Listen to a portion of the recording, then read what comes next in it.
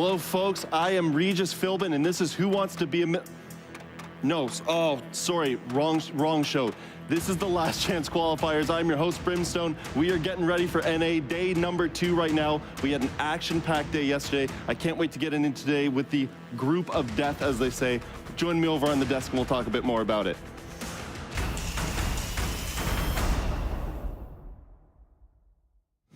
Okay, gentlemen, today is the day. We saw a lot of new teams yesterday, but today we're seeing some more familiar faces, still some new names, mind you, but it's gonna be, dare I say, a bit more action-packed today, Jesse? I hope so. I think today we're gonna get some close matches, some game 3s, hopefully, and I gotta say, maybe more exciting than anything, Brim, I'm loving your shirt today. Thank you. You know what? I worked really hard on it. I gotta say, the fit that you guys are rocking, I love as well, but... Thank you. This is where it's at. You're kind of stealing the show. I'm stealing the show right now. Cookies, I love your shirt. Give me a bit of a rundown. Who are you wearing today? Leaves and flowers. Flowers. Nice. Okay. Well, enough about us. Let's get into the day right now. Cookies, I'll start with you. Running through the day, the major path. Let's get everyone reintroduced because this is still very new to a lot of people. Okay, so just if you're looking at this for the first time, don't have your brain explode.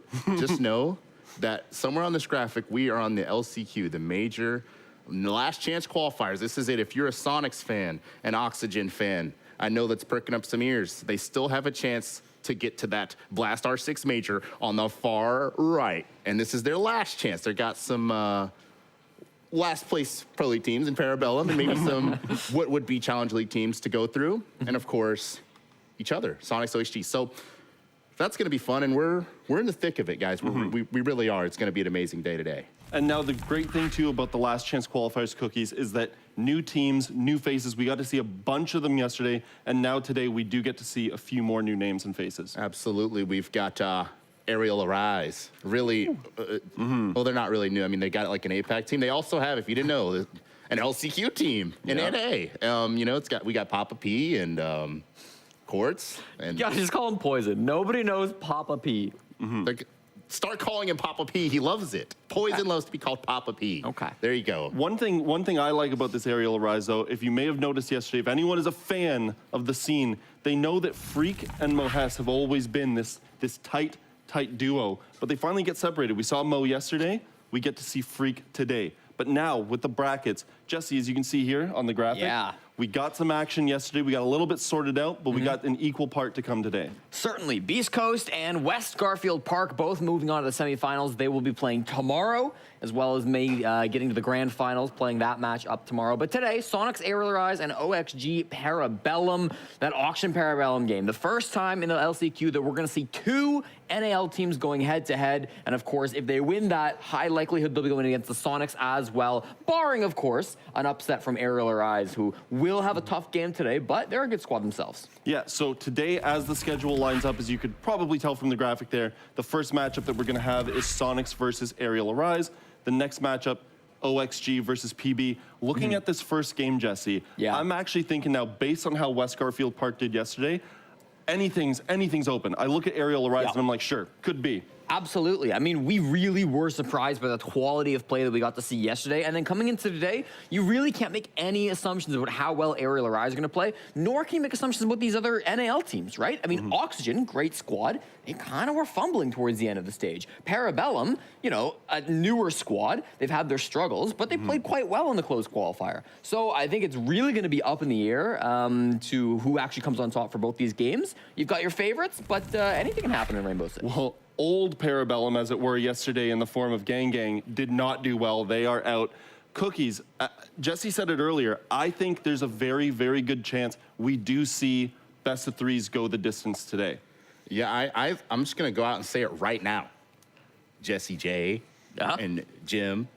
Lots of J's, I know.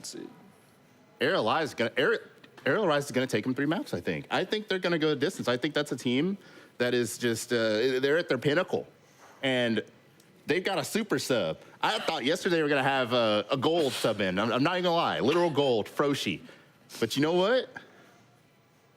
Wait, is that... Do you not remember my old saying in the CL days? Real eyes, Arial Arise. Ooh. That's all I'm saying, okay? They're back in town, but before we get to that first matchup, folks, we are going to throw to a quick break, and when we come back, we're going to break it down for you.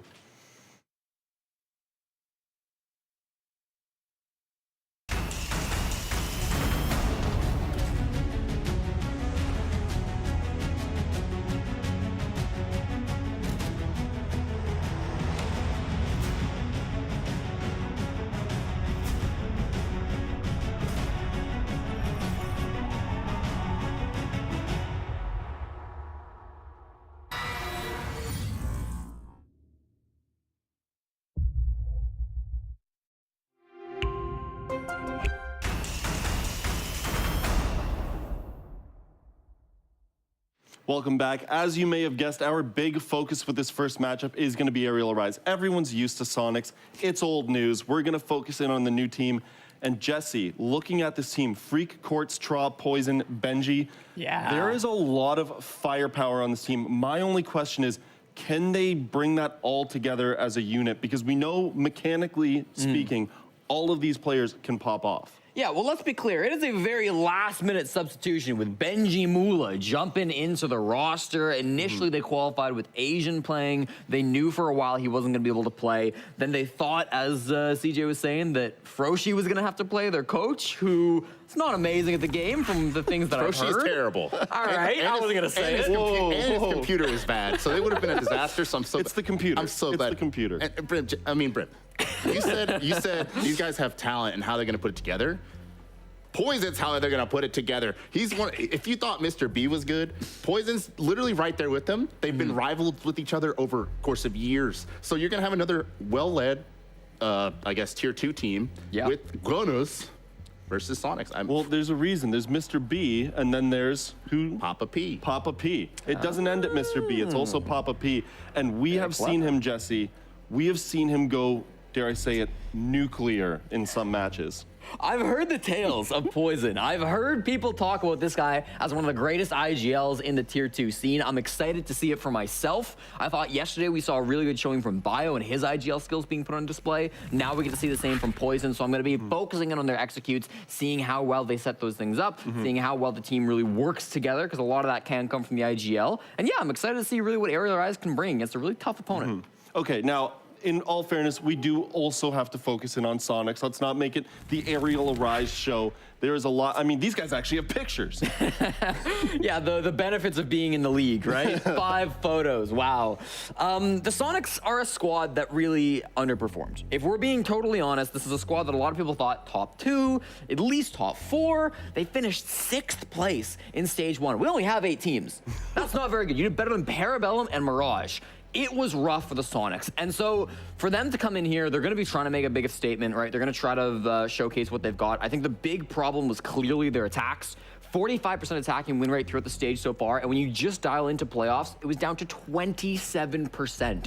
I think you look at guys like Gunner, you look at guys like Citizen, who both had their moments, but way too often we're also having games where they just started really slow or they were checked out and it didn't feel like they were really in the game. So I'm hoping that we get to see a little bit more from those players whose EPS is sitting around 100 to 90. CJ, it really felt like we had a very turbulent year in NA where we saw a lot of teams like Soniqs historically, for at least I would say the past 2 years or so, have been a very good team. Of course. And they're a great example of how things kind of turned on their heads earlier this year, you know, for the new setup of things. Yeah, I mean, if we can talk about why, I think there's a whole lot of solo playing.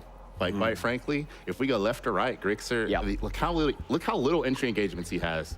For as good as he is, you almost never see him flying and killing people, almost ever. Someone like Gunner, who attempts to do it, doesn't do it very well. You want to know why? Because he doesn't really have a whole lot of intel going around him, because usually, I guess how it works is someone like Rexton's going to get the main drone. Someone like Gunner's going to be kind of left awkwardly to, and Citizen actually, I mean, I'll lump him in too. Yeah. You see his stats aren't that great either, but it's because they're just kind of solo pushing around the map. They're not really working together, not really trading off of each other. And I think just based on how Siege works, pretty much you have Geo droning Rexton and then the other 3 just kind of doing their own thing. And really contributing, especially to why they struggle on attack. Jess, you had the statistic. Yeah, I mean, I think what we've seen from a lot of them as well is we're seeing roles change up a lot, right? One round you'll see a player on Sledge, and then the next round somebody else will jump on the role. One round somebody will be on IQ, right? And it feels like they move things around. It's something that I remember Pengu talking about a couple of weeks back, where it can be hard to really develop a rhythm. It can be hard to kind of get in the zone, and that's when mistakes start to slip in. If you're constantly changing up the roles, if people are always on different operators trying to do different things, sometimes it can be difficult to really nail down the specifics and hit them every single time. So maybe a little bit more consistency from Soniqs, right? Maybe a little bit more players sticking in their roles, sticking in their operators. But it's definitely something they've got to work themselves out of, because as I said, it was a huge disappointment this stage. You know what? I'm going to throw in my own little personal bit here. I play a lot of unranked with Joe Bro, and I got to tell you, he's difficult to work with, you know? He sends you mixed messages all the time. Sometimes you think you know where you stand with him, and other times, the strategies that man employs. So Soniqs, you know, I'm just saying, Joe, if you're watching, figure it out, buddy. But this, in all honesty, should be a very, very good matchup. I'm excited to see, particularly going back to Arial Rise, I do want to see how Freak fares without Mo. I want to see how Freak fares in the pressure. Okay, because one thing, like, he's been in. We know he's been in CL for like 3 years at this point. Since like 2020, Mo went up to Pro League without him, and I mean, part of his problem has been he hasn't performed in big games. You watch his YouTube channel, or you watch him play like regular season. He's nasty. Like he's literally Freak up there mechanically with anybody in the universe of America. But the problem is, you turn the lights on.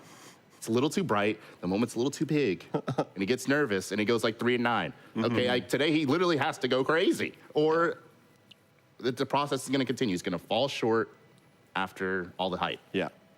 We'll just have to see how he fares. We're going to flip to a quick break right now. When we come back, we'll probably go through that map, Vito. We'll see everyone in just a few minutes. Right.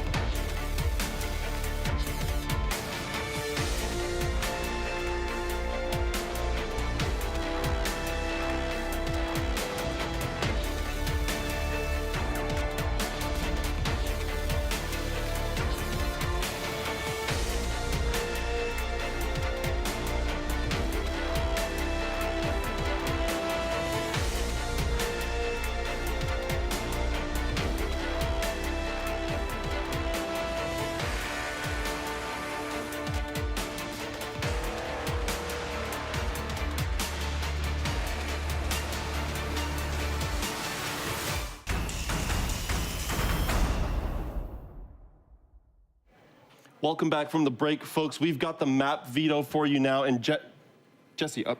Oh, Yeah. sorry. I was just looking we've at got the map shirt. veto to do. I know, it's a great Good shirt. That's shirt. why I bought it. But we've got maps to talk about. Tell us about the first map, the choice of Arial Arise. What are your thoughts? Okay, Arial Arise bringing some theme park to us. They didn't play it through the quals that I found in my notes, but Soniqs also really haven't played this map much. They played it 3 times ever. They lost it to G2 in Berlin. They beat TSM in Jönköping. Then they lost it to Astralis in Montreal. Now they will play it, try to get to Copenhagen. It's also a map that they banned in both of their playoff games first phase. So the first time it's being let through to this point for Soniqs, and their opponents will pick it against them. And then Cookies, we're going from a very spicy map in theme park. We're cooling it off a bit with Clubhouse. Quick thoughts on that? Yeah, I mean, I know I roasted the Soniqs teamwork like a bell pepper, but good news is Clubhouse is a map, the way it plays. They're actually forced to play together, especially on defense. They look really good when they're anchoring and not roaming. They're just anchoring like, on church or something. They look good. So, I mean, I'm thinking Club might actually fix a lot of their problems just naturally based on how the map goes. So that should be something they're comfortable on. And we'll see. Well, I can see from the screen that the players are screaming to get the game going. So we're not going to keep them waiting any bit longer. We are going to throw over to the casters. Take it away, gentlemen. Well, thank you so very much. I'm excited to see how Arial Arise stacks up against another pro team. We saw one in action yesterday. It was Beast Coast, and they did quite well. We have one pro team going up against Tier 2, Tier 3 team, and then we have a all-pro matchup up next. We've got some unconventional maps we don't see all that often. Yeah, I was gonna say it's kind of interesting that it's Arial Arise picking theme park. Normally we see Tier 2 teams go up against Tier 1. They're gonna go for the safe choice, some Oregon, some Chalet. But theme park, if you think Soniqs is not gonna be able to have the teamwork to work together on this particular map, you're gonna be in for a great time because frankly, the theme park is all about playing together as a team. So Poison, he might have enough up his sleeve to carry his team forward, but with the side start, Soniqs, because Arial Arise they chose the map, Soniqs choose the starting side, and of course they opt for that defender start on theme park, rack up the rounds and get comfortable on the favorite side. A late addition to Arial Arise in B-Money, aka Benji. I think this is my first time casting Poison, Freak, and Traw. I've casted Quartz and Benji before. Obviously, you've casted Soniqs. Obviously. Floors, the first up is to be banned away from the side of Soniqs. Arial Arise, they will answer back with their attacker ban. That's going to be ... Brava. Ooh, Oh, okay. I like that one. I like that one very much. Yeah, so Brava's pick rate and ban rate actually really, but rising on both fronts, to be honest, the last couple of weeks as teams have kind of settled into the new meta, the changes. Also, for the people curious, this game and the games today and tomorrow are all played in the newest patch, where Capcan and Oryx have both lost their 1.5x scope, and Wamai has been granted a 1.5x scope himself. And Tachanka has been granted a 1.5 and a 2x. Wow. Yes, that is insane. What is most interesting is the timing of this patch is that the two teams who won their matches yesterday, All right. West Garfield Park and Beast Coast, they won it on the old patch, but they will be playing against each other on the new patch. It's fascinating. You know who Poison looks like? He looks like the Dota caster Capitalist. Ooh, I don't think his face is in my mind. For Google. comparison's sake, I'll do it right now. If you want to Google Capitalist from Dota, Poison looks very much like Capitalist. Let's see. Let's see if you're right. Jesse immediately emerged from the background because he's a Dota 2 fanatic. He emerged from the background just nodding his head with a thumbs up. Oh, you're right. He does. Yeah, he does. Okay. Look at that. Oh my god, what is this? Grim, Gridlock, Kaliel being shown in the first round? Surely not. I mean, Tra is going with the name, is that Atom? Adam? Adam, yeah. Adam?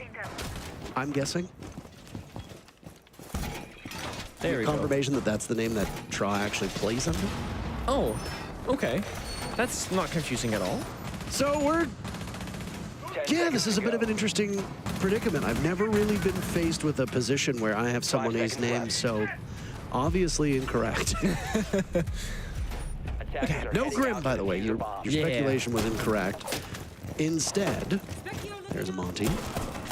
Like that. This is a classic thing for IGLs or teams to play. In this map, we see Canadian from Dark Zero do it, Mr. B on Beast Coast, etc., where the captain of the team can pick up the Monty, and it just gives you enough cover to walk through the map, not to worry about always being under pressure, under fire, and make the right calls for your team to lead them through the map itself. Then, of course, you get the self-destruction, the Dokkaebi and Adam as well to kind of follow on up, and that's going to give you enough tools to work with for the roam clear, which is going to be the first stage of this round. The Soniqs, they do have answers of their own, however. Both the Oryx and the Echo are going to be direct counters to Poison's Monty, as you can both Yokai stun the shield away, or if you're Rexen, Oryx dash straight into Poison and knock him on his butt. There's a lot of speculation about the fact that... a lot of speculation as to the potency of Oryx. Hold on a second, let me stop my thought there. Trav from Arial Arise is called Adam in-game. Slightly confusing, but now you know. We will just go by calling him Adam. Yes. That's it. Like as in a molecule, an atom. There you go. There was a lot of speculation as to whether the potency of Oryx would be reduced with him losing to 1.5. We will see. I mean, I think that with the close range that these teams are going to play and the stretch resolution that I know that Rexen plays on, at least from the last time I saw him play, maybe he changed it like some people do. I suspect that we're still going to see an awful lot of Oryx, and I think we're going to just see those close range engagements a lot.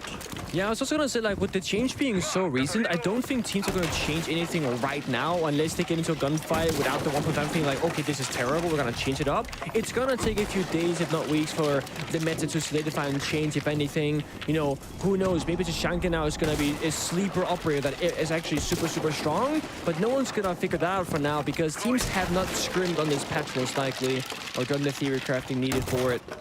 Meanwhile, however, the run clear, successful. Minute to go on the clock, and we already see Quartz doing a bunch of verticality towards the bomb side. Nate goes south to clear out that chimney position, but the thing is, no defenders are going to be in that corner. Soniqs, they've had a... Oh, Poison, he's just in? Okay. Surely not. All right, well, he's making money right now. And gets in the Nitro Cell. Plants the shield off. He's got some support with him. Gunner taking some damage. Freak the very first kill. What? 30 seconds left in the round. No. Just like that, Arial Arise is punishing SQ. Benji, Mula, and Adam left. And Citizen is the lone member of Soniqs. Now Benji from above to take matters into his own hands, bucking away. He might be able to sit on top of this diffuser. Citizen has only 25 seconds left to get back over there, and he'll be watched from above and finished off by Benji Mula. Quartz pumped about that one. Benji, a late-minute substitution to the roster, but immediately seeing his presence felt. I was going to say, Soniqs, they've had a, as Jesse put it, and, you know, rough season. They have played below, I think, everyone and their own expectations, etc., getting 6th out of 8 teams in the first stage of NAL, in the regular stage.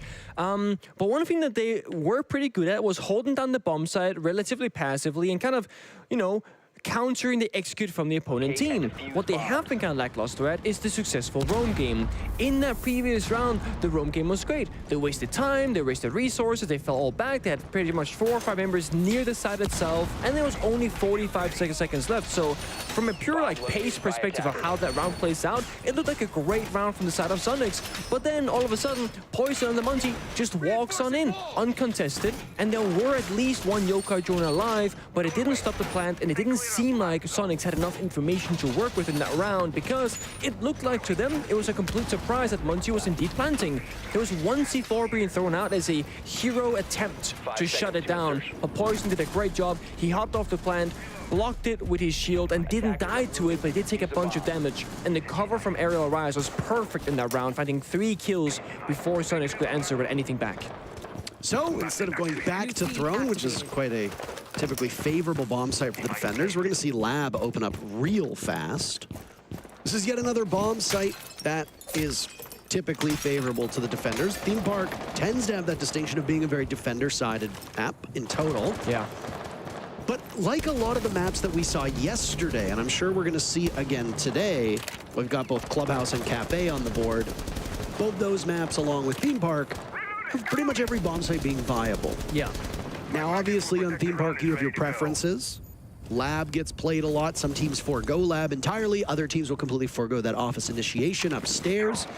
That's okay. It ends up being a stylistic choice. Do you think that lab is one of those bomb sites where you can just extend out across the entirety of the map and it just makes the roam clear hold so on. difficult? Okay. Freak, good night indeed.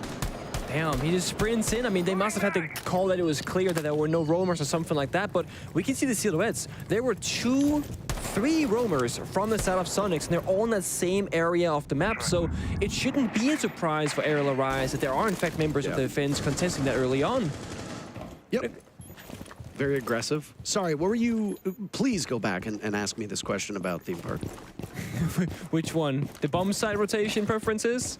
How do the numbers look, Parker? All right, well, Theme Park is the 3rd most played map in the regular season of the North American League. We are in the last chance qualifiers, so obviously that's a bit of a distinction. In terms of Theme Park, overwhelmingly defender favored. 69% Nice. of the rounds won by the defenders. Right now, it's looking pretty good for them as they pick up a 2nd kill. Rexon using that Wamai with the new 1.5 potentially. Sure looks that way. Hard to tell. I love Geo's camera angle, by the way. Yep. And there it is, but Rexon stomped on. But Arial Rise, actually gets 2 in a row. Citizen drops as well. Citizen not exactly having the season that I think Soniqs wanted out of him, but you know his potential. You in particular. I was gonna say, Ben is very hard on himself as well, so he expects more from himself. Huge round from Geo so far. Roaming, refusing to give up control over top of this lab bomb site. He'll seek out some safety inside a cafe, and now it's incumbent upon Quartz to find him, but Geo's just tucked into this position. Spam marks as they get ever closer. Flash goes in, but it sails a little bit too far. Geo gets a 3rd, had a 4th windup. Can't capitalize off of Quartz, who finds himself in a 1v2 with almost no time left. This is where things will become basically impossible. Is it a potential comeback for Quartz? Yeah, I mean, but not with that little time on the clock. Soniqs easily find the last player from Arial Arise, punish him off, and that was a tie game. This is just that something else. Oh my god. It always comes down to the roam clear right now. If Soniqs can hold on and, you know, fight for the opening kills and kind of stay their ground as we saw from Geo, that's when they're finding success. When, of course, they also have the bomb site presence as well from downstairs, possible C4, some verticality, etc. We saw the Valkyrie being brought out for information because that is an operator that is open on this game because it's going to be that Mira and a Sami ban instead. So information definitely going to be vital. We saw Yokai or the Echo in round number 1 and the Valkyrie in round number 2. For the 3rd round, there's going to be a Solace instead from a Citizen. And, you know, we kind of pondered around the viability of Orc, etc. But we really talk about Campkin. And Campkin is actually going to get some play already now in round number 3 as well by Geo. The scope's not going to make the entire difference for these teams or these players. The gadgetry, of course, is why you play operators more often than not. And who wouldn't want A, the fastest operator in the game, and B, a good chance of getting completely free kills with those Capcan traps? I mean, you put them down, you sit down, and you just wait, and then all of a sudden you might get 1 or 2 kills on the board. It's massive stonks. Attacker's objective is to defuse a bomb. All right, you want me to talk about the specifics now on these bomb sites, or? Yeah, let's break it down. All right, so obviously 69% of these rounds won by the defenders. That is unbelievable, and in fact, it is far and away the most defender-sided map. Skyscraper comes in close at 67%, but there were only 3 plays on Skyscraper. Okay. So, you know, it's a little bit different. 30 rounds to 58 rounds. So those Skyscraper games were not ultimately that long. They were pretty quick games. On Theme Park, all 3 of the bomb sites that get played consistently, huge numbers for the defenders. Initiation and Office has only been played 3 times. Okay. And has a 0% win rate for the defenders. Oh, yikes. So, you're probably not going to see it in this matchup. However, Lab and Storage, the bomb site we just saw, 80% for the defense.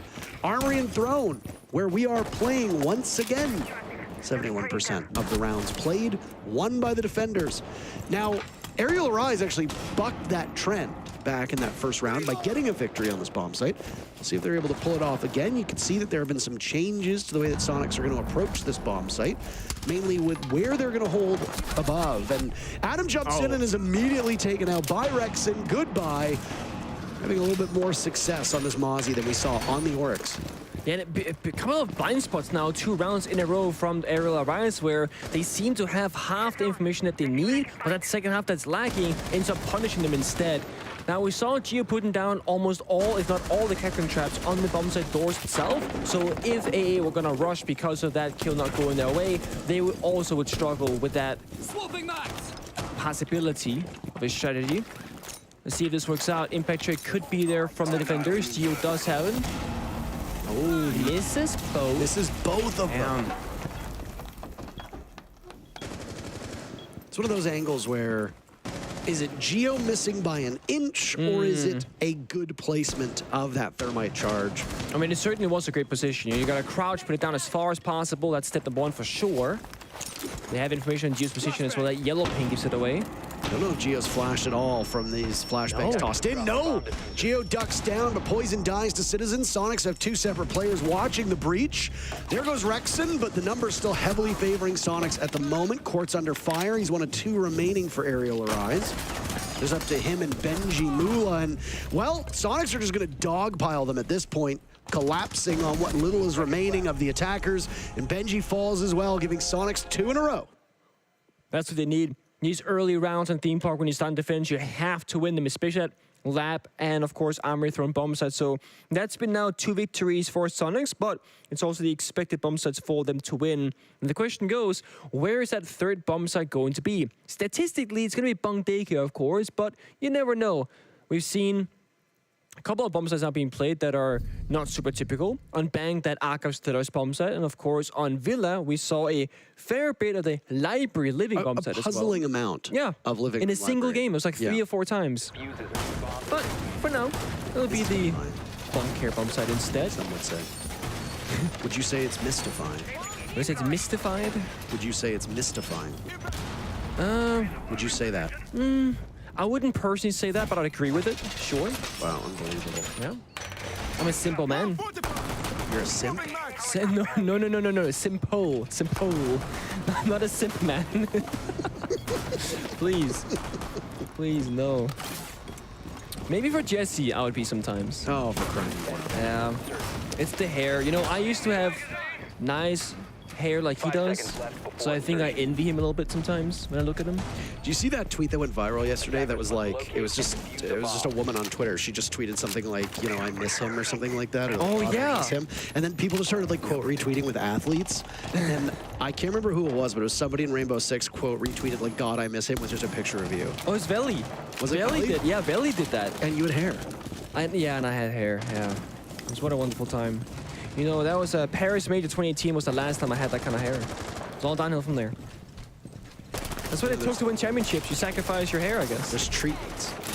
He literally won $2 million. First of all, that is incorrect. It's like 350K. It's like way far from that. Twice. No, just that. Just 350K period. Like that's the total amount. Yeah, money's tight, I guess. Yeah. Didn't you just buy a house? Apartment, yes. It's now import. Same thing. It's a now import. It's called house pour. Let's turn this house pour into a home pour. Put some nice decorations up. Do you have any plans? I do have plans, yeah. I have like 3. It's very good. Arial Arise is one as well, the first round. Nice transition. They're looking for more, though.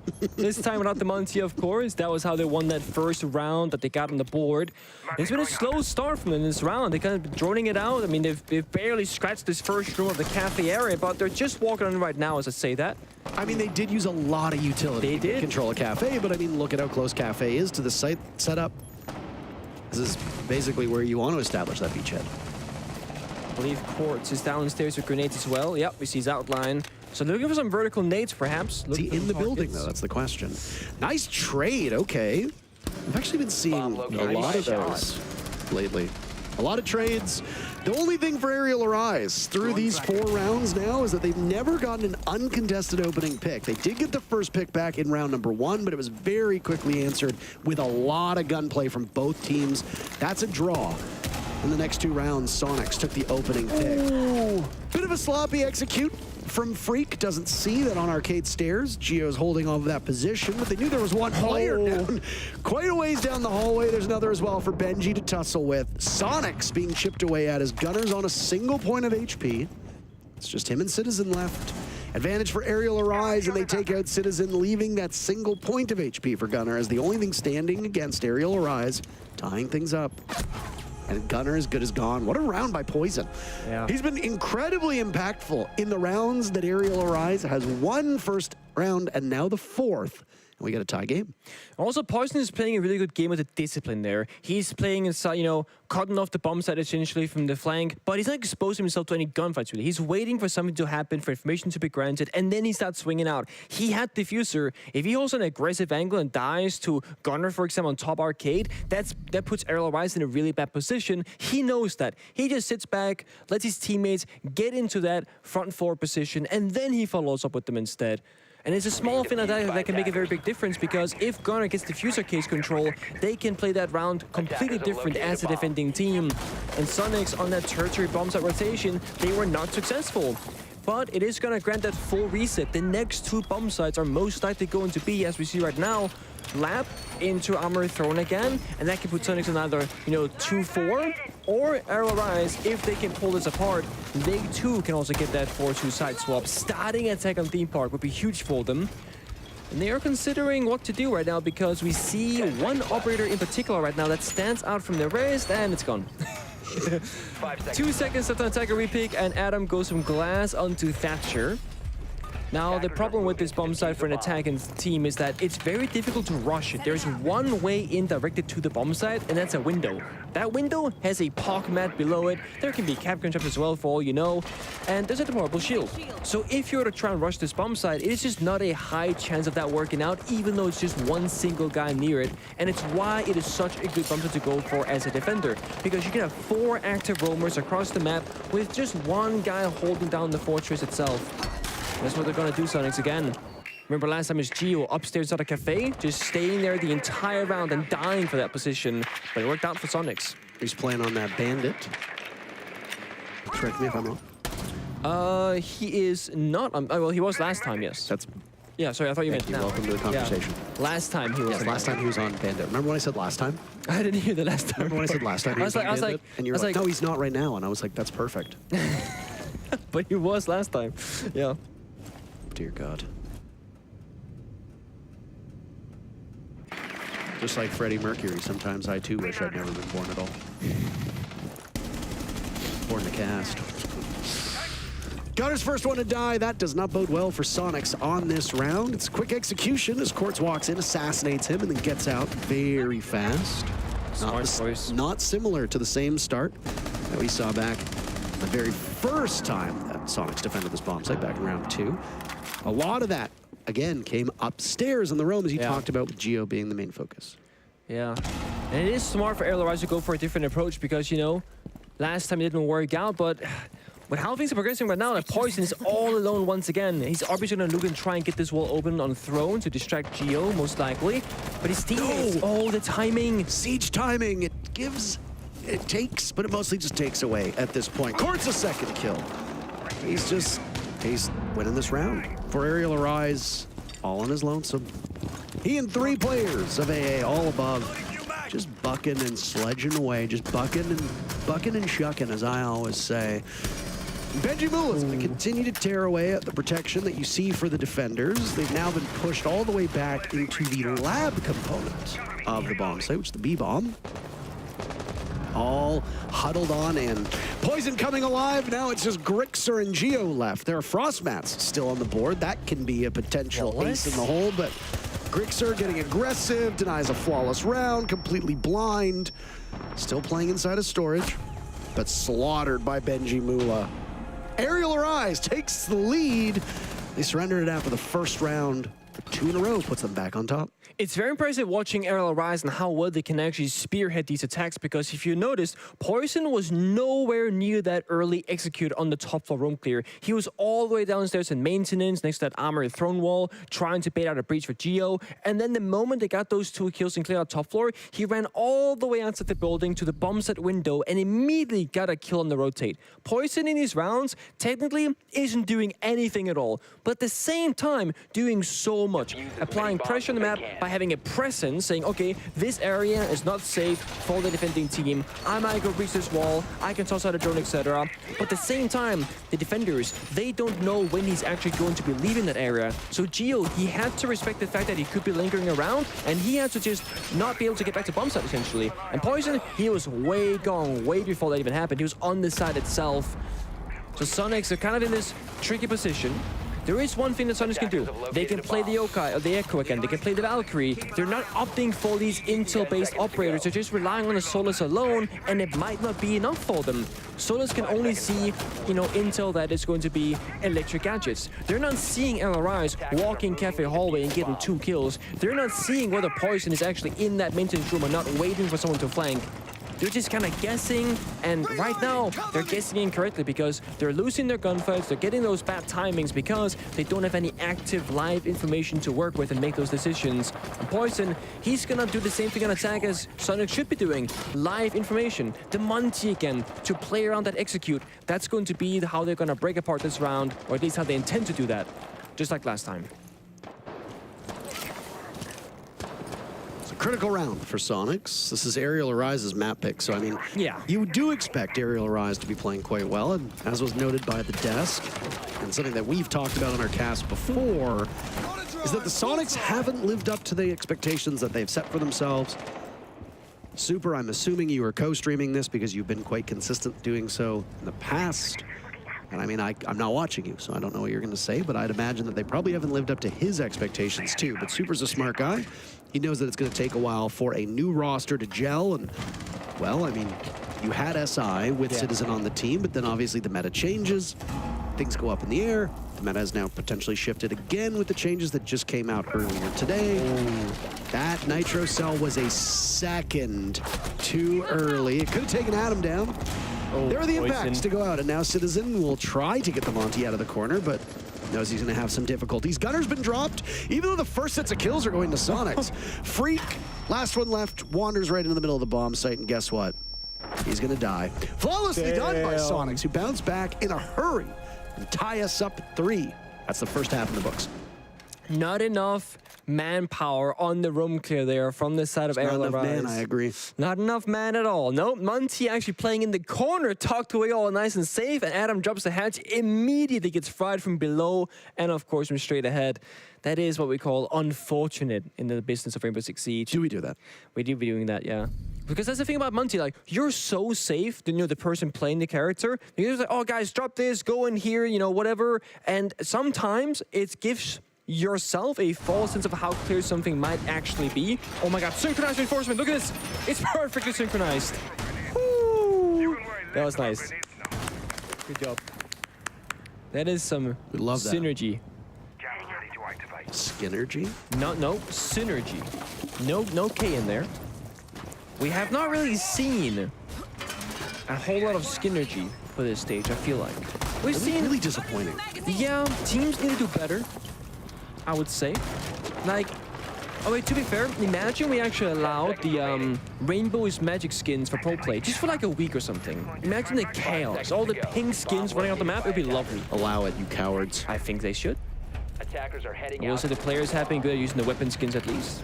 Very commonly used on Sledge in particular with that new 3D skin. I noticed the day after it debuted that Rexon was using as many of them as possible on his weapon. Rexon in particular. Okay. Good old Richie. All right, first half. There's only a single round where Arial Arise managed to get an uncontested first blood. There were 2 trades, and then all the rest were Soniqs, which shows that Soniqs were getting early advantages quite consistently, but it was simply not enough for them to be able to stretch a lead out.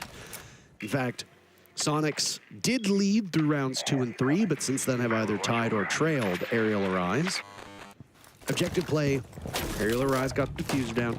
There's one flawless round taken by Soniqs. No timeouts burned, so both timeouts still very much available for these teams. Yeah, and I think that makes sense given how close it is. Like, no one is really in the lead or far behind, so you just play it out one by one. And Gunner, he actually wins that against Quartz. That a phenomenal game so far, and Soniqs, they might just strike the bombs, but they're so close to it. And Citizen knows the plot. Wait, he just walks right in. He says, okay, who's behind Throne? Oh, Poison. Wait a minute. Nobody's behind Throne whatsoever. So Citizen's got full control. Rexon holds onto the diffuser, not Geo. Diffuser going down. I don't even know. Is Arial Arise just not aware of what's happening around them? It certainly doesn't seem that way. Diffuser behind Throne. And Arial Arise might end up getting flawless second time in a row. Oh. Yeah, it happens again. Soniqs, 2 flawless rounds in a row. No kills at all for Arial Arise over the last 6 minutes. Damn. And this is one of the beautiful things about Theme Park and this bomb site in particular, because the bomb site of Amarithrone is in the dead center of the map. So you can come from both sides, you know, the east and the west. But it's such a big risk and gamble just to walk into a site like that. Let's say Poison wasn't answering the Dokkaebi phone call. Let's say he was active. Let's say he was playing Throne on the chassis, whatever, holding that door when they walk through. You might just have Poison get 2 or 3 kills instantaneously and shutting down Soniqs' entire push and execute. But because he's far off in Chimney area, he doesn't. And he does not, again, have the information because the Dokkaebi goal came out perfectly timed from Soniqs to not allow anyone to check the cameras, even if there were any. A beautifully executed round from Soniqs just had taken that risk and then being rewarded instantaneously. And I will say, Soniqs, they've done a great job at increasing their operator pool and how many people on the roster can do that flexible job. Geo, Garner, Citizen, all 3 playing so many different operators. The Ying, the Capital, the Monty. We even see Citizen on Heartbreach when they play Clubhouse, for example. And it has really just given Soniqs a different way of playing Siege than that of the past, and it's really worked out for them so far. I know they've had a disappointing result getting 6th, but there have been great moments that Soniqs weren't as good at in the past, for example. So if they can fix up those small flaws of theirs, they can go from 6th to 3rd. You know, they're only a couple points between those spots, essentially. For 0 that we're going to see in this matchup. An operator whose pick rate isn't particularly high at the moment, but a change that was made to 0 at the start of the season has actually raised his profile. Now when you shoot the Argus cam, it no longer shows through on both sides. So you can shoot an Argus cam through a wall and then wait and deploy it later. So then it spins through the wall, potentially for a flank cam. It makes Sam Fisher's character a little bit better. Because 0 is, of course, Sam Fisher from Splinter Cell, just in case anybody's curious. Oh, there it is. They know the gig is up. B money. 1 trap down. Classic Benji Mula. We've seen way too many Frost things like the last year of Siege, like in perfect There it is. play. There it is. You just saw it. Beautiful. Activating head. Yeah, very Does underrated Benji change. know, by the way? No. No, he doesn't. He'll get a good read on it. Rexon really tempting fate onto Adam on that first barricade that they see, that first deployable shield. He's in serious trouble. Arial Arise greeting this aggression from Soniqs and greeting it quite well, coming out ahead in the fray. Freak is the only one who's been tucked into bed. Citizen thought he had an avenue on in as this Nook doesn't do it. Gunner's position given away, he's taken out, but Citizen's there to clean up. A bit too late, unfortunately. Now it's Grixer to catch Benji Mula looking the wrong way. Suddenly, this round has become imminently more winnable for Soniqs. Yeah, comes down to Citizen on the Nook. He has to use that gadget and walk through the map silently and try and get a flank going. It's all onto his shoulders right now, honestly. Grixer's in a really poor position. They know this. Fuser isn't Citizen. Side technically is clear, but they are close by. These are both nice angles being played by the defense. And with 40 seconds left, this standoff that we see, not going to bode super well for Soniqs. They can plant here. Grixer's trying to draw them out. And as long as Citizen can get to safe harbor, this should be relatively easily done. They have no intel on these last 2 players, though, and you can see they are completely flying blind, except for 1 red ping. Grixer has an idea. This is a good spot for Grixer, but he looks away at the wrong time. There was a flash. Sidearm out. Citizens bailed off of this diffuser. And now Arial Arise will take from a different angle. Down goes Poison, and Quartz will need to clutch this one, or else Soniqs' lead will stretch. Sees Citizens. They know he's in the midst of the site. Quartz needs to pick his poison. Does he go left? Does he go right? Citizen gets the job done. Nice lockout and an excellent recovery from Soniqs as Geo is literally out of his chair dancing for joy. It might not be a flawless round, but still. Yeah, and I mean, play. the thing about Arial Rise in that position is that it's such a difficult round to play out because you're facing against, okay, Grixer on the flank on Dokkaebi, that's a problem. Citizen on the Nuke on side, an even bigger problem because, again, the information won't be true. Nuke's gadget makes you invisible to cameras. And also, you can't even really trust the game sound because Nuke becomes so quiet when you activate the gadget as well. So, who has Diffuser, do you think? The Nuke? Probably not. That doesn't make any sense. But the thing is, yes, Citizen did indeed have the Diffuser because the primary execute from Soniqs came from that cafe side. And Grixer did a great job at rotating over from office into that vault rotate and holding down the cross, allowing the Diffuser to go down. And in that 2v2, once the post plant is activated, that's when the attackers are back in their favorite position, and then Arial Rise, with no information, have to push back into the bomb side and play for that retake. And that is such a difficult thing to do, and we saw it. It did not work out for them whatsoever. They didn't even get a single kill in the 2v2. It was flawlessly played from Soniqs when it came down to that clutch factor. Attackers are heading out. Doesn't bode well for Arial Rise if No. they're not able to win their own map. And again, they're on defense. I mean, They are. it's a flawless round. First Soniqs on their first attack, and then Remind that me again, round, what was the number that the defenders it was won? 69% in favor of defenders. Nice. Not low anymore, however. Not with these, how these rounds are being played out. 3-3 first half, defenders at 50%, and then now they are underwater because the 2 rounds of Arial Rise on defense have broken in favor of Soniqs on attack. So math works, as far as I'm aware. I don't know, Jesse is numbers boy, not me. He must DM you at some point, like he usually does, with some I hope he doesn't. fun facts. Like, don't say that. You appreciate what he does for you. Sometimes. Never said that. Why would I ever say that? I will say it for you. Okay. It's important to appreciate your fellow co-workers. You know? We don't actually have a toxic environment as it might appear sometimes. Yeah. Or maybe we do. I'm not sure. It's been so long in the same environment. I don't know if it's good or bad anymore. No one's on Appreciate the those shield. hostilities. Okay, well. Okay. No follow-up from that first proximity alarm. Gunner goes down to Quartz. Arial Rise the first kill. It's a great start for them. It's going to slow down Soniqs as well. And it is going to be Gunner on the ace of the board. It can be tricky to play Thermite on Theme Park because although all these rotates being opened up leading to the bomb side, it's hard to get close to those walls. That's why the ace is so strong. Oh, hold on a second. I don't know if this nade's going to do enough. No, it actually doesn't do any damage to poison whatsoever. Really? But at least, I guess, you're baiting out those toxic canisters. Like, that's not bad. And there's no soft breach from Sonic, so that soft wall leading into the well, nearby the side wall, essentially, an initiation, it can't be opened up. So Citizen and Rexen kind of stuck in this position of the security room. They can't walk through the door because that open rotate on leading to the bomb side. Deployable shields in their path as well. This is I mean, there's another deployable shield. There are 3 shields in this round from Arial Rise, and it's a big utility game for them. Oh, No nades remaining, but there's Citizen. By the way, picking up 2 freebies. All right. Adam in on this one as well. Down goes Geo. Rexen creeping up, trying to bait him in, but that's a long-range pump. No. Poison. Grixer will have to bail his team out. Completely flash as he follows up on his own. Beheads Poison quite swiftly. 2 more targets to be found. First one will likely be Quartz. He's close enough by. Adam a little bit farther back. That's Tra.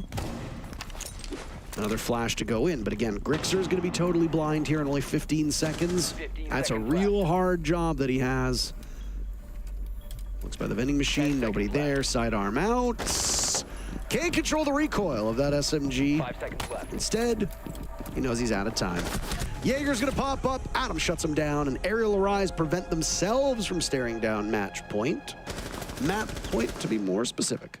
And they stay alive on their own map a little while longer. It honestly might boil down to the fact that Poison getting that absolute snipe kill inside initiation. That was absurd. That was absurd. And it basically would have been a 3 versus 2 favoring Soniqs if Poison had died, but because Poison is victorious in that position, it becomes a 3 versus 2 in favor of Arial Rise instead. And it just, again, it burns down that clock so much for Soniqs. And, you know, if Grixer, for example, had 20 more seconds to play a bit slower, figure out the locations better, that could be a clutch in that round for Soniqs, but no. And I have to say, sometimes when you believe in the shotgun, it just believes back in you, and it gives you those kills. It levels up, doesn't it? It does. Middle of the round. I mean, after that, if I'm Poison, I'm going all in. I'm swinging again, just like he did. Yeah, I'd feel very confident with that one for sure. Anyway, that's a successful hold of the bunk bomb site. They liked playing that part of the map so much. Guess what? They're going to have to defend that same spot, but the actual bomb site is down below it, so Yeah. you're to hold above it. This is their first attempt at a defense on this lab bomb site for Arial Arise. There is actually nobody on the side. Like, Not yet. Not even at all. Not I know Soniqs don't yet. know this because we have top-down view as we see, but look at this. If they had spawned teacups and shifted all the way to the window, they actually would have gotten all into sight without anybody being able to contest. Wow. Yeah. Whee! Rexen flies on up. He surely must have heard that window break, right? Look at how fearless Rexen is. I just thought about something. Wouldn't Amaru technically be the quickest operator in the game? I'm pretty sure you Amaru fly in a window faster than Oryx dashes, no? Yeah, but I mean, the speed is to get around the map. Okay, so Oryx is still faster. Once you fly in the window, Your normal speed. your normal speed. Okay, that's fair. Oryx, not normal speed. No, never. The fast boy.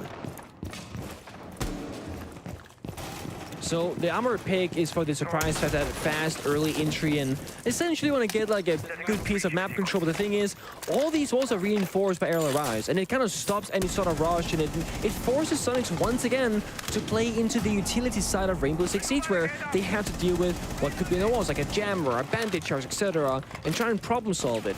The good thing is, Gerxer has secondary MPs. The bad thing is, Gerxer is not in this part of the map. He just arrived. He started on the cafe side on the roof. And again, that burns down those 20, 30 seconds. And look at the clock, look at the time.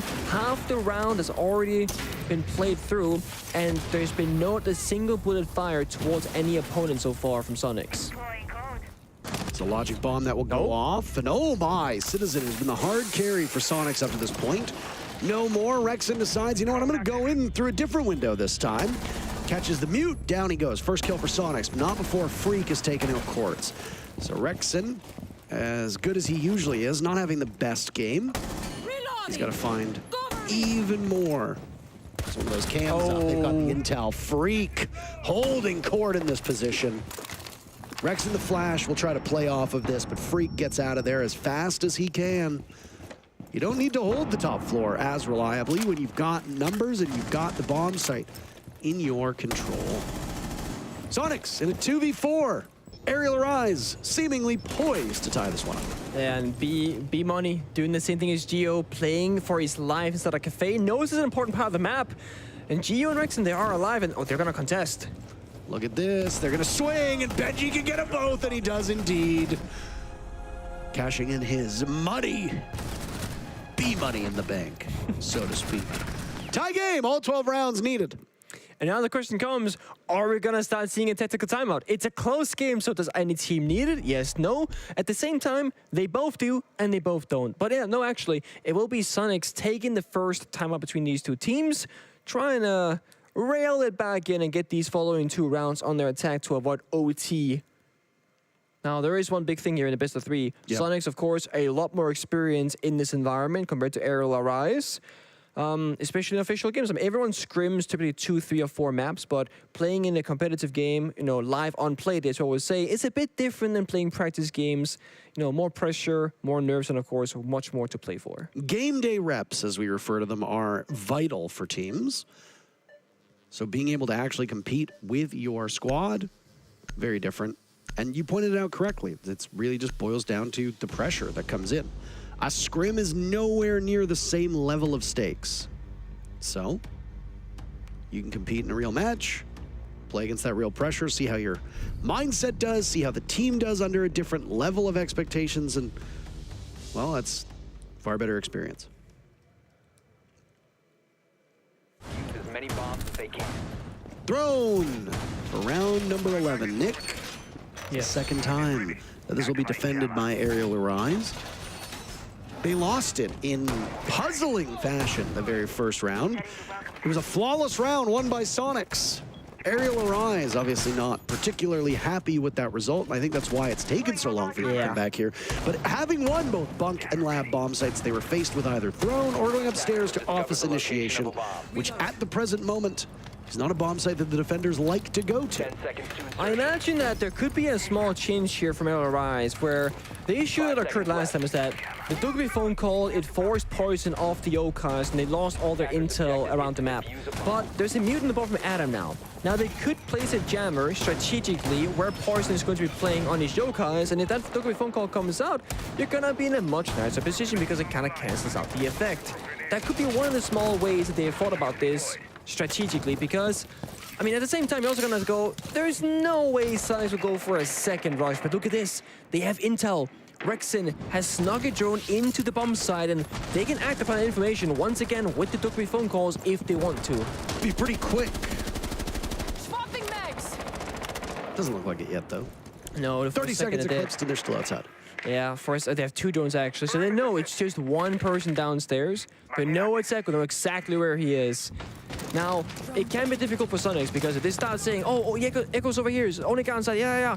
All of a sudden, you might kind of derail the roam clear that is trying to be attempted upstairs. But this decision for Soniqs, it has to be made. Are you going to go for that site information, or are you going to go for that soft roam clear and try and get a wall opened up? But it looks right now, the Dragon is a priority. Get open that first wall, it's a jammer on it, denying any breaches. Poison is smart, has impacts in his pocket. In this corner, you can actually line up an impact grenade that can shut down even an exothermic charge on that wall. Not that there is a thermite on the board this round. There's no gunner on the round either. Unfortunately, Gunner dying early in a lot of rounds. It's him versus Quartz in so many of these engagements, or him versus Freak. In this case, it doesn't matter. Soniqs find themselves down by 1 with half of the round still to go. And you say goodbye to your buck as well. Yeah, and they're just not progressing. I mean, they've had this Dragon control for the last 50 seconds. They're still kind of soft running around. Rex is just standing bottom Dragon, droning, checking, but the jammers are still alive. The wall is still closed. The flank is being opened up. Soniqs do not have enough control for this. They've got the logic bombs, they've got information. Geo, after his magnificent performance on defense, got a little quiet on attack, but he gets a very important kill to even these numbers out. And there's an impact from Poison to stop these Selmas from doing any more damage. There's some struggles earlier on from Geo when he was on defense to stop that thermite charge. Nice to see them both reversing roles. Poison was on hard breach for Arial Rise. Geo was the one on defense holding down that wall. And just like that, the Gemini for Rexon will jump on in, give very precious information to Soniqs. The next 30 seconds to play off of. Where does Geo go? He goes in, I think. The thing is, it's a vault breach. It is not a sexy position because that animation is going to lock you out.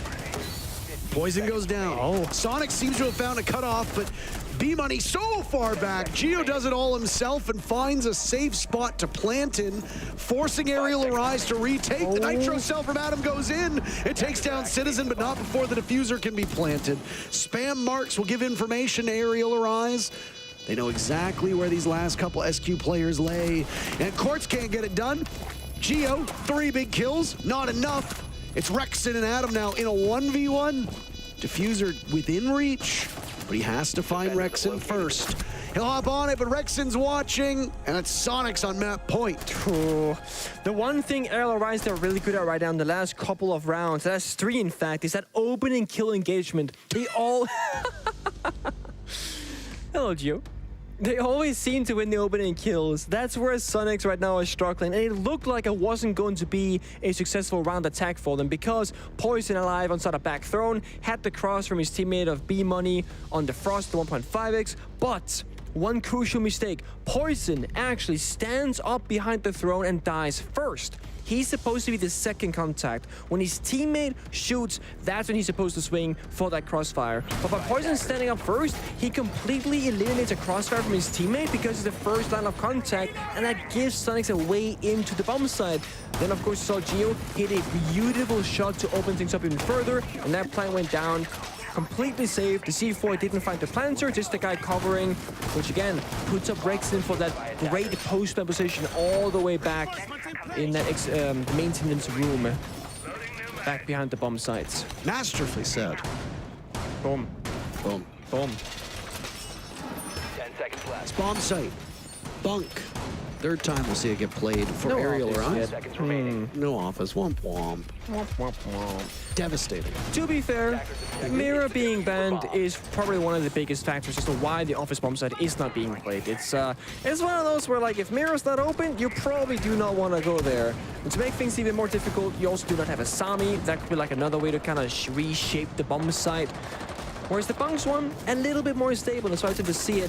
Soniqs, they've answered back with those execute-oriented operators. The Ying, the Monty, the Dokkaebi try and play around it. Of course, Rex and the Finger to heal back up his teammates if they take any bits of damage. Chip damage, as we chip refer to it. damage. Drop the diffuser. And of course, to just put your teammates in an even better position in those gunfights with a stim boost. Cover their diffuser.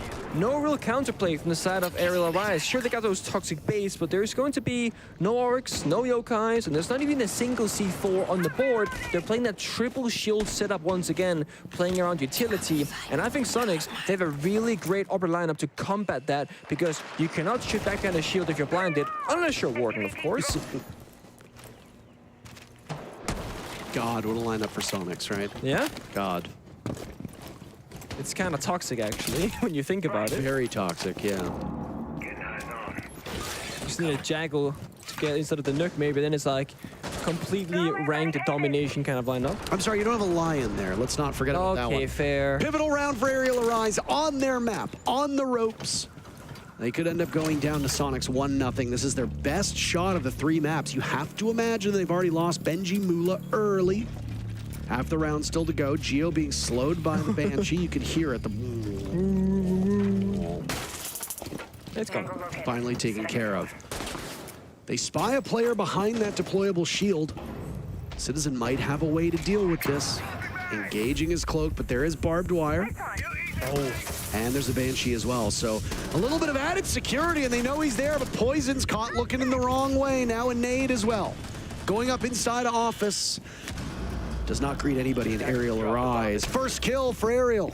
Down goes Gunner, but Freak is taken out, and the numbers still favor Soniqs. If they want to keep trading, that's fine, but Arial will find themselves on the wrong side of this map if that continues. Quartz, at the moment, sees one, but cannot complete the kill. Adam, though, what a huge play, but he's got a single point of HP and will need to win a 1v2 to keep Arial Rise's hopes on this map alive. He's still got a gun, he's still got a pulse. He can still pull this off, but it's So mighty, low. mighty difficult. A dozen kills. His position spotted. Gets out of there, finds another rat angle to hold. Throwing stun. 2 of the best players for Soniqs now encroaching on him. They flashed him, Oh. and Citizen wins the duel and sends Soniqs into the winner's circle. 7-5, stealing Arial Rise's map. And Adam had such a good read on the position. He knew the Nick was coming. He just lost the gunfight and Citizen on 40 HP. It was so winnable, so close. But Soniqs, they take Arial's map of theme park. Always tough to lose your own map, but there's chances for a recovery. Are they going to be able to pull it off? We'll find out in just a couple minutes.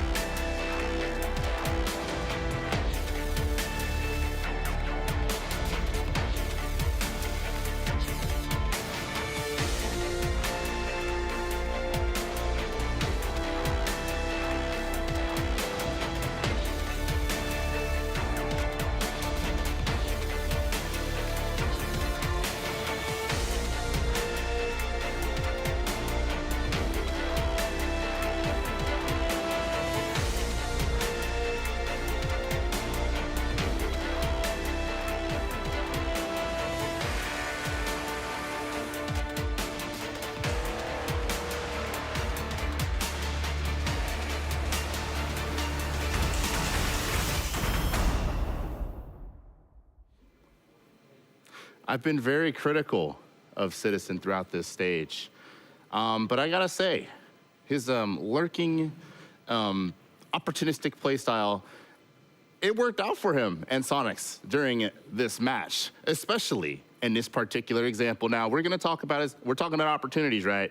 Look where his drone is. Observe.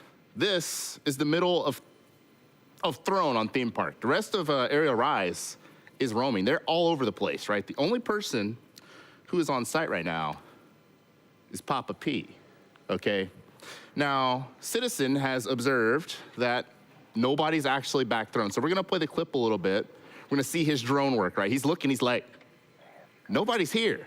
Nobody's Throne. Typically on this strat, right? The Echo's typically playing behind the Throne so that this doesn't happen. But Poison is in an interesting position. We'll see it here in a second, but we're gonna watch the pathing. We're going into the mind of Citizen. Apparently Quartz was the guy top Dragon. That's important because Citizen walks right through Dragon. That's where Quartz was. So Citizen's gonna walk straight through the door. And as we can see, nobody's home. Papa P is in a very interesting position. He's very far away.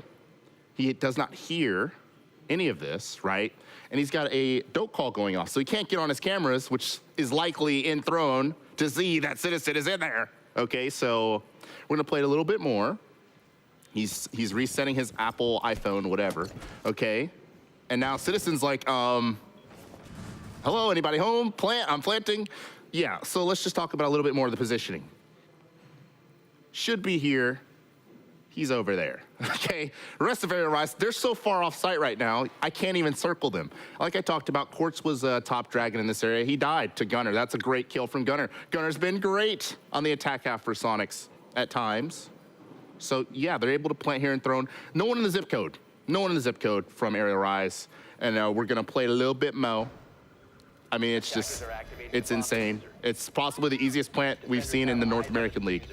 And Poison's probably like, screaming, oh my God, they planted! But yeah, unfortunately Poison, nobody was home. Nobody was Thrown. And that is very problematic. It's very problematic that Quartz died in the position that he died, but it's also exceptional from Citizen. And let's see if the Soniqs can keep it up going into map number 2.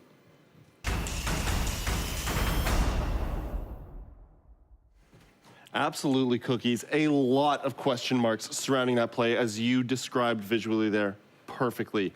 Jesse, the question that I have, the question marks for me surrounding this Arial Rise team, intel, awareness, I don't know what the issue was, but they just didn't seem to know what was going on at quite a few points in this match. Listen, I mean, it was a 7-5, but some of the rounds that Arial Rise had were very, very rough for them. It felt like the awareness was very, very much missing. There were a lot of different rounds where it just seemed like either on attack or defense, they didn't know where players were. They were caught sprinting through a hallway. They didn't know where a roamer was when they were trying to clear that top floor, and it really didn't work out for them. There were a couple of rounds that, again, raised some question marks. There was a 2v2 in there. I think it was the immediate round after what CJ has highlighted. There's a 2v2, Poison and Quartz. They're not on the bomb site. They've got 3 toxic babes and 5 magnets in their pockets. It's like, it feels like there's either not a plan, or you have, really messed up the plan, or there's big coordination problems. And I think that's expected, because this team was really just formed very recently. We didn't know Benji Mula was going to be playing on this roster until 24 hours ago. I know the team weren't even sure until quite recently. So clearly there's going to be some problems with that, and I think we did see that shine through. This is another example of Citizen catching them off guard a little bit. I think they had some good mechanical plays. I think certainly in that first half especially, like the very first round they go in with the Monty play, it's great. You're only getting the hatch, and it's a little bit reliant on Freak covering the Monty plant, but Freak does it perfectly, and so there's some good moments in there, but they're not able to string them together consistently. I thought Poison really struggled on defense, whether he was on the Echo, not able to deny that plant, whether he was on the smoke, not able to use those toxic babes. Felt like he was struggling quite a bit, so we'll see. It's unfortunate for Arial Rise, but at the very least, they were able to get a couple of rounds in there. They had a decent attacking split, and there were some good ideas throughout that half. Well, in just a moment, we're done breaking down the post. Now, in a moment, we'll come back, and then we will get you set for map number 2.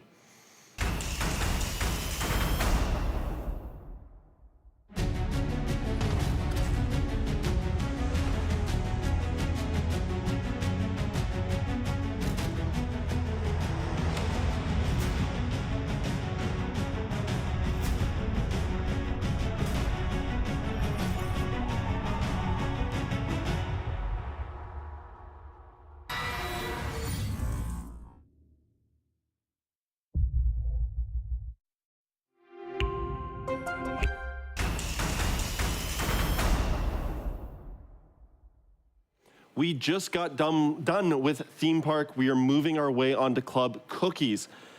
That first one, theme park, that was Arial Arise's map choice. At best, at times, things looked even. At worst, it looked like Soniqs' map choice. Now, going into club, this is Arial Arise's, I think, their opportunity to say, no, we're going to make your map our map choice now. Yeah, I mean, I think Arial Arise, they had good opportunities in the first map. I think they just really struggled with whatever spontaneous lurks Soniqs like to do, which I can give them credit for at this point. Yeah. It did win them the game. But I think Arial Arise, Clubhouse is a really kind of bare bones map. It's not like this map's going to have things you've never seen before or whatever. It's going to be pretty standard stuff. I think everyone in the community knows how to play club. So it's going to be really simple. It's going to be whether they can deal with the lurks, they're going to deal with the citizen appearing somewhere. That literally won Soniqs the game, in my opinion.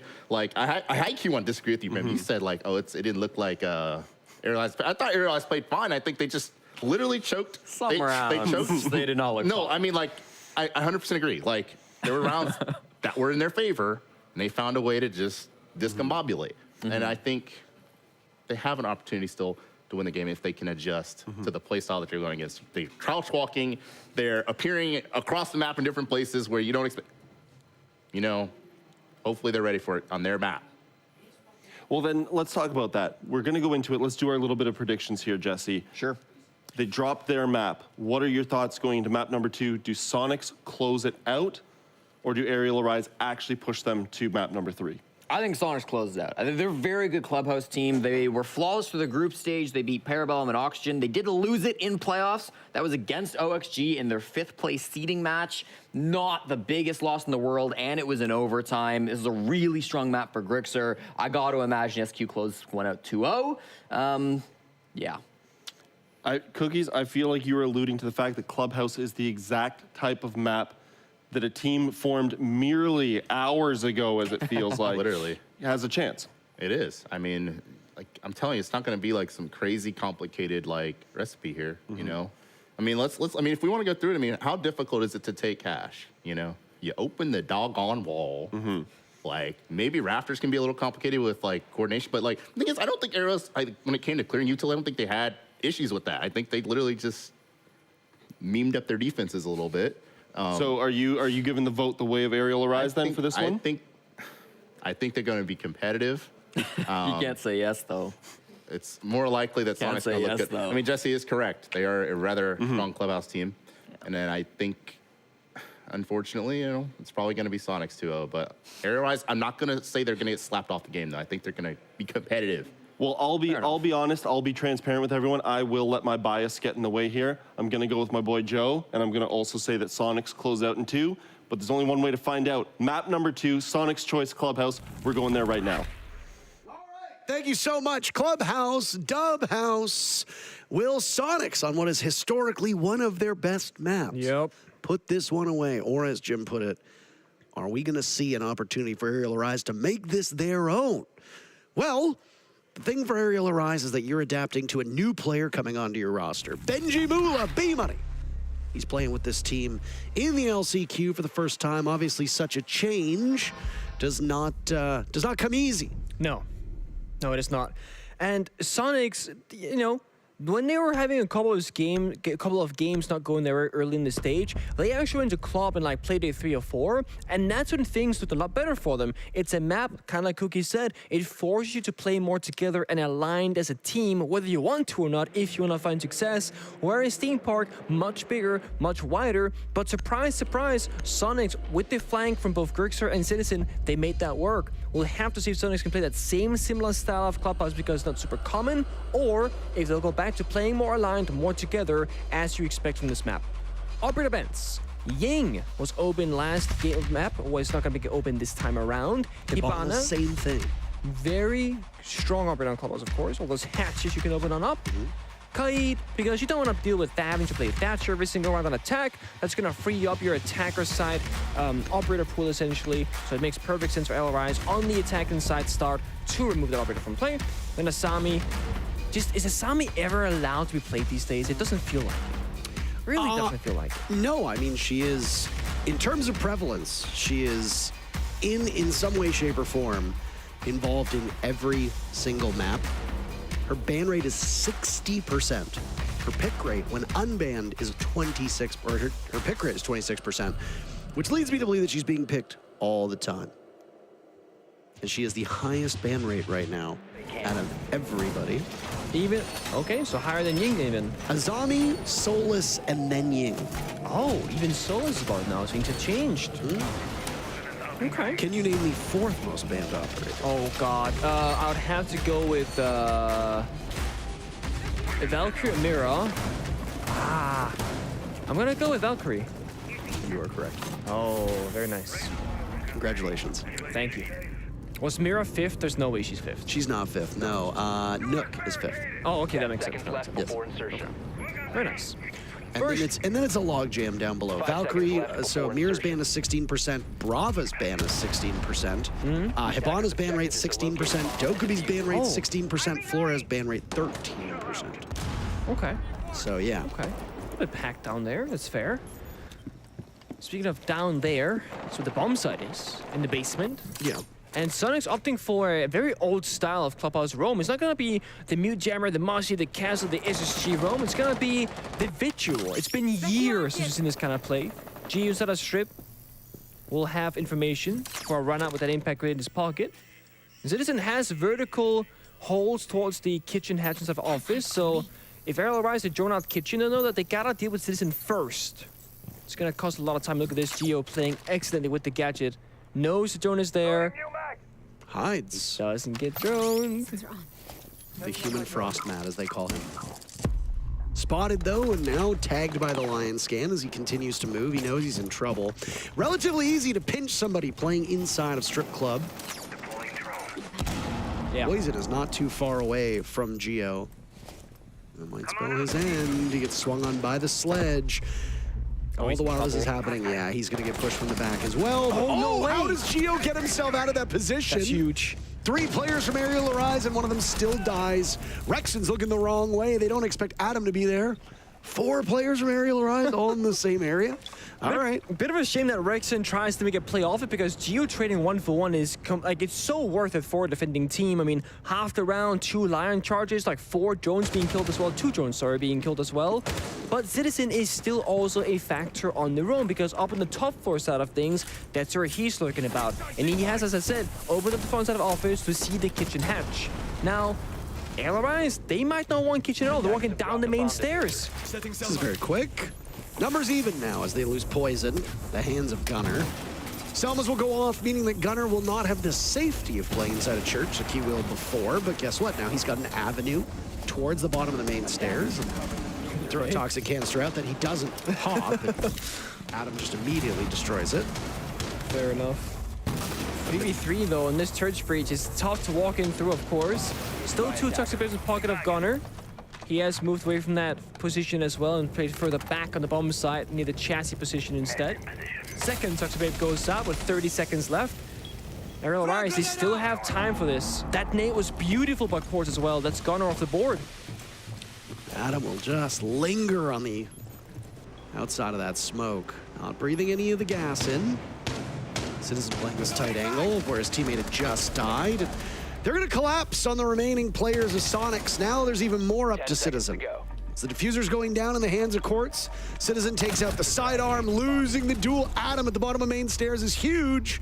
And Arial Arise win the very first round on Soniqs map. And it's out from AA. They go for a fake, right? It looks like a church attack completely, but then that back wall of the B bomb site is soft and they recognize it. Bok Roach is there, opens up, and that's where the planet's going to be going down instead. And it completely eliminates Citizen's position and makes it pretty much useless at that point. And if the bomb goes down successfully, you have that post plant from vertically inside of kitchen as well. It's so hard for Citizen, even if you found those 2 kills, to get the 3rd up above. Also, a lot of respect in chat. We see like this is like the 3rd nice How many nice so far. shots are we going to see? Exactly. Oh my God, just hate each other. You're boring. Yeah, make some drama. Oh, my bad. But the way it says shipping dock right there, it's like, my bad, shipping dock. Oh, God. Activating jammer. You tell me I'm wrong? Oh. They've actually reduced the HUD. It's Imagine if the HUD was like a little bit bigger than that, it would be 10 perfect. seconds to go. I see what you mean. A tiny bit of information being added to it, that'd be perfect. And then it grows. It blows up. Attackers are heading out to defuse the bomb. I remember we went through an era on Twitter where everybody was making their own concepts of the HUD for Pro League. Right. It was like every single day there'd be like a new one.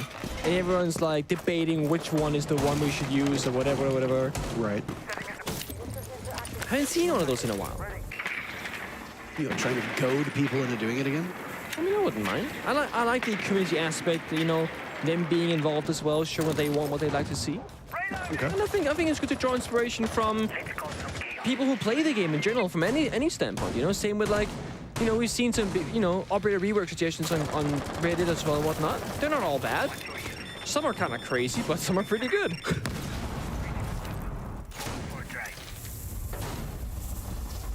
Early Flores drone as we see this lineup from Arial Arise going to town on the defenses upstairs. Second round in and already a bar stage defense. All right.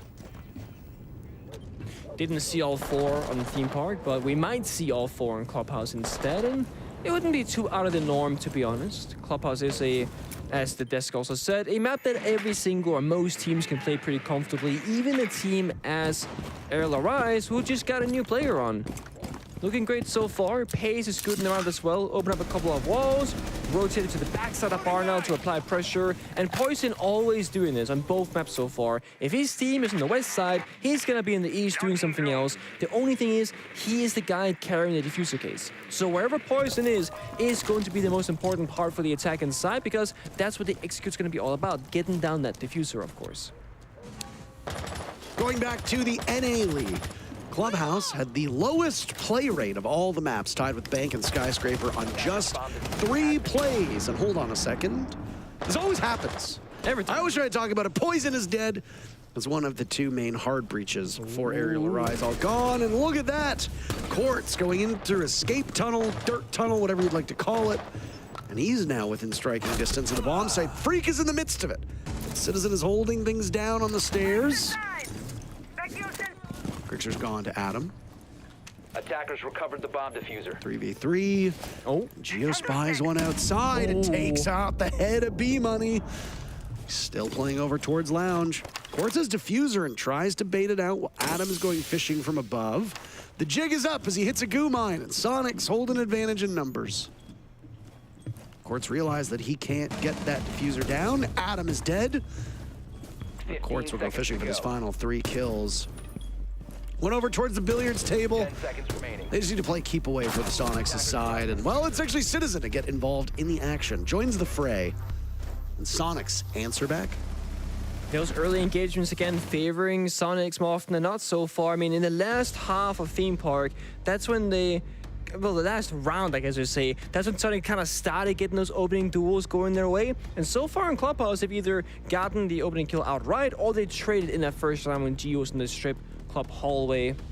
Third bomb site for them, actually back downstairs to Church.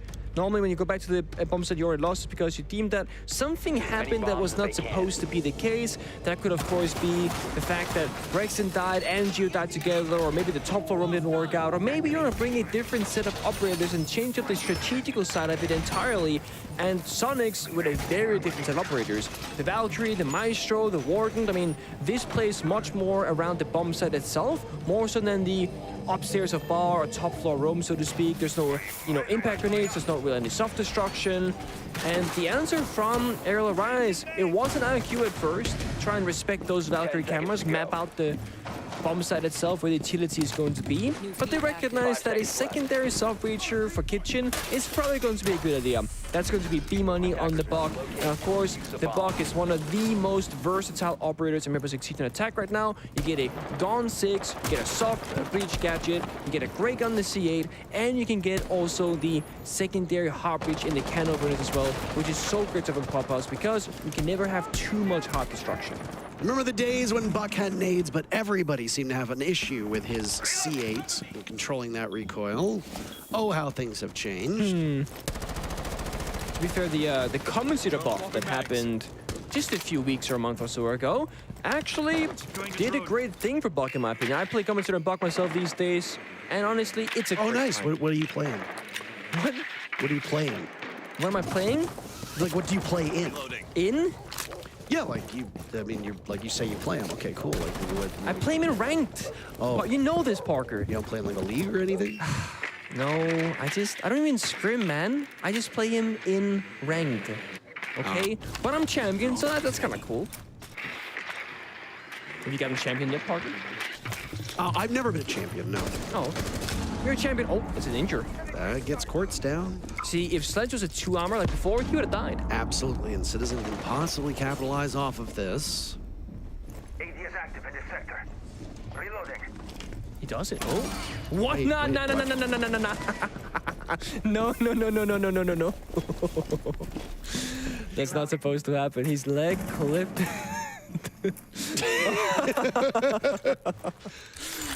Oh no. His leg clipped through the staircase. Yep. And Citizen was able to get the kill off of that. That's so cheap. Very quick thinking on his part. Yeah. I mean, that's just a reflex, if anything, probably. You see something move, you go for it. He wasn't pre-aiming at it, so it was one of those like, oh, something's not right. Oh, Ben, oh, Ben. Oh my. Activating Selma. Anyway, this is a very similar take onto the church wall that we saw before. All these Selmas will go off just fine. Gunner will be the one with the toxic gas in hand, and oh, never mind, Citizen inside of the site takes matters into his own hands. Doesn't allow Gunner to throw the toxic canister out at all. Citizen made a great game so far as well. I mean, great series. It's been a bit quiet, but look at this, the shotgun. Oh, all right. Like that. This is Soniqs just feeling it at this point. No. No. No. That's not, no. He just stood still. What do you? Oh my. And all that, nice. Oh, Gio. All the nice respect in chat has turned to teabagging and wall clip shots. That's interesting. Now Mira is being left open. She was banned previously on Theme Park, and the gym bedroom bomb site, oh, a great bomb set to use Mira on that bathroom wall to the jacuzzi breach, maybe also on the cast site if you want to as well. Damn, Gunnar was not happy. I just want to refer to the fact that dive bro in chat was referring to the fact that that first shotgun shell on the main stage is like, how did I not kill you? Yeah, he's not talking about him dying. No, but it's important to say he means in game. We're gonna show you the what was it, the leg shot? I was told. Here it is. Oh, watch. here. Oh no. I don't even see it clip through, to be honest. It was at that moment he knew. Oh. I can't say the rest of it. He beep. He beeped up. 5 seconds to go. Indeed. Unfortunate. Unfortunate. Mirror windows, one being placed already from Grixer. This is a gym defense with the extension to the CCTV side, and that's with one of the two mirrors will go. The other one I suspect is at a bathroom facing jacuzzi. It's the most, yup, there it is. It can be shot from bar for that self-destruction below if the attackers want to go for it, so it's not 100% protectable, but it does cover a nice part of the map, that jacuzzi breach, a stable fall attack, and seems, of course, in Poison during the first Hopper's destruction, the exothermic charge, got about the CCTV wall. It's going to be a garage CC-oriented attack from Arial Rise, and guess what? Gio is on that catwalk rafter. He's going to fight for his life in this position. Yeah, this is a tough spot to play in, especially with a zombie ban. You don't have those Kiva barriers in front of you.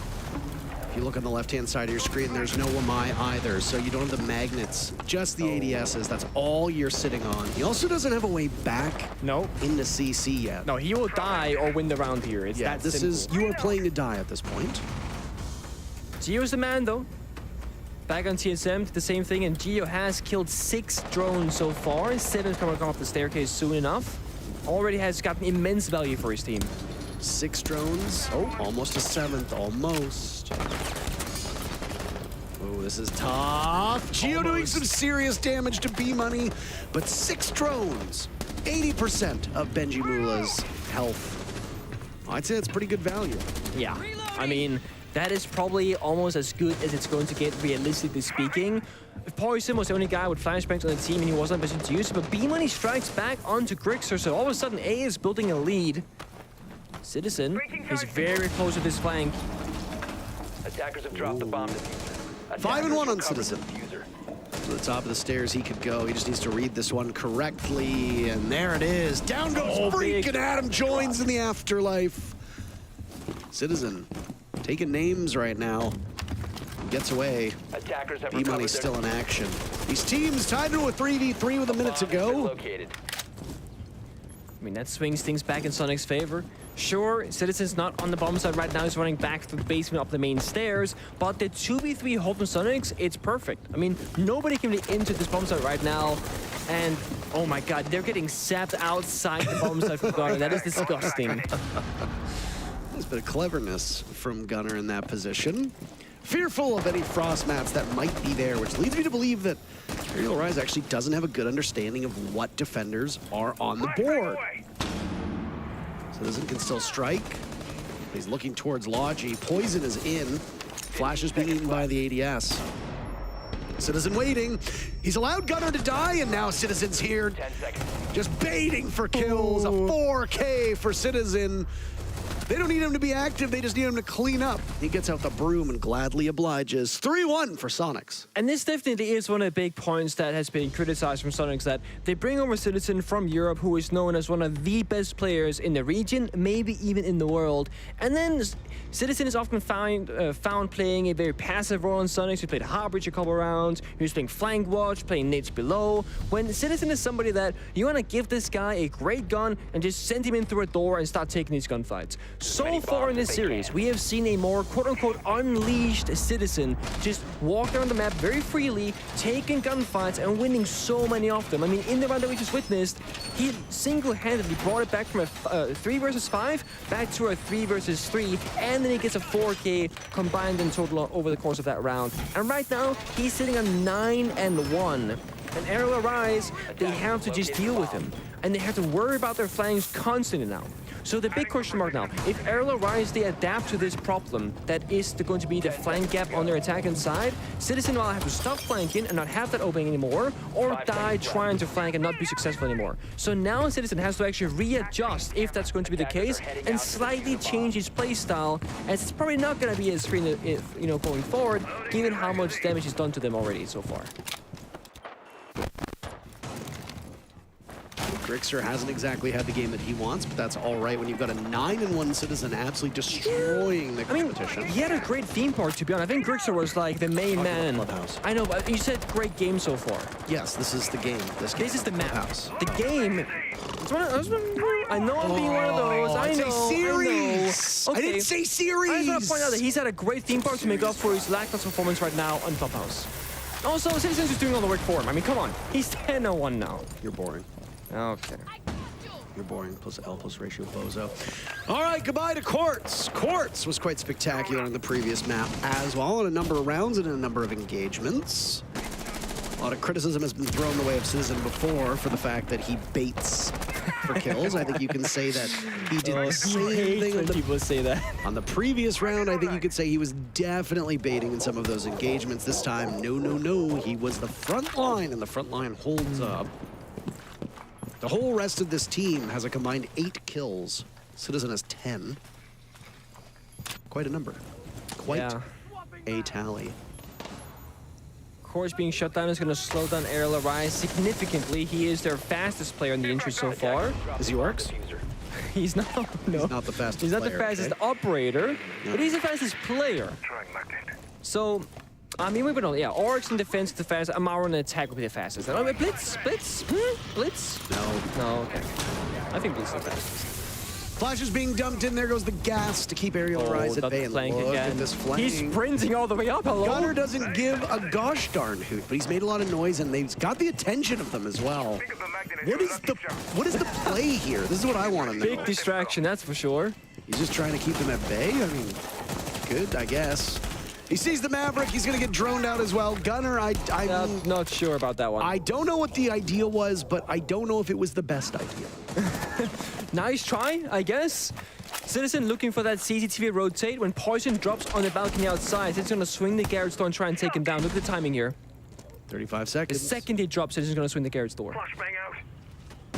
Can we go to Citizen, please? Can Citizen... Oh. Thank you. And he does just that. 11 kills, certainly not baiting for that one. Grixer and Geo on the board. They want to get in on the fun as well. Freak, can he find one? No, he actually dies to his own Selma. Oh, no. All right, this is the Predator Impact replay. And he's just relaxing.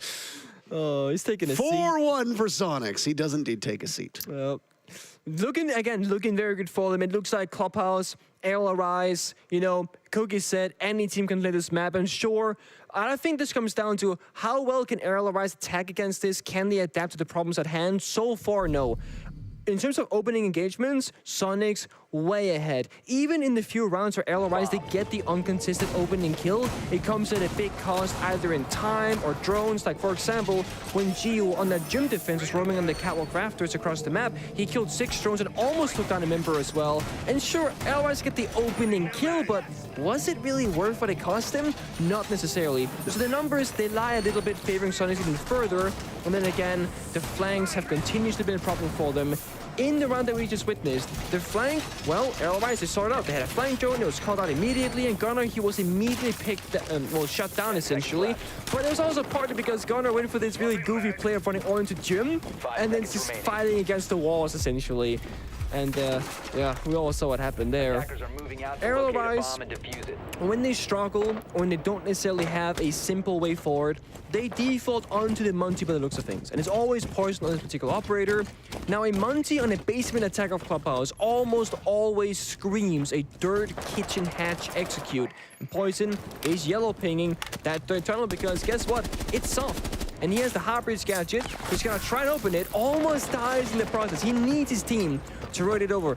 But look at the outlines. No one else on the attacking side even spawned construction. So they gotta waste 30 solid seconds now to rotate someone there. And Poison, in the meantime, is not gonna be able to do anything actively as the Monty. He can drone or whatever, help them take kitchen. But this, once again, is just going to significantly slow them down and not allow them to start that first phase of their execute, which is going to be dirt. There you go. 50 seconds that took. Quartz and Geo so close by, but Geo's going to be engaged in a lengthy reload. He's got to stick it with the way that they've changed the reload now. Or else he'd be left with a single bullet. And the Monty will breathe down Geo's neck. He's prepared for one more, and uh-oh, Geo's in trouble. He knows this. Poison does it himself. He hit every hipfire shot there. That's unlucky as can be, but look at the damage Gunnar is doing.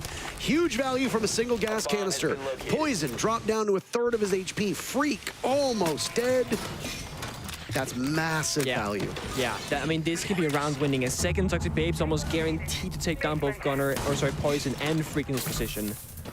Mr. P walking in. The grenade lands right in the lap of Gunnar, who has no choice but to throw out that toxic canister lest he die.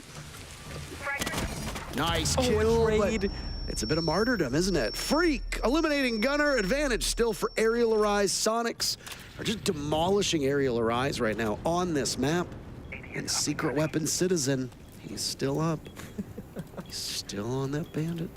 Yeah. Now, Arial Rise do have the numbers advantage. Soniqs have a single C4 to shut down the planet attempt from them. Poison is walk on in. He's got the diffuser case. Nick goes out. There's the C4. If it takes down Poison, that could be the way in, but no, doesn't even try and go for it.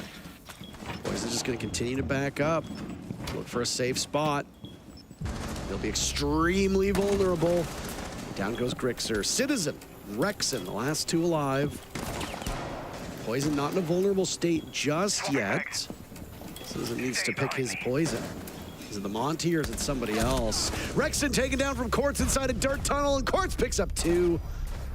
Excellently played. Say goodbye. First half in the books. Soniqs still win it 4-2, and they're in very good shape with the side swap coming in. But there's hope for Arial Rise yet. It certainly is. Now, a fun fact about the new reload mechanic. I love fun facts. So, with certain weapons, like Maestros, that has like a belt reload thing, not like bullets, you actually have 0 bullets if you go for a reload. You don't have 1, because there's no chamber. You can't load a bullet in a chamber. So certain guns actually have literally 0 bullets. If you reload with Maestro, you can either melee people with a knife or go for the secondary pistol. That's it. So you literally have to stick the reload. You don't even get that 1 bullet. So Geo in that position, Just had to go through the 20-second reload timer that it takes, or feels like it takes, as a Maestro. Feels like eternity. It does. It does. That's the one thing about the LMG meta being gone from attack with like the LMG Sophia Finger meta that I really don't miss. Well, to be fair, I don't miss any of it. But playing in it was like when you have to go for that reload eventually, it takes so 10 seconds to long. insertion. Oh, I'm glad it's over. 5 seconds. I feel like Yeah. your life is flashing in front of your eyes. No, I mean, it's like you think back and it's like every round you hear Fink LMG just go ra-ta-ta-ta-ta-ta, and you just know as like a smoke main on defense, you don't stand a chance whatsoever. I'm sorry, what noise did it make? Ra-ta-ta-ta-ta-ta-ta. 100 bullets, Parker. And you know what's even worse? What's even Sophia had 150. No way, get out. And we lived through that for 9 months in ranked. And we started banning Finka, and it increased our win rate significantly. How bad was it in Pro League? Really? Oh, you didn't. I didn't play that season, you know? Oh, that's weird. Do you know how long I've been retired for since you keep talking about this? No. It's been over 2 years. 2021 January was my last tournament. BDS, best of 5 finals. Euro. How'd you do? We won. It was that, very famous toe shot from Virtue. Yes, I remember the toe shot. Yeah. That was how, It was on Border, this map.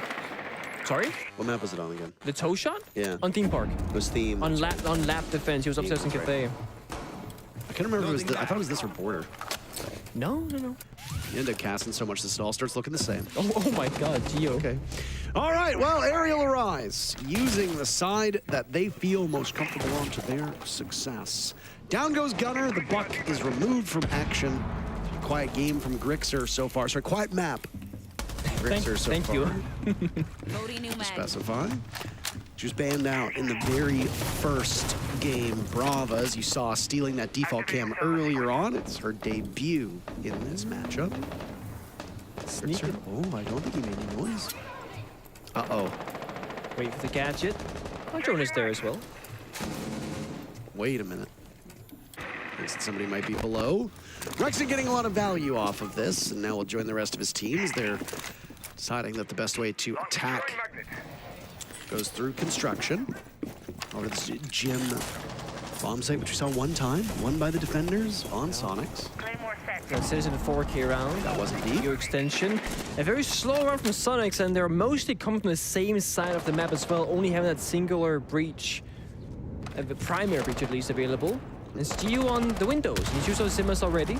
He does find a kill to Pars now, but that's Maestro gone from the round. Means that those from Evil Eyes, the Maestro cams can no longer be used for damage or plant deny. Ooh, Citizen. Watch out for those explosives, my friend. He's getting some marks. That Evil Eye cam, I think the Maestro cam, that's really what is going to They hacked cause him it. some issues. Okay, never mind. Citizen walks in, gets killed, and Adam immediately walks out. All right, I guess that's it. That's just how it works. Quartz is still in his position, but his teammates are dying around him because guess who it is? Citizen, the Grim Reaper himself. B-Money down below, tossing out impacts. But these holes work both ways. Can he see him? Yes. Diffuser, not in time. Arial Arise win. A bit of a blunder from Soniqs. Oh no. As nobody can recover, they try, but they run out of time, and Arial Arise are within one round of tying us up. And it's why the pace when you're an attack inside is so important, because if you go too slow and you hit the bomb site with not enough time, you will lose rounds like that you arguably should never lose. And one thing from Soniqs, they might have feared that the person downstairs maybe was a Solus, so they try and plant on the bed, because that way you have to die to impact grenades at that long line of sight. But there, again, wasn't enough time to get into a super stable position, and a bit of confusion it seemed like. Soniqs not knowing somebody was in fact downstairs inside a bar. We saw Citizen way earlier in the round. He had a drone bottom main stairs. If that was shot or not, I have no idea. But there was a moment in time where they did have active information downstairs. Maybe it was denied later from them. And the Bravo worked out beautifully as well, because they actually ended up hacking the Maestro cameras on the bomb side. That's why we heard it turn around even after Maestro died. Because guess what? With Bravo available, you can make the defender utility your utility on the attack inside. Something that's very new to Rainbow Six Siege, of course, as Brava is the newest operator with Operation Commanding Force. Sorry, what did I just miss in chat? I just saw okay. That's all I saw as well. Yeah. Okay. Okay. Refuses to elaborate. Just that. Okay. Okay. One thing that we do see more of... Oh, wait. Well, I took no damage first shot. Okay. What does Poison say? What is... I'm not sure what that means, but I'm not going to say it for that reason. That's like the young people slang, I believe. Oh, look at this. Yes. Yoink. Yoink. He's like, give me more. How many yoinks is he going to get? Just 2 yoinks for now. But of course, Bravo has 2 of those clutch drones, so a second one will still be in his pocket for later use. And we're going to be stuck in this for a little bit. Yep. So we have to seal over back. Hey! Hey! Just like that. Beautiful. I was going to say, that was a very strong drone kill onto Flores. No wonder he gets banned so frequently, if that's going to be the effect of the gadget. There's so many more to go. So much drone potential here. Just a value from side of Soniqs.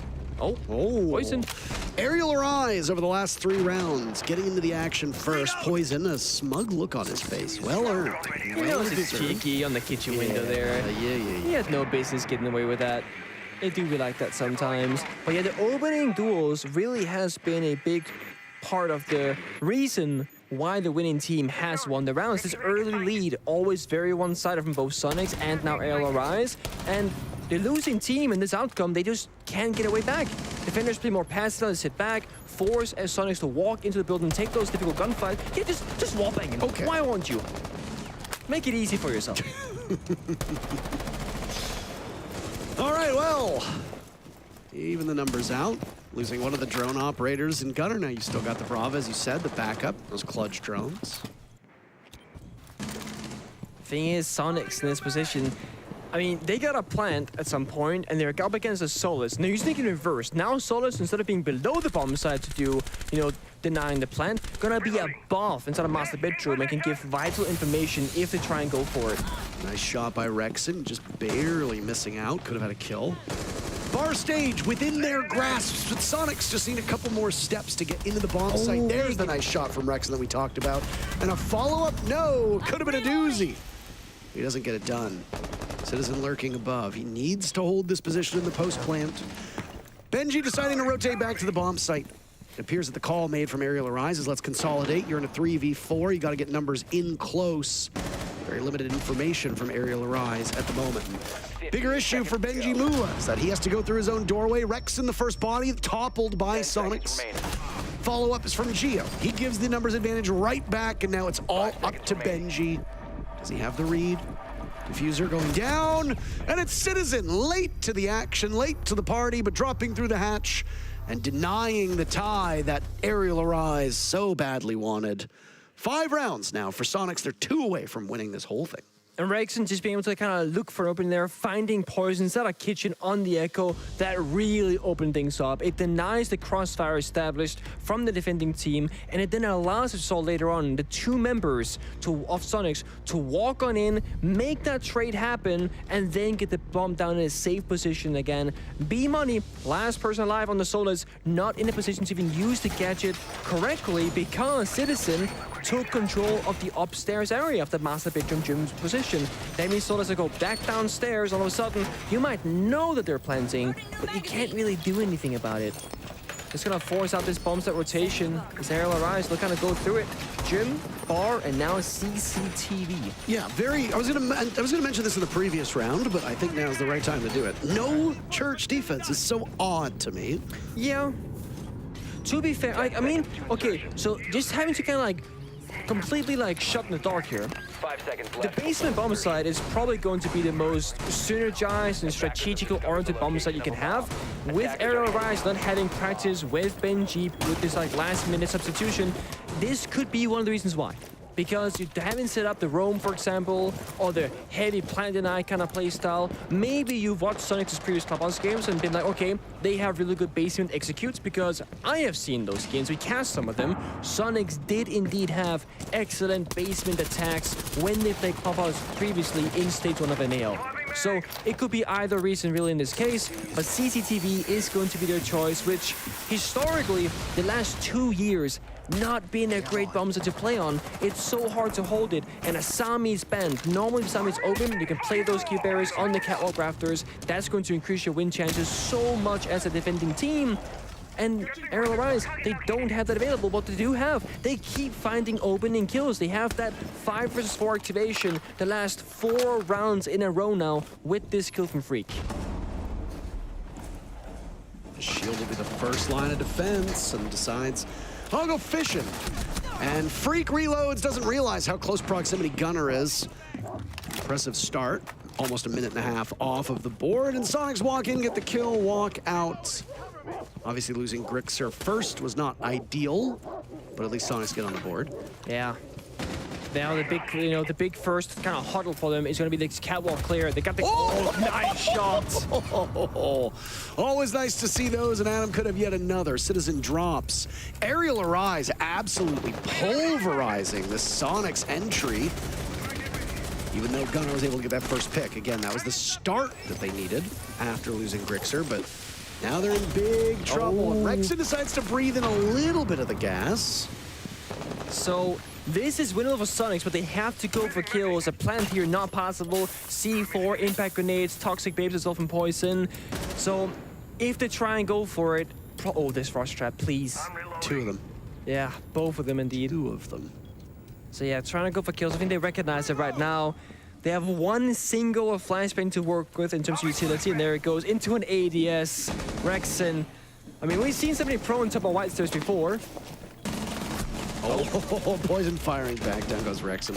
This round is over. Wait. Maybe not. Did I get ahead of myself? It sure seems like I might have. Gio's got 30 seconds. He knows where the bandit is. Hold on a moment. I said it was over, but I looked like I was wrong. Now Poison ascending the stairs with the shotgun out. Gio's gonna stick this, falls off. He lets him get away, breathing in the gas. Sidearm in this position. He sees the barrel of the shotgun. He knows exactly where he is. Trying to bait him out. So smart. Does he win this? No! Poison again, long range with the shotgun. That one was close. Far too close for comfort. Arial Arise, their 4th round. It comes on a nail biter. So close. It's a great attempt for him. The one thing that really, I don't believe, I could be wrong, I don't believe the bulletproof camera inside of radio was actually punched or destroyed. So Arial Arise did have a ton of information to work off in that entire 3 versus 2. But again, Soniqs bringing it so close despite Rexon falling early on the top of red stairs. So Gio, the clutch factor is there. And that was one of the big change that they made. What, right before invite? Was it for stage 3 that Gio joined? My memory is failing. Oh my god. Do you remember that, Nigel?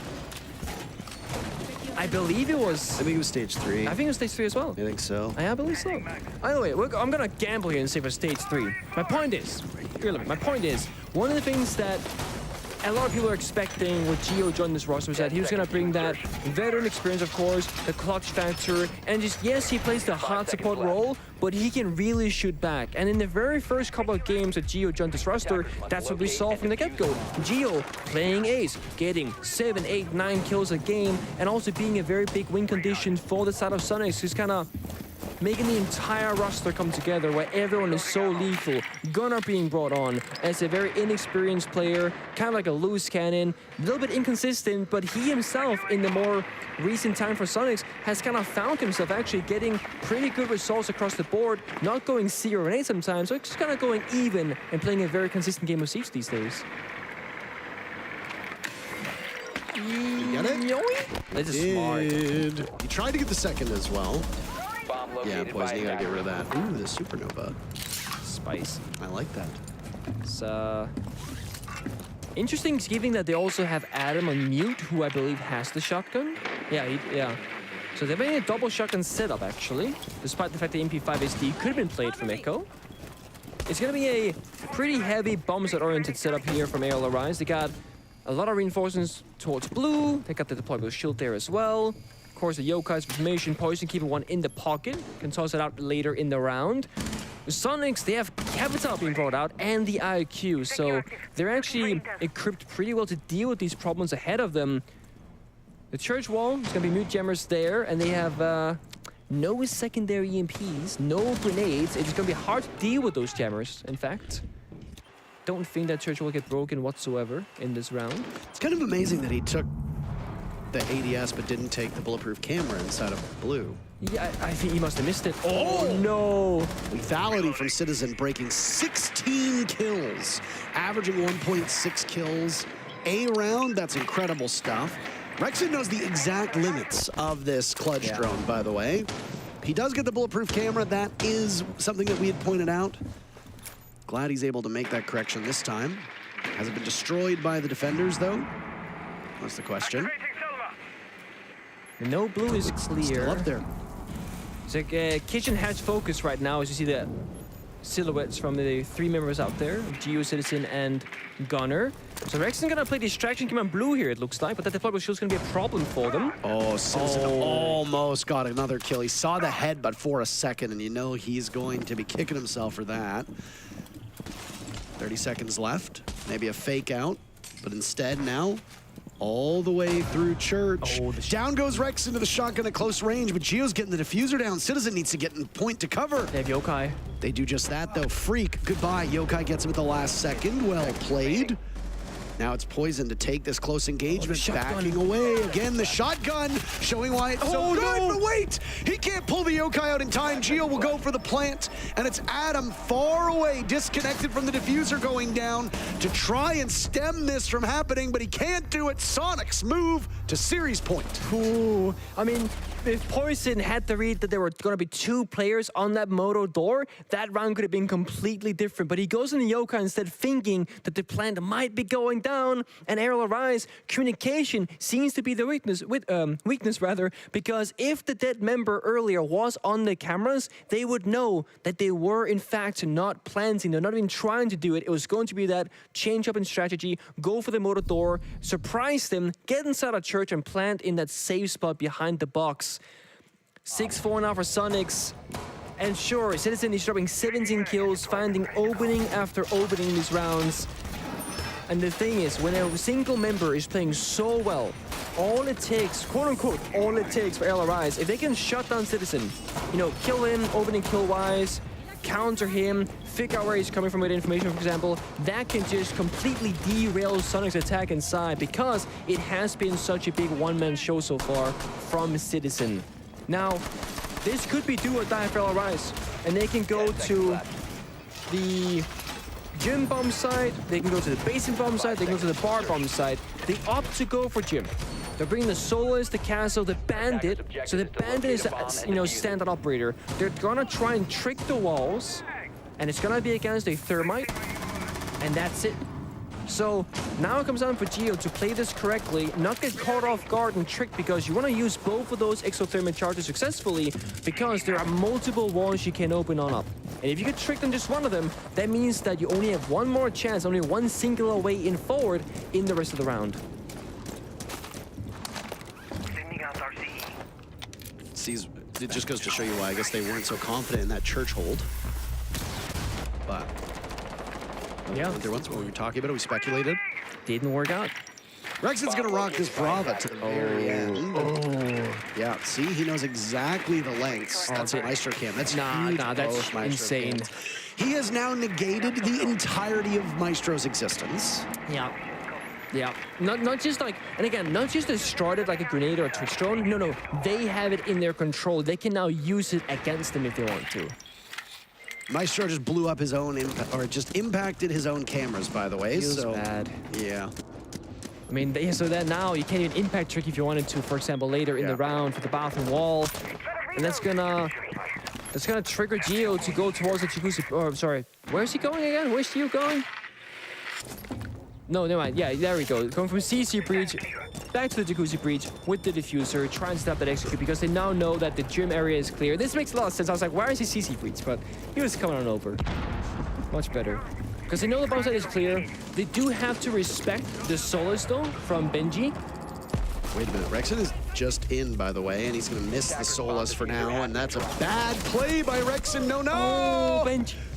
B-Money, huge moment, but Grixer's there to avenge his teammate Citizen with another kill. Add it to the tally, 18 for Citizen.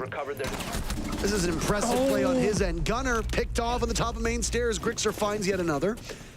Grixer and Citizen in a 2v2. got painted by the soft wall. Quartz picked off by Grixer. Poison, who has no Maestro cameras, completely blind, isolated by Citizen with his back turned to that position, allowing Grixer to get it down, but Citizen doesn't have the intel. Can Poison find himself getting out of the spot? It's a tough one to get through. First bits get through the doorway, but Grixer says no. That's quite enough. Soniqs win. They advance to the semifinals of the last chance qualifiers. Their dream of attending the major still on. Arial Rise goes out 0-2. Yeah, and Citizen, you know, big name, came from Europe. A lot of people saying, where is he, man? He's kind of sleeping, but he really showed up in this match and in this series. What was it, 18 kills? Yep, 18 kills on Clubhouse. Good Lord. That's absolutely unbelievable. But I mean, that's why they wanted Citizen in the first place. They thought that he was a player of such a high caliber that they could bring him in and he could make an impact on the roster. And I think that this might be the best that we've seen him play in teal and black so far. There's obviously more games for Soniqs. They will play again tomorrow in the semifinals. But that's it for our very first matchup. And we know that there's another matchup that you want to watch. So we're going to throw it to the studio while they break down that game. Soniqs winning this one. First victory of the day. They will move on. And unfortunately for Arial Rise, their path in the qualifier ends here. But as Parker said, Citizen. Was this not like one of the players in this tournament? That's one of the best games we've seen from a player ever. It was unreal. A bonkers map from him here on Clubhouse. He went insane, of course. And it's not just that he had a super high number of kills. Like, they were mega impactful as well. Often it's like a 2K entry round after round after round. He was putting in the work for his squad early on so that they could be in that strong position, coming back late, surviving on the roam to come back and then get kills in the late round too. Citizen really was phenomenal today. I think undoubtedly the MVP for Soniqs. The rest of the squad played well too. I mean, Citizen's so good, he's breaking the game. The rest of the squad also did well. I thought Gio's plant focus was very, very strong. I like that he was able to get in, find those frags, but then get the kit onto the ground. Very focused on that, which I love to see. Yeah, great little day here from Soniqs. Cookies, we were talking before the match that this was the opportunity for Arial Rise coming to a map like Clubhouse to turn things around, hopefully bring things back to basics, and they fell short. I mean, there were opportunities, that's for sure. They had, what really makes me deeply depressed is they had multiple opportunities to win this series. But unfortunately, I don't know if it's going to show up here in the replay. It's like the round where Poison had the supernova on Moto Door. There's literally not a more perfect situation. But yet somehow, when he's got teammates and Echo drones telling him what's happening, somehow Papa P doesn't know where to look. This was a really tough series, I think, from Poison. On map 1, he had a couple of fumbles, and then map 2 as well. It just feels like there was a couple moments where he's making the wrong decision, right? I don't like to, he's IGL, he's support. I'm not here to really criticize his aim, but it's like the decision-making needs to be better from him, I think, in the high-pressure moments. This is obviously a huge game for him, a young player. I think he did crumble a little bit under the pressure. I'm sure Poison's had better games. He had his good moments. It was a nice 1v1 denying Gio that round, but then we saw the clip that Cookies was talking about. You know, you got 2 players watching your yokai. You know you don't have to get on that camera. There's nobody who's planting that you got to deny. Keep your shotgun up. Just a bona fide I got nervous moment. I mean, literally, there was literally 100%. A camera. They probably said it, or maybe they didn't. But I think it's more likely between 2 people. It's more likely that they said something, he just didn't register, and he said, But this bodes well for Soniqs, though, because let's be honest, you're the one going up against the new team. Taking it 2-0 is kind of the expectation, is it not? Yeah, I think you would want to be taking this, especially, you know, with 2 maps coming through. I mean, map 1, they got to start on defense for Theme Park, usually strong footed there. So, yeah, I thought they would be pretty comfortable locking down the second map. And their opponent next day, whoever it ends up being, Parabellum or Auction, I think it'll be a bit tougher than Arial Rise. I think it's very clear that Arial Rise were kind of the new guys. But if Citizen's shooting like he was, 2.58 KD ratio, that's absurd. It doesn't matter who they play if Citizen's showing up like that. Yeah, opportunistic Flare had a lot of opportunities today against Arial Rise, and as you said, maybe against pro teams. I mean, it was a bunch of, if you don't know who Arial Rise, it's a bunch of guys typically from CL. So Yes, Citizen just farmed our CL players like it was nothing. Like, essentially, he made us look like a farmers league and made it, I mean, kind of apparent. I mean, that's why he got picked up over a lot of these guys. I mean, for example, you know, we're looking at Freak and Tra's a former CL champ. Freaks, we've hyped up Freak a bunch. It's just, Force even, someone, you know, the reason they didn't get opportunities, maybe Citizen did. I gotta say, Citizen, I think early on he expected the Soniqs, maybe a little disappointing. He steals my tweet yesterday. All of a sudden, playing like a superhero. Maybe there's something to that. I don't know. I'm not saying it. I'm just putting it out there. Perhaps. He doesn't follow you, little bro. He doesn't, and he still stole my tweet. That's messed up. Insane. Cookies, if Soniqs had a rougher day than they did, because they obviously had a great day walking away 2-0, what is the outlook in that scenario looking forward to the end of LCQ for them? Do you count their run maybe a little early, a little short, if today was a tougher day for them so far? No. No? Okay, because if we want to be really tactically overarching in the overall global ecosystem, if you look at Europe, the teams like BDS and whoever, like they're struggling with their T3, T2 teams that are in their LCQ. So I would say that it was just business as usual for everybody. I mean, I think in every region, the teams are deep, competitive. Sure. Yeah. Just because someone's making a little more money in Tier 1 or something doesn't mean that they're not. I will say this, though. As good as Citizen was, Grixer, he's the one that closed it out for their team, and now he's going to close it out with us right now. We'll ask him a few questions. Grixer, congratulations on the big win for you guys, 2-0. You're moving on. My question for you, coming into a match going up against Arial Arise, a team of mostly Tier 2 level players, what was the intel that you guys gained on them moving into this? How much, if any, did you have looking forward prepping for this match? I mean, they had played, you know, some previous matches in some of their leagues, but when you play against a T2 team, especially with a sub, you know, I feel like their mentality already almost kind of shifts to like nothing to lose, and when a team plays with like that, it's just at the end of the day, it's just gonna matter your game. You know, we mainly focus on our game. We've practiced really hard. You know, the boys have been grinding really hard. We've switched our play style a lot, and I think we mainly just focus on ourselves more so than what they were doing here, what they were doing there, what maps here and there. And I think it worked out, you know, for the better, for sure. Yeah, Grixer, I think it's undeniable that the playoffs for you guys this stage were a little disappointing. You guys ended up finishing 6th place. It felt like your attacks a couple weeks back really weren't where they needed to be. Was that something that you guys were focused on, and what specifically were you trying to nail down to make sure you could come back this play day and, you know, be the team that you guys know that you can be and live up to your potential for the LCQ here? Yeah, you know, I mean, I think consistency is more than anything. I think that's what we try to nail, you know. Just consistency in those attacks, because, you know, some days we can win 5 attacks, some days we can win 1 attack, and it's just consistency at the end of the day is going to make you that, you know, that S tier team. So yeah, that during that like a little break between the season and the LCQ, we definitely try to like harp on that consistency to make us, you know, the team that we know we're capable of playing as, and as well as like the fans.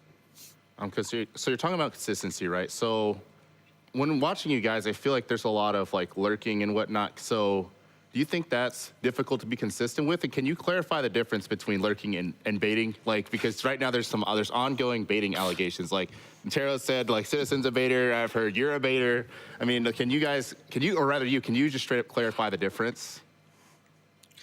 Yeah, I mean, those are definitely two terms I get like mixed up with one another. I think it almost like meshes in with one another, but almost like every attack, and I mean, sometimes the role applies to defense, but not really. Almost every attack needs like that kind of counter pressure, or it's something that like the defenders are always constantly worried about. And with lurking, it's like the team always needs to be worried about a guy walking in through this door that's open, this window that's open, you know, this hallway that they could walk through. And so that's what part I say lurking is. You know, lurking is a very crucial role. I think every team has a lurker.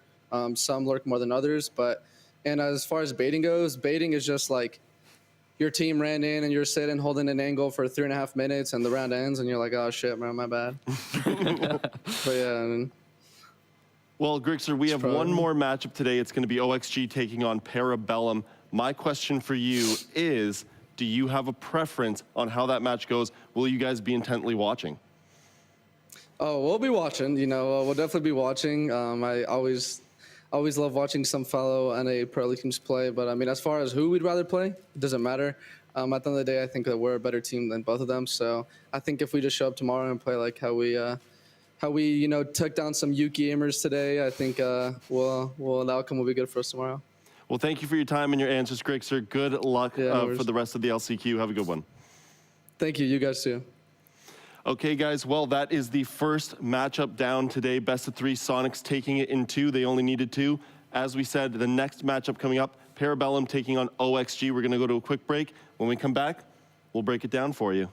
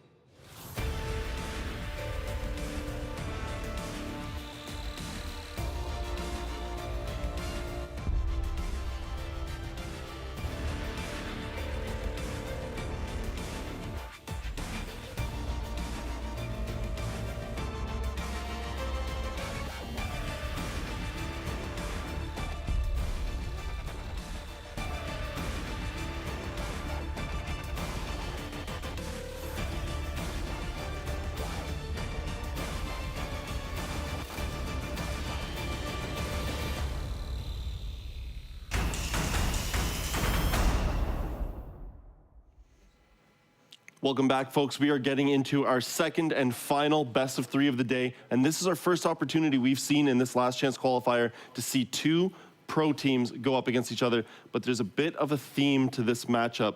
Cookies, this is the matchup of 2 teams that had a stage they'd probably have moments they'd rather forget about. We'll start with PB, probably a lot more moments they want to forget about, being a team that only had 1 win on the stage.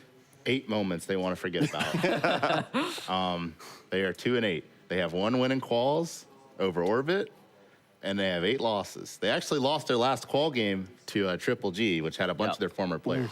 So right now, Parabellum is in a situation where there's a lot to prove about what this roster is and what it wants to be. They haven't even won an attack half yet against a pro team. Yeah. So they're in a they're in a predicament, Jesse, I'd say. Yeah, I mean, obviously they're a new team. We say this a lot. It has kind of felt like a learning stage for them. And I will say, I believe their last loss in quals, they were already locked in for this tournament. There was an injury. Skies had an injury. Skies wasn't playing. They played with Vivid, their coach. So, you know, some asterisks on there. I do think that they have gotten a little bit better through the quals, or at least I'd hope so. They did decently well to at least make it here. So, yeah, we'll get to finally see those fruits of their labor. Not to mention, it's always exciting to see how Laxing is going to fare up against his former team of OXG. Now, leading us into OXG, Jesse, this is a team as well, not quite as disappointing of a season or a stage, but they started off really strong and kind of disappeared as the stage went on. Yeah, I mean, when you look at some of the important games that this squad played, right, I think you really start dialing in on the entries. You see them now for a couple of these players, particularly I'm looking at Fox, I'm looking at Sweater. Dream's hard support, he doesn't have that many engagements, it's kind of whatever. But particularly in these really important games, look at that Beast Coast match. Fox was 0-4 on entry in their qualifying game against Beast Coast to make it to the top 4, right, to have a shot at those top 3 major spots that they didn't end up getting. Overall, the entry statistics have been really, really rocky from Oxygen, one of the lowest that we've seen overall, I believe 43% total.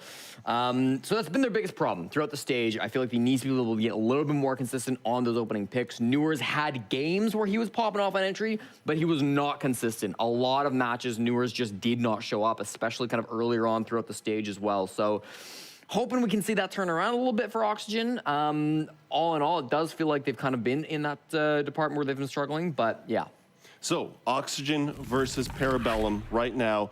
The one thing that I find very interesting, as well as the fact that, you know, this is our first 2 pro teams. These are the first 2 teams now that we can actually talk about deep map pools for both of them, which adds another dynamic that we maybe haven't seen yet in the LCQ. Yeah, well, you'd hope so. I mean, Oxygen Esports, despite winning more games than they lost through stage 1, they only have a single map with a positive record. That's Border, which they were 4-0 on. They dominated Border. Every other map, they seem to either go even or negative on. And for Parabellum, they played a lot of Oregon throughout stage 1. Now, I will say, you look at their LCQ, they didn't touch Oregon once. They played Theme, Club, Villa, Border. They really did expand their map pool, and I'm hoping we get to see a little bit of that today against Oxygen. But for both of these squads, I am a little concerned, a little shocked at what the map pools have looked like, because both teams do have like one map that they've really kind of been focused on throughout the stage. So I would say, Cookies, then, the MO going into the map veto is don't bring OXG to Border? Like, is that your only plan? I would believe so, especially considering I think PB's banned it.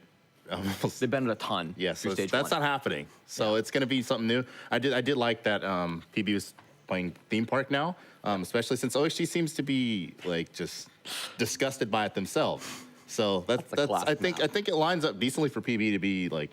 And we've roasted them. We talked about their win-loss, whatever. But it lines up for them to have a chance, especially considering there's familiarity with former Oxygen players on PB that probably know a lot about how Oxygen works. Well, Certainly. the next step is to find out where the destinations around the world we are going to see these 2 teams face off on. Really? Hey, give it to them. They're going to go back to Border. All right. 5-game win streak from Oxygen. 4 of those plays this stage. Add on a 7-0 win over W7M at Invite to that streak, and you get 5 maps in a row. I'm actually shook they'd give Oxygen Border again. I mean, you can't see my disgust right now at that. But if you looked, I mean, the Insta-ban club from PB, their club didn't look all that great when they did play it in this stage. Yeah. So maybe it makes a little bit of sense. Maybe Bank's a little too complex for them, and that opened the door for an OXG Border. And also, if it does go 3 maps, the OXG Chalet. And also, Cafe for BB That was ain't been that great either. Nope. So this might be an 0-3 loss. Cookies. Then I have to wonder, and I think you kind of touched on it here. Were they banning maybe to, instead of worrying about OXG, they're focused on themselves, which might not be the worst thing. You say, you know what? Let's not trip ourselves up worrying about what OXG might be thinking about. Let's just not go to the places that we personally really don't want to go to. Perhaps. But yeah, I felt OXG was flankable. At theme park, they've just never really played it recently. Oh, recently. Yeah. Recently, they just decided they think they don't want to play it. I don't know. And then Oregon, they beat them on Oregon and they banned it. So it's just like, Yeah. honestly, I kind of want to shift away from maps. I kind of want to talk about the practicality of the situation. With PB, especially as it looks like they're attacking first on Cafe, this team lacks a significant amount of creativity between their flex picks. They don't play shields. They don't really play knock. They don't really play Monty, Blitz, Amaru even. There's no creativity. Yep. Okay, and someone like Skies has the most testosterone in the room. He can pick whatever he wants, literally. Yeah. And the guy, he's had opportunities where he could play something like Ying, right? Waits till round 12, they're down a map. He finally plays it, and then he throws a bunch of candles, doesn't even blind anything, and then he gives up on it, and he locks Ash for like fan service instead of playing operators that are good for like executing and finishing off rounds. They have not won an attack half, and you're going to Cafe. It's not going to be any easier, especially against OXG. Yeah, you go to Cafe, a map that you got one round on against Beast Coast and haven't played it since. That's going to be a worry, I think, for Parabellum. Obviously, they've been scrimming it. Sure, they're going to pick it because it does look good in scrims. But yeah, for Parabellum, it feels like this is a squad that's brought in 2 veterans and 3 star young players. And you'd expect, okay, yeah, great. I want to see Fish and Spiff jumping out on the roam. I want to see him playing the Alibi. And then you look at their actual gameplay, and Laxing's on the other side of the map on the Alibi. He is that lurking player. He's done this historically, but that's not why I want to watch Parabellum. I want to see these young players be given the tools to succeed. I want to see them have those good guns, have the ability to pop off.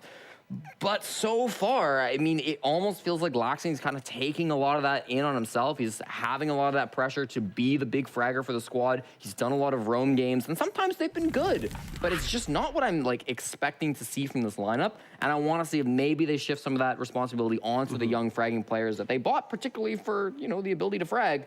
If maybe that works out a little bit better for him. Well, as far as timing goes, we're going to shift some of that responsibility onto the ads. We'll be back with the action in just a few minutes.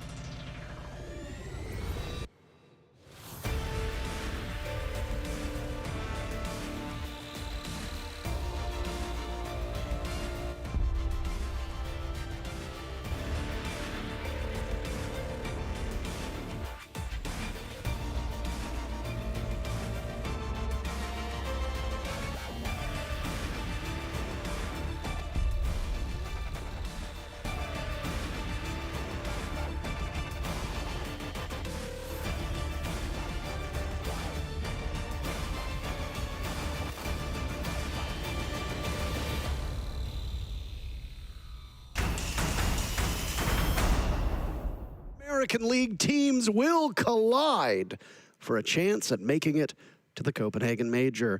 We are in our final quarterfinal in the LCQs, and one of these teams will have a date with the Soniqs tomorrow. Parabellum versus OXG. And it's been a very different story for both of these teams so far through the NA League, Nick. It's been rough. Yeah, For both. For both. I mean, I was going to say OXG, they started really hot, looking like arguably one of the best teams in the NL as expected, and then something happened, and we don't know what because it wasn't anything visual, but performance in the last 3 or 4 play days was absolutely in the basement. So, let's start with Parabellum. I mean, I think people had relatively high expectations, to be honest. You know, Laxing and Skies are back as a duo, that's exciting stuff. Spiff came up from Astralis, you know, great player, had a great time there. But they have not really had enough time, I guess you could argue, to settle in. Or at the very least, with the time they have had, it hasn't gone as quickly as they would have liked. That's correct. That's I would agree with that. Yeah, that's good. I'm glad you agree. So they find themselves both here in the LCQ, and only one can go on. And it's going to be starting on Cafe, into Border. And I forgot the third map. Chalet. There it is. I was going to say, I remember it. Only there was like a visual cue in front of you, a.k.a. my notes. You could have glanced over at. At the tail end of the season, Parabellum finished dead last in the North American League with just 4 points. They had a single regulation win, and then an overtime loss, and then 5 regulation losses. Just out of curiosity, Nick, do you remember who Parabellum beat in regulation? Oh, boy. I don't. Well, it was OXG. Oh! It was a 7-5 victory Border? on Oregon. Very first day. Very first day, they did it on Oregon. Really? The only victory, and it was 7-5, yes. Damn. No, I'm pranking you. No, it's Yes, like, of course. I don't remember that. That's the only victory that phenomenal. Parabellum got. Now, Parabellum had to go through the open quals, and they did so successfully. They're here. Hats off to them. Mirage were not as successful. Those were the 2 teams that did not auto-qualify for the LCQ. Okay. OXG, though, as you pointed out, had a very good start to the stage. Yeah, phenomenal. But then, things went from bad to worse. That's such a cliffhanger. You just end it right there, that's it? What happens next? Well, it got worse and it hasn't gotten better since, but they've now had a little bit of time to figure things out, of course, scrim, practice, etc.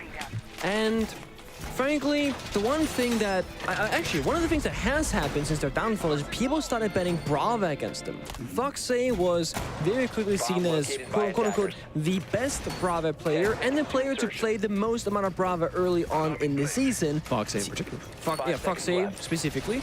And teams are like, you know what? We don't like that. We're going to start banning Brava. And that has been the trend now for the last 3 to 4 play days for OXG. They simply just cannot play that operator whatsoever. It's always target banned against them, and for a good reason, because they did such a good job at utilizing that operator first. So, in terms of what we've seen out of OXG to end off Stage 1, the very first phase of Stage 1, after amassing 3 of their 4 victories back-to-back-to-back, well, there was a downward slide for OXG, and in 3 of their 4 final games, they didn't perform all that well. OXG lost to DZ 2-7, beat Mirage 7-4, lost to SQ 2-7, and then lost to SSG 0-7. Then OXG ended up playing Beast Coast in the very first of the quarterfinals, and they lost 1-7, 3-7. As I'm saying this, by the way, OXG got the first kill, but then Fish has just destroyed 2 separate players of OXG. Damn. Sweater got the very first pick. This action coming in very, very quickly, not allowing me to get through my talking points. You always have to keep in mind that if defenders get open kill as they did onto Lax in that round, do you fall back and play it safe, or do you just stay your ground and say, you know what, we still want more? And sometimes you might want, you know, the greed counter. You might want to get a little bit too much. And Fish lands 2 great shots on different players and takes them out. Now Foxy up above has C4 in pocket, but he is pretty much alone. This Forest Drone doesn't check the corner. Wait, if Foxy goes unnoticed, they see it's clear, he could get at least 1 free kill up above. It could.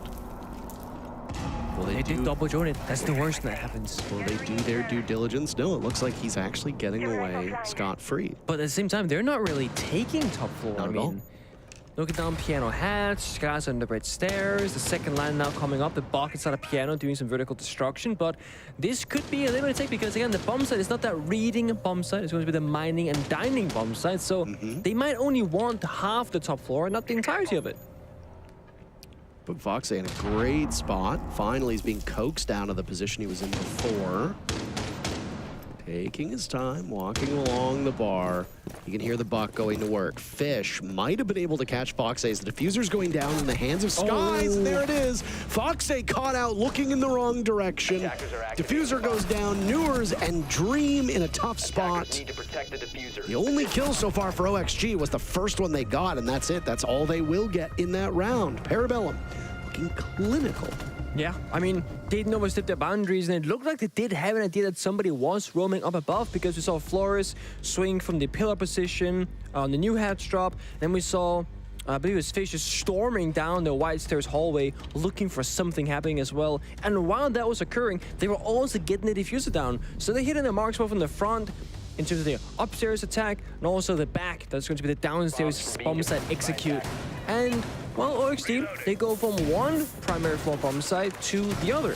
The arguably more consistent one, the reading and dining bomb site. The reason why it's just a tad better than the previous mining bomb site is because now you have to fully clear the top floor. Where we saw Parabellum, they only need piano and cigar. They can draw a line in the map, then plant mining. Now, gotta go all the way across if you want dining and library control, and that's what pretty much every single team will do on this particular attack. It is so difficult to go into the bomb site doors directly if you don't clear the top floor first, so that's likely where PB will start their adventure on this second round attack. I'm gonna go through those stats again very quickly because I know that there was a lot of action last time around. So, in their last couple games, let's go with their last 4 games. Okay. OXG lost to the Soniqs 2-7, lost to SSG 0-7, then lost to Beast Coast 1-7, and then 3-7. Damn. They did, however, defeat the Soniqs in the 5th place seeding match. That 2-0 winning 7-3 and 8-6.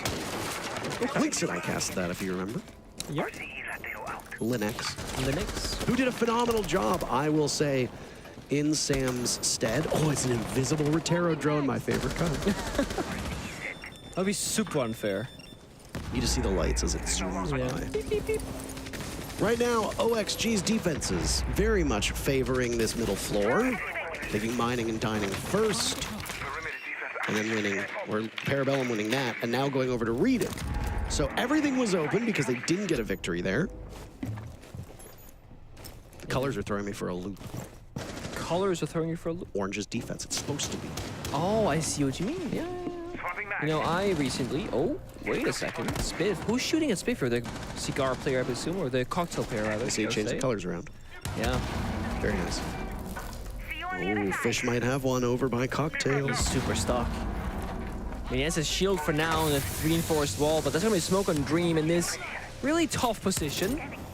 And there with Skyzex Kairos, it's going to make it even worse for him.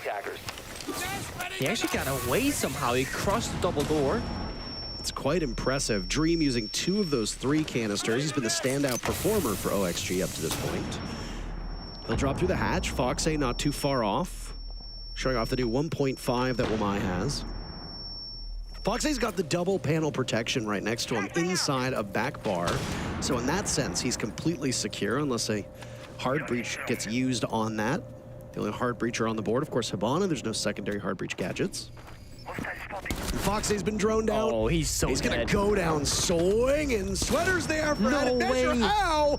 Blind Foxay makes it work, but Skies is able to finally end that. Rain. Oh my. He almost gets a second on Skies as well. I mean, now Skies is playing with 1 HP, but the thing is, there is no C4, there are no impact grenades, there's still 30 seconds left of PB. They can still get the diffuser down on bomb side possibly here. But the thing is, they lost the buck. No vertical, no secondary soft breaching charges. Well, they have to go for a horizontal attack that is not ideal for this attack. Of course, no vertical. He left the team. Skies is so close to death. Oh, there goes Sweater. Fish doing what he does best. Skies goes for the drop, but it's being watched by Newers. Now Parabellum will need to scramble over towards Laundry to pick that up. Oh. But it's unfortunately out of reach for fans of Parabellum. OXG much better on their second defense than on their first. Foxy getting almost 2 kills in that, you know, ridiculous position to be honest. Like, his teammate of Dream falls back early. He sticks around, you're thinking, he's got something happening, right? No, there's no support, there's no trades, there's no holes in the floor beneath him. He didn't even have any ADS. It's only the Wamai disc that would still get him blinded by those flashbangs, as we saw happen. But he made it work, just like that. Now, one thing I kind of want to keep tabs on is that PB, they are known to take very early tactical timeouts if things do not go their way. When they go down, you know, just 2 rounds, like a 0-2 or like a 1-3, something like that, they are known just very early to say, okay, this is the problem, fix it going forward, and don't fall too far behind in these maps. And when you're on Cafe Attack, it's not a terrible position to be in because it's like Cafe is defender-sided, but still, you don't want to find yourself going 0-3 early on. Your mentality, the tilt, it's hard to come back mentally. Yes, this is a best of 3. You can arguably lose the first map, but the thing is, Cafe, that's Parabellum's map choice. They do not want to lose this. This is where they're supposed to be winning. Speaking of the colors, Parker, that you mentioned, I recently, aka literally 2 days ago, changed my colors so that my team is now red and the enemy is blue. And Why? Because it is so hard to see like claymores, like that red laser that's like faint on the ground outside the building when you jump out a window. And the blue color is a lot easier to see. So I flipped the colors, and it's very hard to play with. But I'm doing my best. I'm trying. I would not necessarily recommend it, but it was necessary for me. Well, thanks for letting me know. Now you're welcome. I appreciate you. So I'm like double confused now, because now it's like wrong but it's right. You know. That's really something, isn't it? Look at this, the fire and the Look nade. at all that fire. Good lord. Second nade comes through. Kite's just sitting there so pretty. Dream. Not in any imminent danger. Down goes Foxy. Goodbye to the mute. And now it's time for the smokes to go as well. Gas lingering over on white. Parabellum find a second kill. Newers and the Valkyrie playing down below for the Nitro cell. Not going to be able to pull it off. Parabellum, 1 minute in, already found themselves 2 very important picks. I mean, these attacking setups are very organized and very, like, they're thought of ahead of time. Everyone knows their position, where to throw those grenades, and the kinds of fires, because there was 4 grenades and 2 fires just within 10 seconds, and somehow Dream stays alive, which is very impressive, but they still get 2 kills. And of course, there's a PB. What's the next step? Not just alive, but he didn't take any damage at all. No, none whatsoever. There's still 1 smoke and firebolt available from Sky, so his second mini execute could be enabled. Wonder if that gas canister will cover up the sound of the barbed wire being broke, as Parabellum now looks to take even more map control. They hone in on Dream. Say goodbye to him. Sweater trapped inside of the bathroom. He's the last one left. Nobody from Parabellum dead yet, though many of them have taken a lot of damage. Sweater gets softened up inside of Piano. Nice shot on the Fish. But good lord, this task is a heady one at that. Never mind. All right. 2 kills. 30 seconds to pull off 3 more. That's a kill every 10 seconds. It's very doable. Problem is, he's got the SMG-11. It's longer range. Down he goes. Parabellum answer back on a very quick round. And a beautiful round at that. I mean, there were just no gaps to be had anywhere. Sure, they lose 2 members in the post plan, but that's when things, you know, you can kind of start having a little bit of fun in a 5 versus 1. You know, it's almost unlosable in that scenario once you plan that diffuser successfully. And now if you're XG, it's like, where do you go next? Do you go back down to the mining bomb set that did not work out whatsoever in round number 1? Do you go to the kitchen and kitchen bomb set, which statistically is a bit of a nightmare for defenders? Well, mining is up next. And the thing is, Mira is banned by OXG themselves, which is typically the operator you bring for this bomb site. Another variant that people tend to go with is you play like a castle and a pulse, and you can play pulse below with a cardiac sensor, get information to another plant with a C4.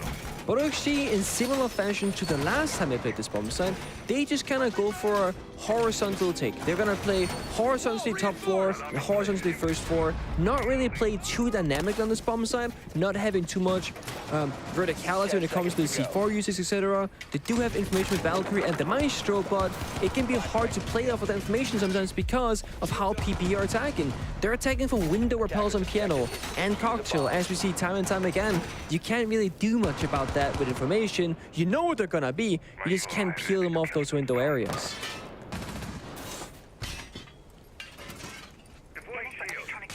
Keeping a close eye on, as you said, keep tabs on. I'm keeping a close eye on these site rotations. Yeah? Mining, reading, cocktail. No, bakery. Slash kitchen, I suppose it's called kitchen. Kitchen. Kitchen. Cafe sits in the middle in terms of plays during the NA League, and there goes Skies. All right. Yaga dies immediately thereafter, traded out by Spiff. Spaceman himself. 40 seconds in and already 2 in the ground, but more concerning, Parabellum losing the Hibana. That's not great. Oh, they do have 6 frag grenades, by the way. We have not seen... I mean, this is very uncommon to see because Nurk's ban rate, of course, is up there. But also, normally you just want more utility in this case. Well, or in this case, rather, PP, they just want grenades. Toss them on in, get a couple of kills, build a lead. But without a hot breach, without flashbangs, with no smokes as well, they really only have gunfights and sheer power of killing the opponent's players. A plan is going to be difficult in this position. Oh, it didn't get it? Nope, it missed. Okay. Dream can sit quite comfortably. Reloading ammo. Question is, where does Dream sit when he's on those cams? We know his spots on so many of them. Okay. Fish gets a read on Newers, drops right in, and now Fish is in the middle of the bomb site. 5 kills. He has more angles. Spiker goes down. The joint effort, but Dream's the one to secure that kill. Sound like Sweater had softened him up. Or maybe Foxe. It was an MPX. That's all we know. Now the Valk will go down below. Maybe play for a Nitro Cell there. Down goes Sweater. Attempting to retake the bomb site doesn't go as well as he would have hoped. Laxing with diffuser in hand. Can Foxe get there in time to stop him? Oh, no. He's got information. There goes the Nitro Cell. And it will actually take Spiff, who acts as a great distraction. Buys OXG a bit of time and puts him back on even footing, but like we've said time and time again, your main nemesis at this point is that timer, not necessarily the opponents that are going to be sitting watching the case. Parabellum both sitting inside of the same area, holding different angles. And a jiggle peek from the Maestro, but Fish missing out on the shots. Foxe breaking in, Laxing missing as well. This is so sloppy, but all they need to do is keep themselves alive for a couple more moments, or Fish takes matters into his own hands instead. 2 kills with the sidearm. Parabellum take 3 rounds to the first 4.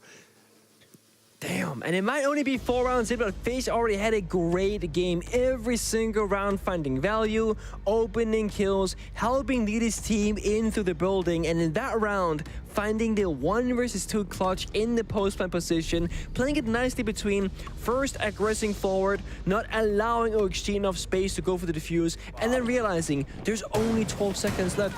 Peel back, get the secondary sidearm, there's no time to reload in this case, and then isolate the 1 versus 1 by using that mini choo-choo train in the middle of the room to cover him from the opposing player that he's not fighting actively against. And OXG, we said it, they've had a couple of moments where they are not looking up to speed the way that they used to be. And in that round, something very simple, Foxe, the only person with the C4, and he was just only like 2 or 3 seconds too late with the rotation. But if you're OXG and you know the win condition of the bomb site, you know that you've lost control because Fish rushed on in, you should be thinking ahead. So the issue for OXG that I see is that they are being they are a reactive team when they should be a proactive team. Okay, we've lost bomb site, somebody go below for a C4 with information. Instead they go, oh, they're planting now, someone quick sprint downstairs. There simply isn't enough time because they're playing from behind. OXG gotta figure it out, and quickly, because again, going 1 and 3 on Cafe attack is only good if you end up going 3 for 3 when the side half is over. It's going to talk about how Cafe had been played so far, but the action came much faster than we expected. Played 4 times during the regular portion of the North American League. Very attacker favored. 32% of rounds won by the defense. 68% of those rounds were won by the attackers. That is unbelievable. Yes. That it's just unheard of. The closest map after that is Villa at 40%. for the defense. So Yeah. 60%. Both Villa and Cafe, like just, it's so stark how good the attackers are. Every single bomb site is played on Cafe, but the one that's played the least is Mining and Dining, which we've already seen twice. Sky's losing out on a duel to Yaga. Yaga holding by the main door. He's in, and then he's out. Those goo mines making it hard to push on in. That's a great operator for Yogg to bring to the table because of how fast PPD are to the punch. Oh, and another one. Okay, well, the T5s showing a lot of value. Oh, the goose. They're just finding all of them. Every single step of the way, Parabellum stepping into something that you don't want to step in. And still inside of the coat check position, they can easily take down one of the Parabellum players. Spiker prepared for the swing that's going to come down below where his crosshair was. Doesn't look it. Parabellum, at the moment, still clearing out the top 2 floors. Yeah. They had to change their approach, tried for a direct horizontal attack. When it didn't work out, they said, guys, we could just go above, you know, use some of that soft destruction, maybe open a hatch, or maybe it's open force already, and then try and find a kill or two through those divert angles. But the thing is, you see OXG, they're sitting comfy and cozy in all the corners, not exposing themselves to any of the unnecessary potential gunfights that might occur. And PB, they gotta work for these kills. Dream taking significant damage at the hands of Spiker. Laxing thought he had one over towards Whiskey, but doesn't. And right now, here's running out of time. There's the very first kill. Spiff eliminating Dream, and now Spiker's been dropped. Spiff is dead, or Laxing is dead. It's all up to Spiff. Inside a freezer, he's frozen solid. Foxay, 2 kills. OXG, answer back. Opening kills seems to be the case for them. If OXG, they are... When they're getting inconsistent opening kills, that is when they find the most success, which is no surprise, to be honest. But the way they're finding the opening kills, it kind of differs. In that round, it's 2 individual, 1 versus 1's kind of, you know, favoring them as they just win those gunfights outright. But back in round number 2, when they got inconsistent kill, it was simply 2 people swinging against 1 member from Parabellum. So there are 2 different ways to approach this. Oxygen clearly, when playing fully against a team when you're supporting one another, are going to find more success on a defender side of Cafe, whereas on the attack, it can be more favorable to sometimes go in the lurk, right? We see that with Nuke all the time. You will go as far away from your team as possible and try and go for those backstabbing flank type kills. On defense, not always the way to go forward.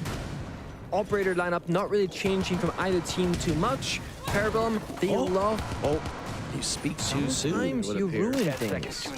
Amaru. I ruin things? No, when I was it was more like a general, like, you as in, like, anyone, you know? I gotta get Piper Man right there with I'm gonna change my statement and say, I ruin things, I'm very sorry.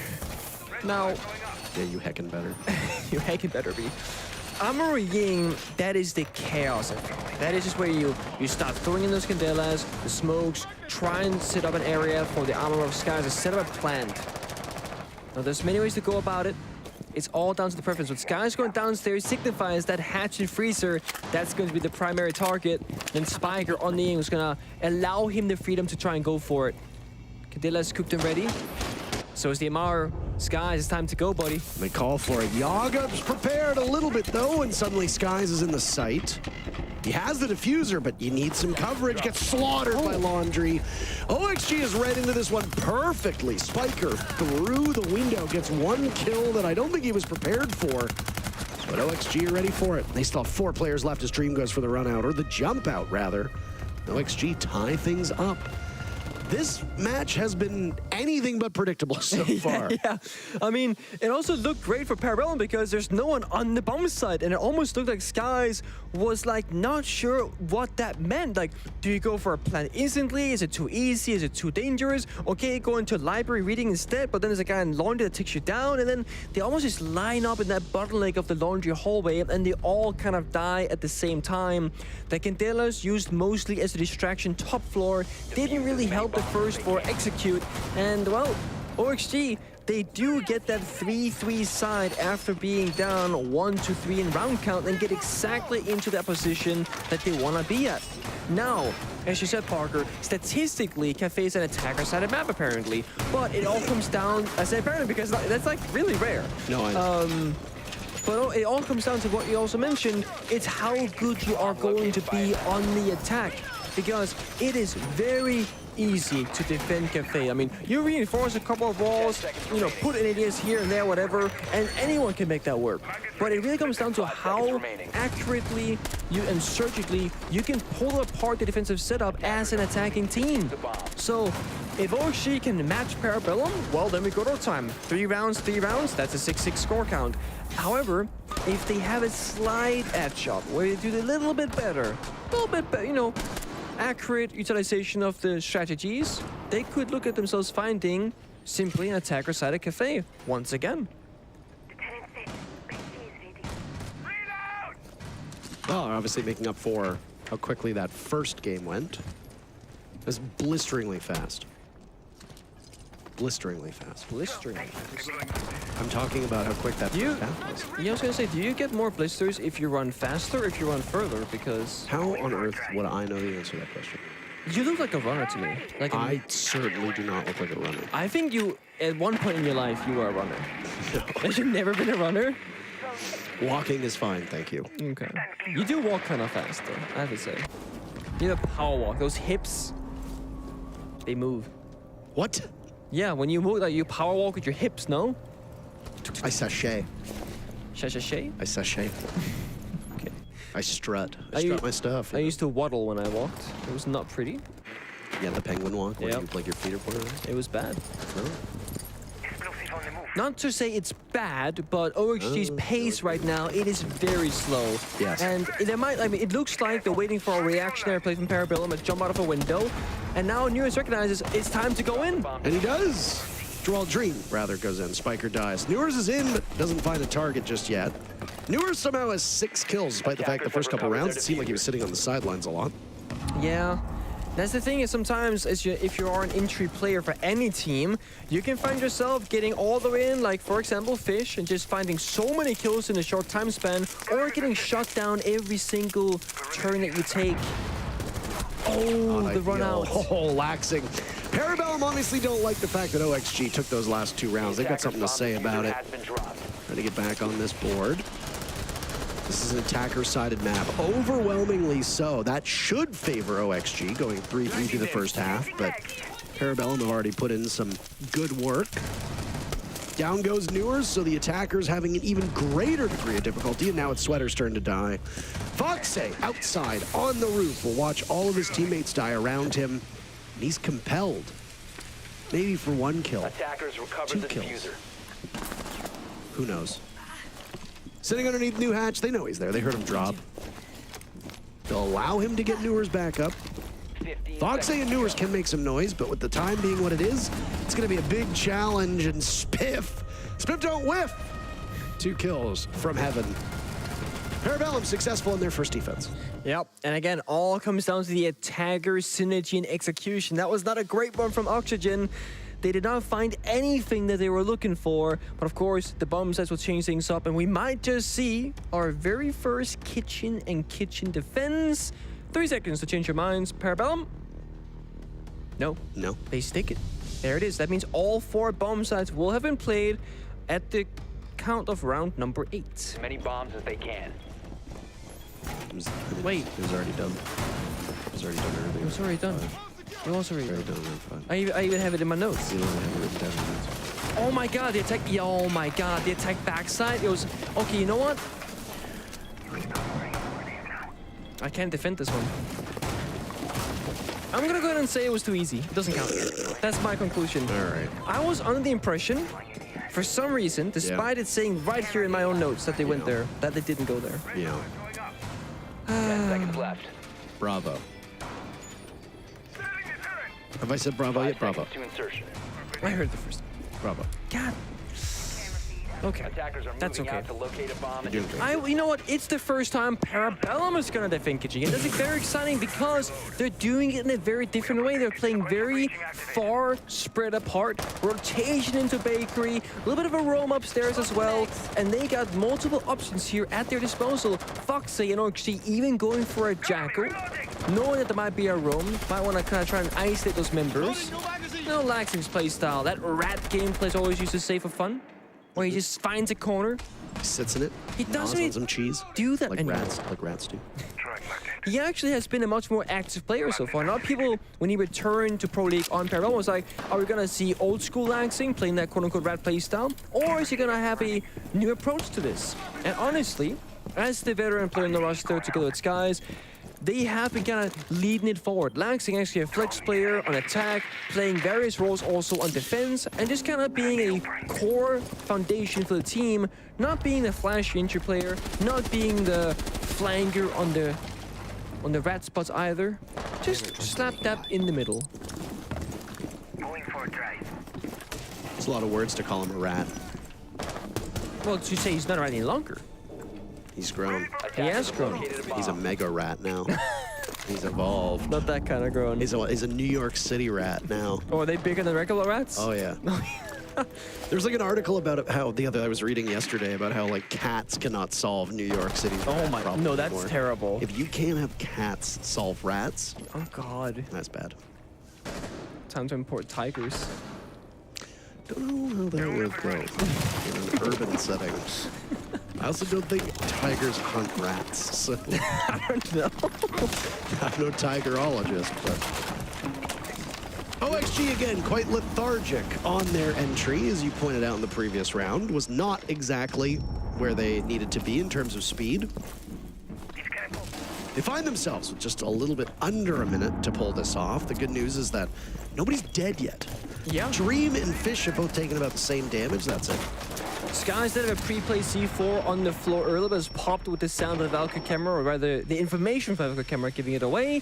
OXG, they gotta be the first to strike right now because time is taken away with only 30 seconds left. And Nice there shot it is. by Sweater, by the way. There's another as well as he sees the toxic canister go flying over his head. Skies drops from Parabellum. That's 2 players from PB now dead and gone. Dream trudging through the toxic canister. He'll get the case down. Tucked away very neatly. OXG not suffering a single casualty yet. They continue to narrow Parabellum's numbers down. Laxing's the next one to go. Spiff, what can you accomplish? Nothing. Flawless. Flawless. From OXG to bounce back. Damn, that's great. Sometimes, you know, if you take enough time to really secure all the objectives and then you strike true, you can find yourself in those perfect moments. But it also comes at the cost of PP swinging a little bit too early, giving Swear that single kill from bottom of white stairs. Vingo is laxing above, finding a second to follow as well. And it ties things up 4-4, and it really is anyone's game.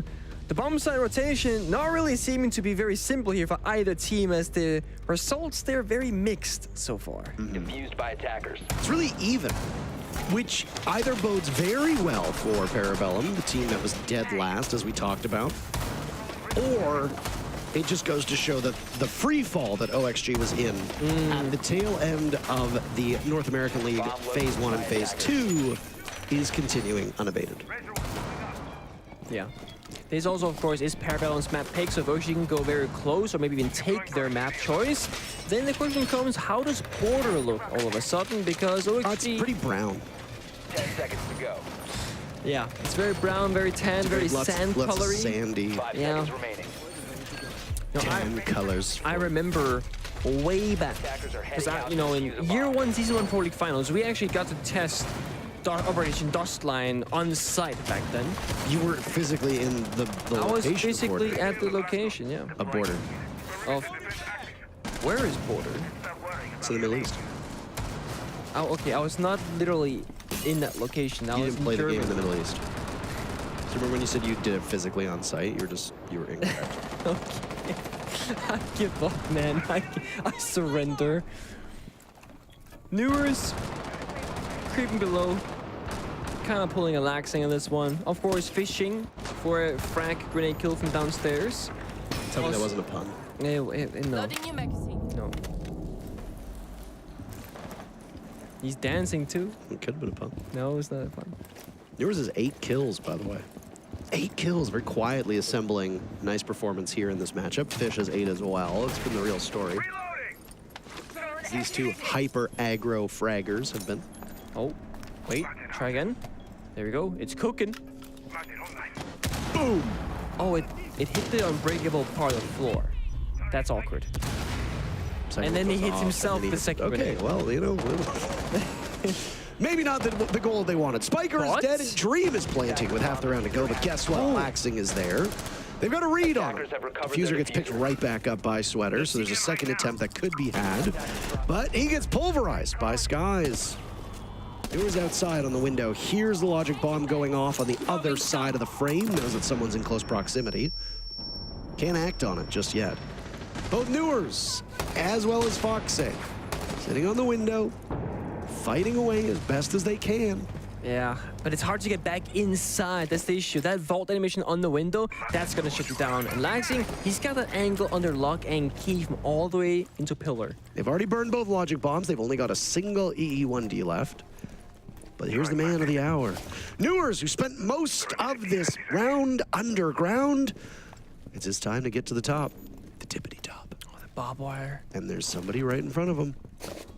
Yeah. Surely Laxing hears that though, right? Maybe. He did move a muscle there. Yep, he knows. Oh, he knows. He's wise to the nasty parlor tricks of Newers. Yaga pulverizing Spiff, putting numbers back even. This is go time for OXG. They've got under 30 seconds. They don't hold the diffuser just yet. They're gonna need to retrieve it and then get in, try to get it down. Sweater died with There's the vault animation that you said was so difficult. They pull it off. Newers give it away. Laxing is in just the wrong position, shutting down Foxy. But Newers will persist along with Yaga. They don't have much intel. They're gonna go for broke, breaking into the bomb site. Yaga taking down Skies, and there's Fish to die as well. No. OXG wins it in the final seconds. No. With the pistol. That is not supposed to happen. But it did. Yeah.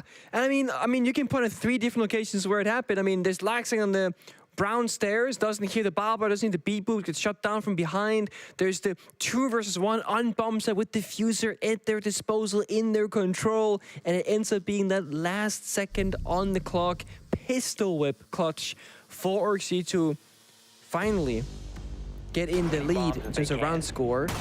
Now, in this particular matchup, we are, of course, expecting OXG to be the better team, but so far, they've been evenly matched by PP on PP's map choice of Cafe. There has been some close rounds back and forth.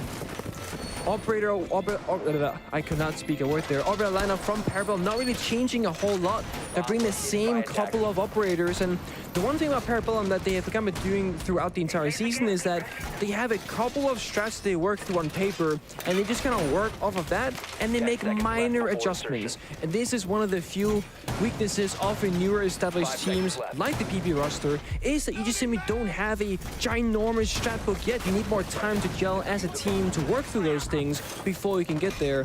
Whereas OXG, they're gonna have a lot more comfortability being able to flex around whatever they want to change.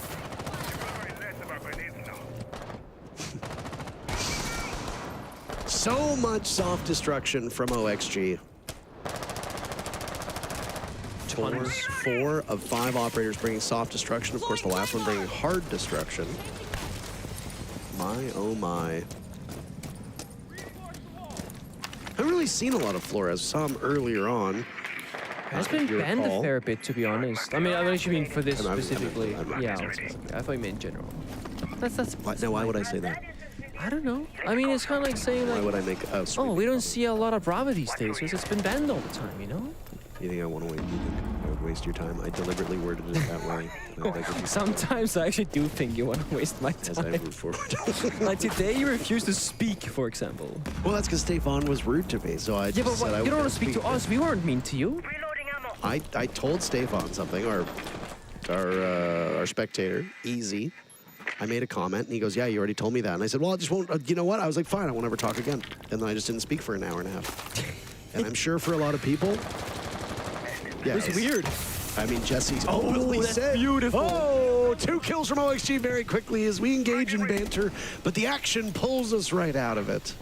Loading back. The coordination there, the flourish drone, and being led, you know, leading Sweater basically into Cigar for a completely free kill. As guys is looking at the ground. Small things like that is, you know, beautiful to watch. You don't gotta be Stonewall Jackson to know you don't want to be looking at the ground, okay?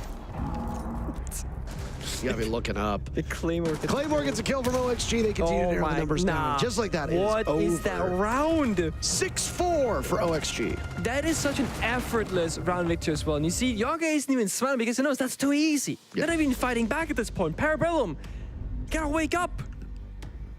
Cigar hold didn't work. Piano hold didn't work. The bomb set itself from downstairs torn to pieces. And there it is. The tactical timeout, which makes sense. It's match point. It's late. Very late timeout.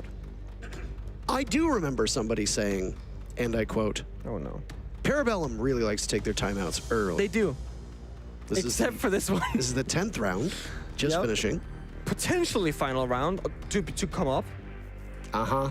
So, but you will know that the person who did say that would be speaking the truth because you yourself have cast Parallel in the past and, you know, they do have a tendency to do it. Yeah, I think you cast for the NA to the L. The L stands for take this L, of course, like L plus ratio plus you suck. Okay. And the NDA stands for like the undefined thing, like NA, in-A. Ah. Yeah. Yes, so this is the L League. Yeah. You're the king of the L League. That means you're the biggest L. Thank you. Yep. It's really nice of you to say that. Yeah. Greatly appreciated. A title is a title, regardless of whether the title is meant negatively or positively. What do you think the main focus of the timeout would be for Parabellum? Honestly, this has gotta be the mental. Dishonestly. I don't know. Change your answer. Actually, this honestly, they just gotta do better. No, honestly, I think it comes down to, I think this could actually be a bit of fear. I feel like KP are not really fighting back half these rounds. They're playing very timid. They're playing very far back. They're not taking risks. We saw them in the earlier rounds going for impact runouts, seeking those opening engagements, trying to go for their opening kills. Right now, they're sitting back, waiting for things to happen. And what do you think? Floorstorm comes in, straight behind him, that gets one kill. One guy on side, completely sitting still, yellow ping on him, gets naded from below. Nobody's actually really, truly getting into battle from Parabellum, and that's not gonna put you in a winning position. This is your map pick. You should be very comfortable, very familiar, and coming with a very solid plan. And PB on attack looked like a team who had studied it down to the T. They knew for all of the rounds on attack what they were going to be doing, and it looked very decisive. On defense, however, that has not been the same story. E1D, 30 seconds in. It's the first one that's been popped by OXG. It's the only operator on the board for Oxygen that's going to be able to immobilize the defenders, or at least hope that it keeps them immobilized because you don't have a Dokkaebi. Was the noise really necessary? Sometimes it is. That was one of those times. You don't get sad.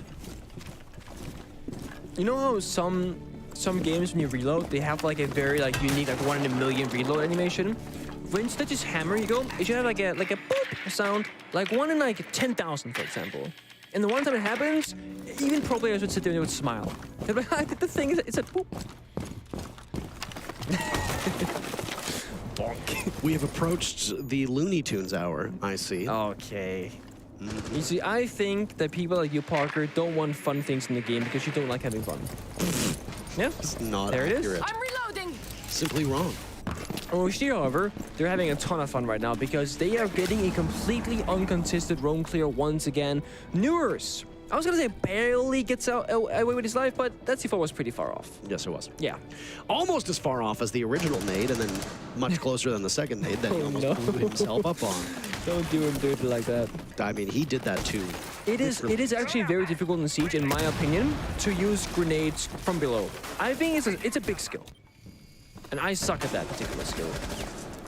Well, I mean, grenades from below weren't really your forte. You kind of retired around the time they started to see an uptick. That's actually play, right? Very correct.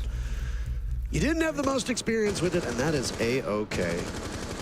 Nobody taking a single point of damage yet, and we are at an even slower pace than we've seen before. OXG has 2 attempts to win this one outright. Sweater's going to give his team some breathing room inside a coat check, eliminating Laxing, and then immediately getting away. Back up top he goes, assume the position.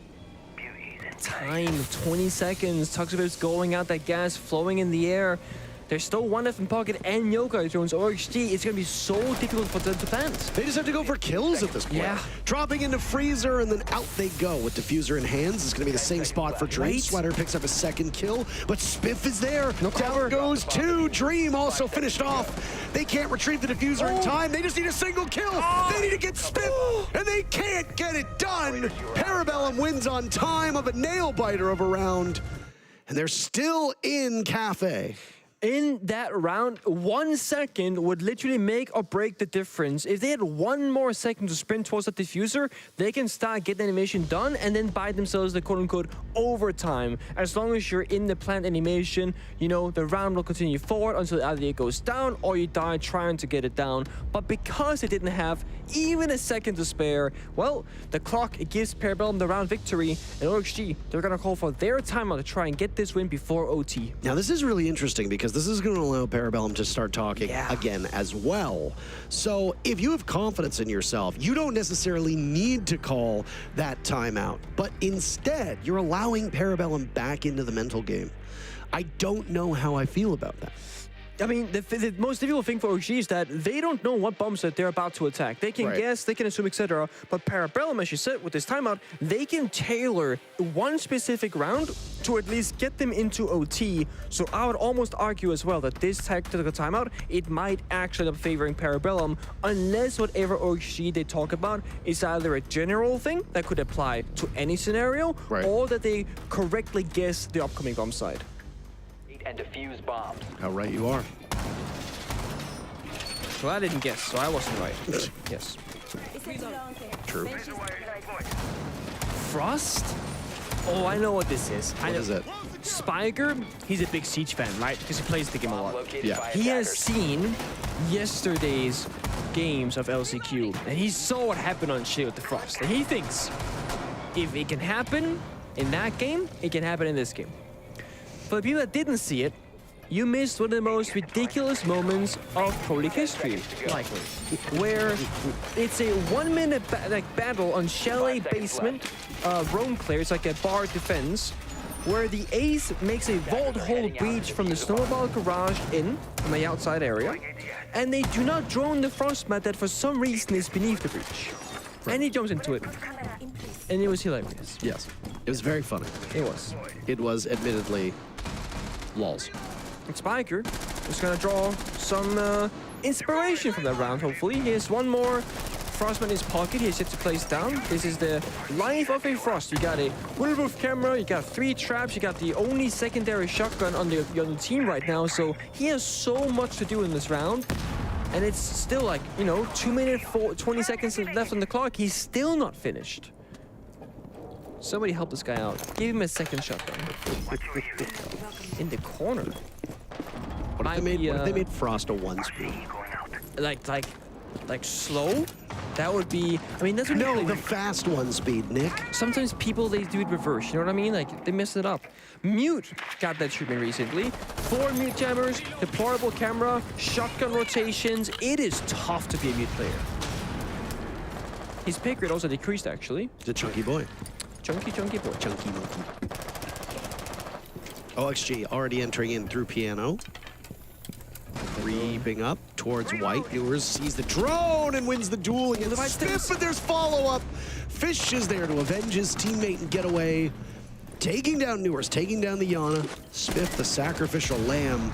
Nade goes in, could have done a bit more damage to Skies, but he's able to get out of the way just in time.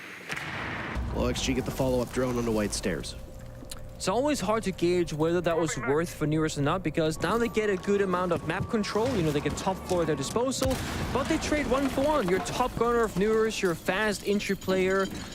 So, was it worth it? Maybe. Warden is a very important operator, can see through smokes and flashbangs. Now, we know that there are no smokes on this side of OXG, but when that plant execute comes down later on, at least on the flashbangs will blind people that they land nearby, as Warden is taken out of action.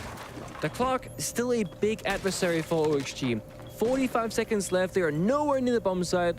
And remind you, this is a mining and dining bomb site, not reading. So half of that verticality that they've been doing upstairs, not going to be super relevant necessarily. And they're gonna start hitting those bomb site walls very quickly, otherwise, not good. Yaga taken down by Fish. Parabellum still very much in this, but even numbers now in the final 30 seconds. Sweater posted up above the bomb site.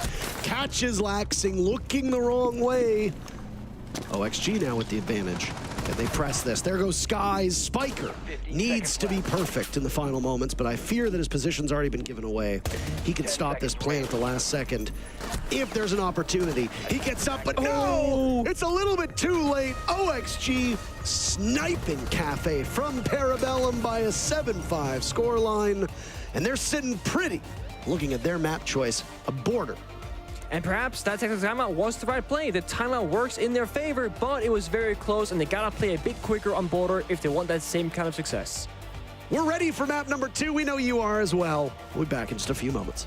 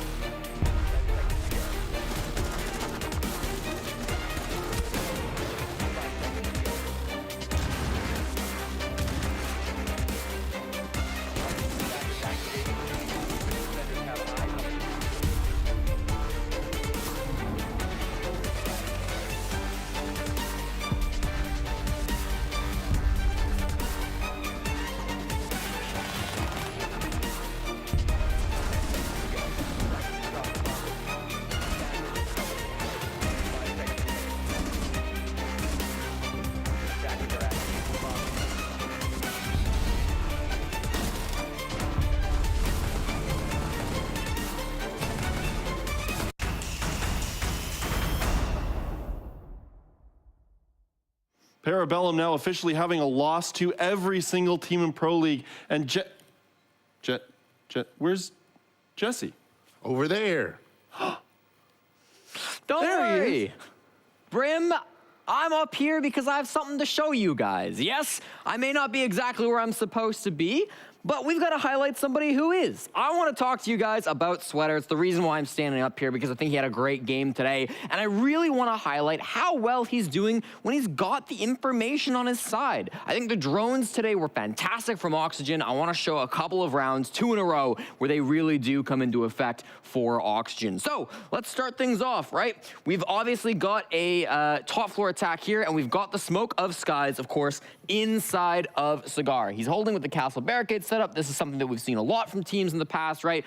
You've got your castle barricade, you've got your Amaru gate, blocking him in here, something that we see pretty commonly. And what we're gonna see is Sweater with a sneaky little drone sneaking underneath the castle barricade. He's calling that intel out, and at the same time, you might not see him, but he's way up here.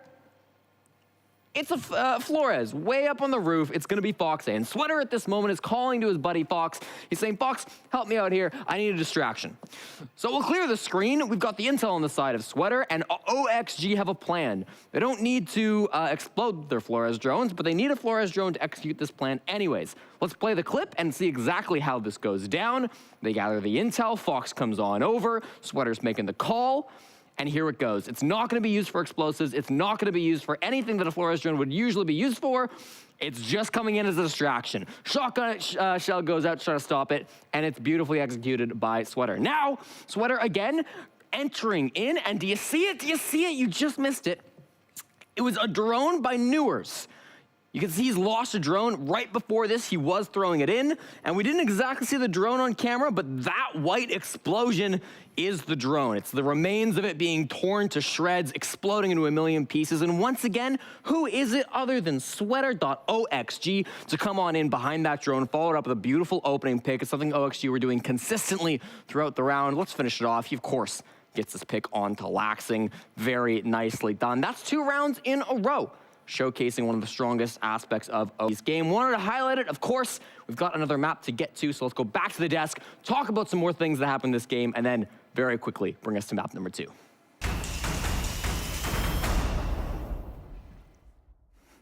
Jesse, sometimes we're not always where we want to be, but we find ourselves, as you said, where we need to be. At this point, where PB need to be is in the win column, because right now, their butts, CJ, are against the wall. They are going up against OXG's border. PB, they're gonna have to find that synergy we've been waiting for them to find all stage long. Well, I mean, maybe Border's a good map where you can win an attack half. I mean, they still have not 1-1, 3-3 does not count. That's a stalemate. And also, OXG has kind of thrown them some bones. I think if there was a criticism of OXG, there was, at least in the first part of their defensive half, they started a bunch of rounds down 2 people, getting just pieced apart. Look at this, Fish. Yeah. Fish was playing amazing. I mean, if we want to talk about PB a little bit, Fish was playing amazing. Smith had some great moments, but I'm thinking if PB wants to look good on Border, they do start attack first, unless my eyes deceive me. I believe that's correct. They're gonna have to win a half. They're gonna have to be explosive. They're not really getting as good as Fish played. I don't really see the same explosive entries that I saw at Sweater. Yeah. I'm not seeing that consistently, and I'm not seeing it on an execute basis either. PB has 0 execute potential. Right. I feel like Fish is a guy who's like really, he's gonna get into fights, right? And oftentimes that goes well, like this round right here. Amazing clutch with a pistol.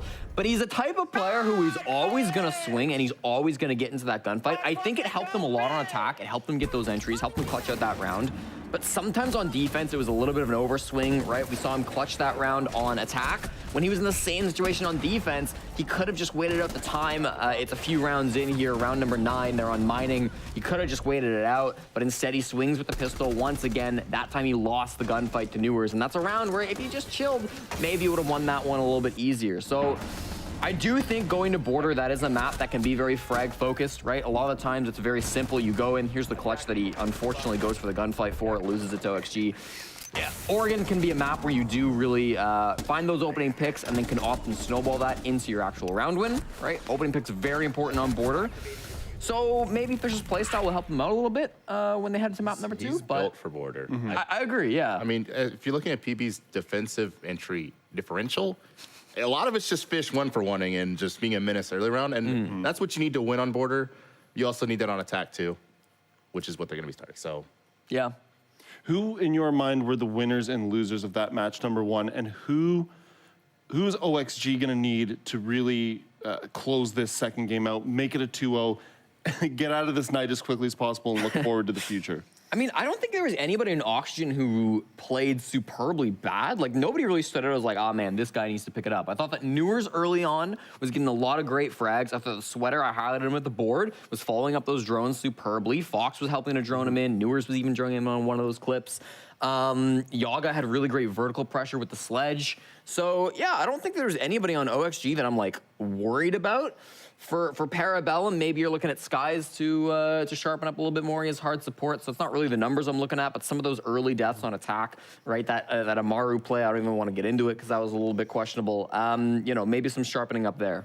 CJ, so let's look at the rest of the possible day here. So border, guaranteed, obviously right now, it's the second map. There is the chance that we get to Chalet. What is PB? What are they gonna have to look like on border, especially against a team like OXG, to make sure that they can push it to that Chalet third and final map? for once in this entire stage, they have got to look explosive. I mean, there's a reason they've been avoiding border because I guess it requires explosiveness.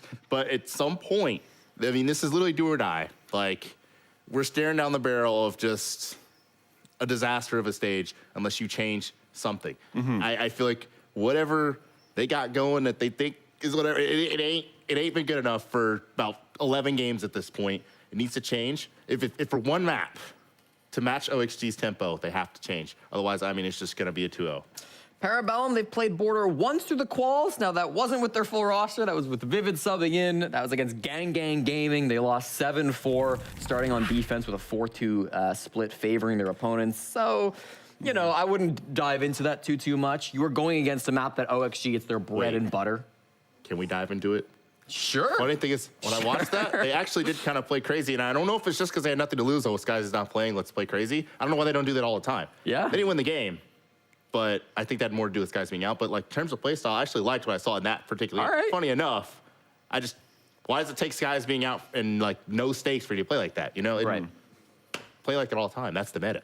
Well, the stakes are high right now for Parabellum. We're going to go to a quick message from our sponsor. When we come back, we'll throw it back to Pengu and Intero, who will cast map number 2.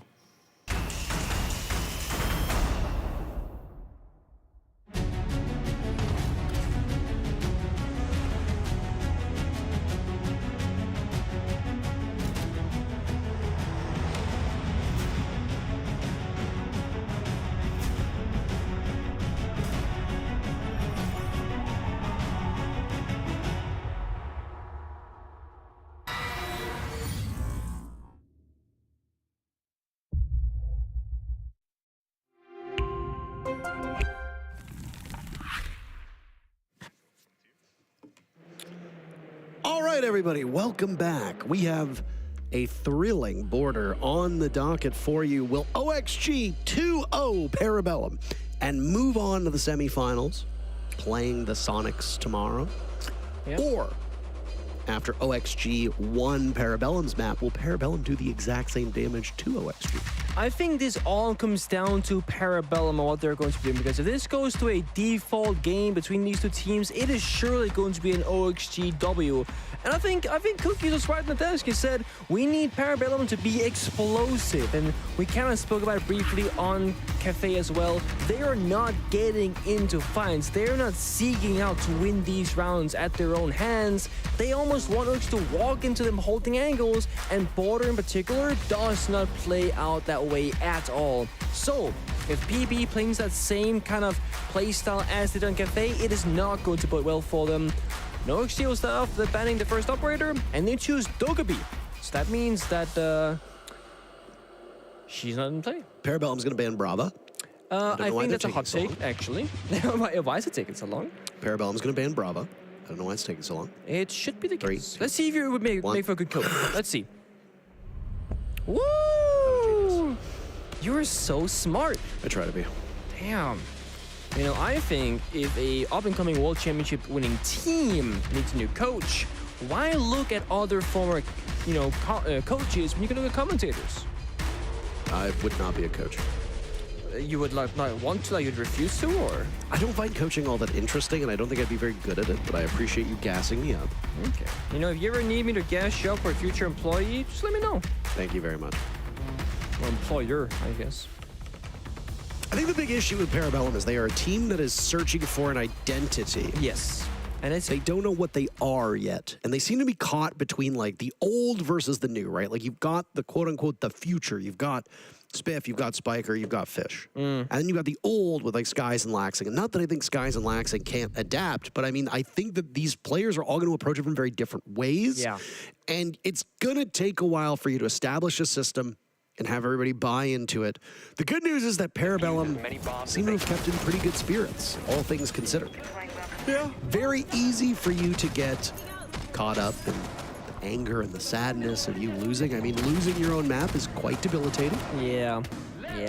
But No, it's a valid point, and I think everyone kind of looked at teams like Parabellum and said, you know what, this is a stage 2 team. This is a team where we'll look at them, 3, 4, 5, 6 months after they get put together and see, okay, where are they now? Are they, can they go top 8 in the major? Can they go out of group stage, etc.? Can they do well domestically in the North American League? I don't think many people were like, you know what, PB, they're gonna come out the gates just firing at all cylinders because it's not realistic. It takes time to make a full team made from scratch gel. Now, they did lose their own map pick of Cafe, but they did so 5-7 against OXG. That's not a terrible way to go out. And as I said, the only thing here for Border is that they gotta change up their pace and how they play the game. Then they're gonna be in for another close series, most likely on OXG's map choice.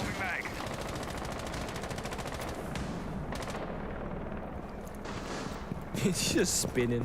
I'm trying to think back Yeah? on how many across all regions of these LCQs have been 2-0s. And it feels like without having data without having data in front of me, for every single match, it feels like most of them have been 2-0s. I know EUL today was a similar story, but Well, Wild almost got stunned. Newers, by the way, is just crushing Parabellum right now. I don't know what's happening. he's just playing Frost, doing his thing. Wait. Oh, What? Whoa. No! What? 1v5 time, baby! Give him the ace. What was that? Where is Laxing?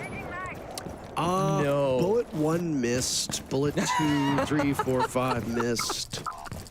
Outline Newers. Wait, give it to him! Give it to him. That's it? Give him the ace. Give him the ace. No. Give him the ace. Oh. No. Dream takes it instead. OXG. Sorry. Newers. Newers wins round number 1. Damn, that was actually ridiculous. I mean, the pre-fire towards Newers on this single one off is just like, he leans in, one taps the enemy. Like, it is so clean. That is the effect of being younger than 20 years old in professional Rainbow Six Siege. The moment you turn 20, you can no longer do that. Pretty sure that's just a fact. It was Spoit turned 19, I believe, yesterday, I think? Yeah. Something like that. And some of the tweets were like, oh, next up, you're playing a Thermite. It's like, when you turn 19, like, you're only 1 or 2 years away from being hard support, essentially. That's wild. Going back to your point. Oh, wait. First, there's a replay for you. Look at this. The pre-fire, whole magazine from Spiff, Newers, 1 bullet. And the flick on the follow-up on Fish as well. That is just surgical precision from him. Now, this is why Newers is one of the best individual and mechanical players in the world, period. He has moments like those where he pops off. But to go back to your point, Parker, about the LCQ, I think you are correct from my memory as well. Like, it has been a lot of 2-0s. Now, granted, it's not like 7-0, 7-1 series. In EUL, for example, there were BDS game was like OT in both games, I believe, despite it being a 2-0. Even here, it's like 7-4 and 7-5 is pretty commonly the outcome of the games. But a 2-0, nonetheless, very commonly. So we go downstairs now, as you have to poke a hole into jail. Prison Break. I'm way far too tired to come up with good puns at this point. But hey, he wanted explosiveness. There it is, but it's from the wrong team, Parker. We were supposed to see explosiveness from Parabellum, and Laxing, who stayed alive, last man standing last round, is the first to die this time instead. That means you have no lion scans to keep people standing still. But Spiker, oh so close to the bomb site doors, but with no defuse in hand, doesn't skies halfway across the map. Wait, actually, they're trying for it. Ooh, never mind. Spiker is in, but he loses Spiff right in front of him, and Spiker's only on a single point of HP as well. Uh-oh. This is going not so great. Yaga taking some damage as well. Spiker's got the nade in hand, and ooh, The timing. narrowly missing out on a kill. That nade might do some serious damage, but no, it seems to have bounced off of the ceiling. Oh no. Fox could have made this work, but Dream is there for the cleanup. Skies has to bail out. Yeah, that's awkward because Spiff gets injured, Spiker gets back up, then Spiker dies, and now Spiff is 20 HP. So, like, value-wise, a terrible outcome for Parabellum, and it gets worse. What? How does he win that? Well, now Fox is down but not out. Spiff 20 HP, Skies on full, and again the bomb site is downstairs in ventilation. Oh, and the Pog mat as well. Ah. No. Well, Yogg No. even gets an assist in the round. Spiff is so close, yet so far to a single kill. So many injuries in this round. Cookies has collapsed in the studio upon watching this. just fell over. He wanted explosiveness. This is explosiveness like diarrhea. This is the wrong kind of explosiveness. It's bad. You see, it's not great. I mean, to be OXG. fair, They're just toying with their food. yeah, I was gonna say that. I mean, this is kind of like taking OXG to border. That's where the things are gonna go. I mean, this is where they can pop off, and this is what a well-rounded, aggressive team can look like, because you even have Dream on OXG. Sure, he's a quote-unquote support player, but Dream is always looking for an engagement where he can, and we see him always on border on this map, just loving getting into gunfights as Maestro, as Mute, etc. He does not care. He knows that you have to play explosively on border, and because of that, he just goes for it. In OXG, all 5 members were actively helping one another in that round. Even Yacht, who didn't really fire many bullets, his Frost Trap even had an impact on the outcome of that round as well, for example. Whereas with PB, it's kind of like one by one, they're kind of getting into it individually. It's tough. I think PB, if they go down 0-3, that's where we're going to see that good old early technical timeout. Oh, you're calling it early this time. Hey. In the NA League alone, 7 out of 10 best of 3s have resulted in a 2-0 scoreline. Can Oxygen add another to this status tag? Status tag? Status tag. Statistic? Statistic. 5 seconds left. Do you think it'll be a 2-0? I think they can do it. Attackers are moving out to locate a We'll bomb see. and defuse it. So far looking so good. Border is one of those kind of weird maps when it comes to sides, because it can be very attacker-sided, it can be very defender-sided. It really does come down to just the matchup in particular. And if one team is playing, you know, kind of like in this particular matchup with PP and OXG, if one team is playing very explosive, one is playing very passive, it can be a very one-sided affair until one, you know, team kind of matches the other. For this side, it's all, again, all onto PB right now to change things around, because OXG, they're not going to change how they're playing this. Skies has lost his webcam. That's unfortunate. I just felt that was worth noting. We haven't seen Laxing's webcam today, which makes me kind of sad, because he has that very nice camera. We saw it the week before last. Fish downstairs, droning. We have 2 members, one proning into East stairs and one walking, trying to set up a 2v1 gunfight. I like that. Nothing comes out of it, however. Nobody swings back. Oh, look at that. Does he swing it? Oh, he swings it! Fox allows the team kill instead! That's unfortunate. I'm gonna give OG open a kill for that one. I agree. You have to. That's some great bait, mate. Yeah, exactly. Foxy making that work by swinging out aggressively, and that means that second exothermic charge is not going to go off, and that means that Foxy is safe inside of that triple office wall.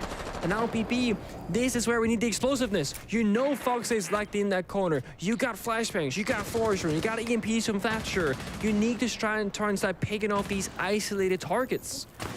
And they're waiting for a swing. Foxy knows better. He's not going to go for it. He understands he's achieved the mission to get that opening kill and to kill Thermite. That's a great Maestro Cam setup. I'm assuming Parabellum is wise to this. Spiff can wait as long as he wants here, but it's going to end up in a loss for his team unless they can get to the action a little bit faster. Looked like Spiff might have gotten that kill, but it was Laxing to do it instead. Spiker's in as well, and hey, that early first pick worked out so well, but OXG have lost the plot. Suddenly, Parabellum's winning every engagement. It's all up to Dream. Pokeball goes out, Spiker goes down. He's gonna run out of bullets real quick, and then he'll have to go for the reload. Still under pressure, Laxing gets away. Diffuser going down. Oh, wait, is this gonna happen? Laxing wins it though! Oh, it was so close. Laxing will have his revenge. That could have easily been Dream clutching out, but just it dries up at the last second. You can see Parallel might win the round, but they're not too happy with the result because it was almost a 1 versus 4 throw, if you will. It came all the way down for Laxing, and I think if there was one person you could have left alive in that 1v1 after being up 4-1, it's gonna be Laxing and Skies, but Skies died earlier. Because you want the experienced veteran, you do not want to risk the rookie being like, you know what, this is over. Feels bad, man. I can't do this. You start shaking.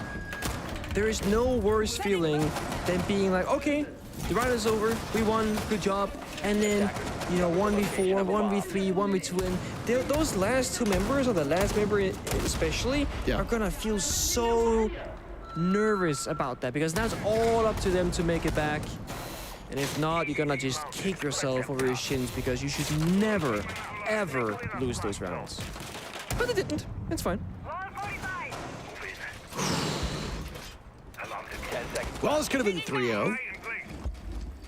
Armory gets lost. Teller's back on the board. Board of the most played map.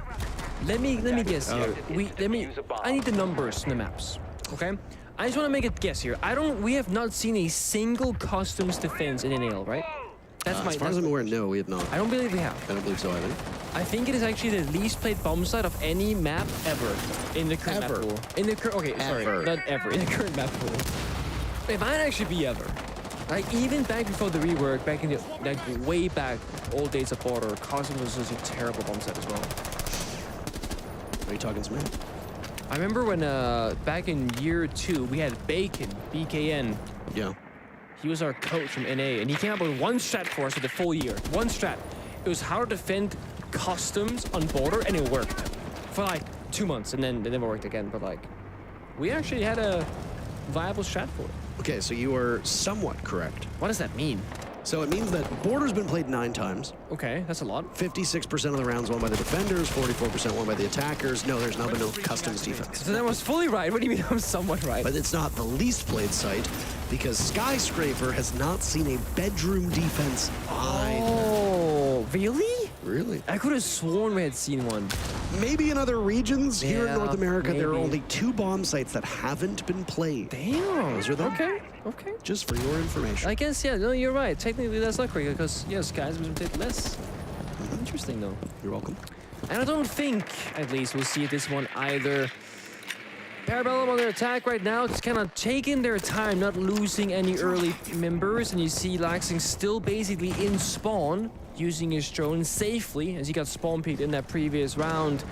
The young gunners of PP, Spiker, Fish, and Spiff, looking for a way in. And Skies is there with the ace to use the hard destruction of the Selma charges as well to kind of grant some injury points.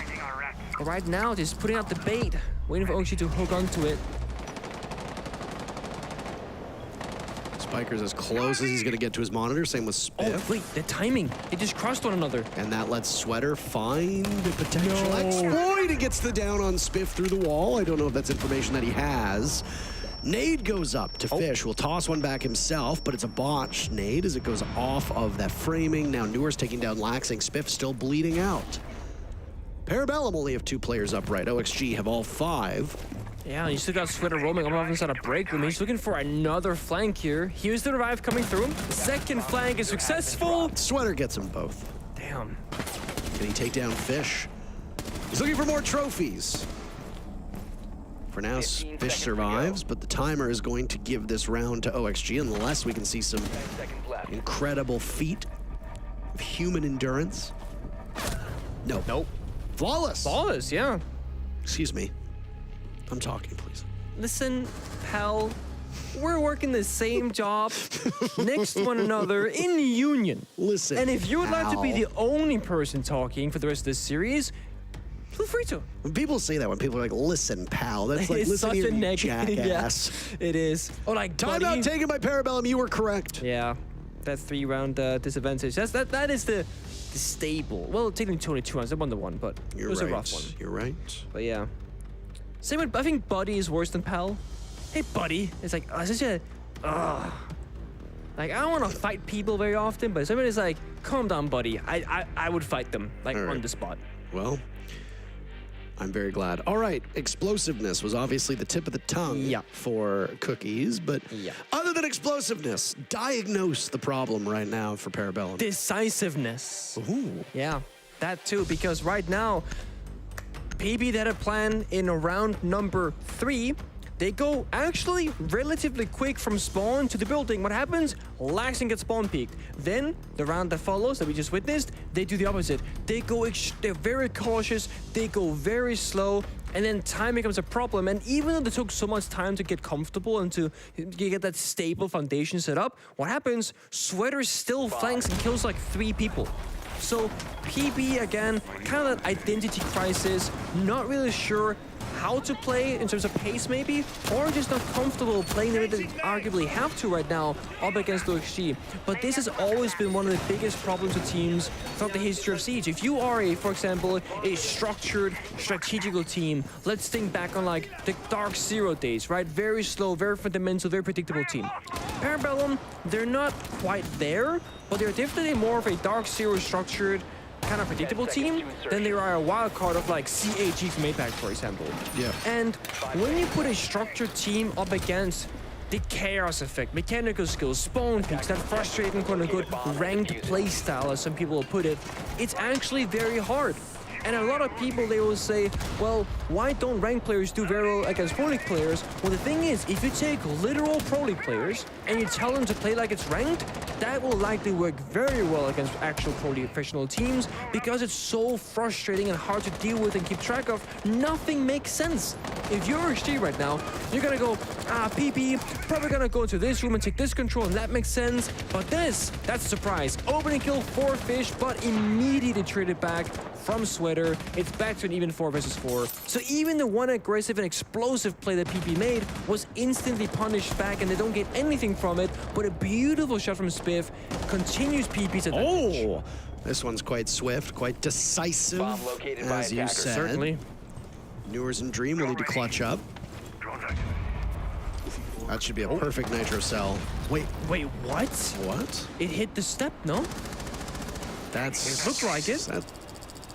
He apparently overshot it. All right, well, Apparently so. that's a bummer. It That looked seemed like to be quite hit. easy. Yeah. Sometimes it do be like that. Now, Dream and Newers, they've been a great duo for OG so far. Already in this stage on Border, they've had 2 separate rounds where they clutched 2 versus 4, and they're up for their 3rd attempt right now in this particular round. PB doing a great job at slowing things down, drone things out, stop reaching those walls. Now they know where Dream is, they just have to find Newers, and they're droning Armory right now. They haven't found him yet, and if he goes unnoticed, that could be a big problem later on if he goes to that flank. Dream's got a big blind spot behind him if he's going to play this angle the way he's doing. Yep. He doesn't know. He's going to no cover info. 2 separate angles. So Dream's mission here is to stay alive, let Newers do the work from above. He recognizes that, but now it's coming out to timing. When does Newers strike, and does he strike at the right moment? He drops, actually. Surprising. And he just takes the gunfight to him, but Spiff gets both of them a bit anticlimactic of a finish. Parabellum still takes their second round, keeping this close. Advantage still in favor of OXG. Yeah, it's going to be the last round for the first half.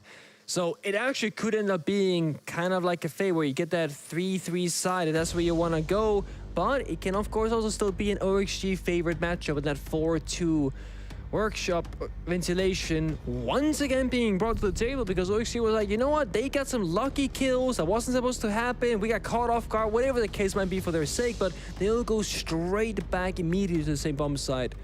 With the Vigil, Capkin, small changes in the operator map pool, or operator pool rather. Dream always bring that stable operator of Maestro for information.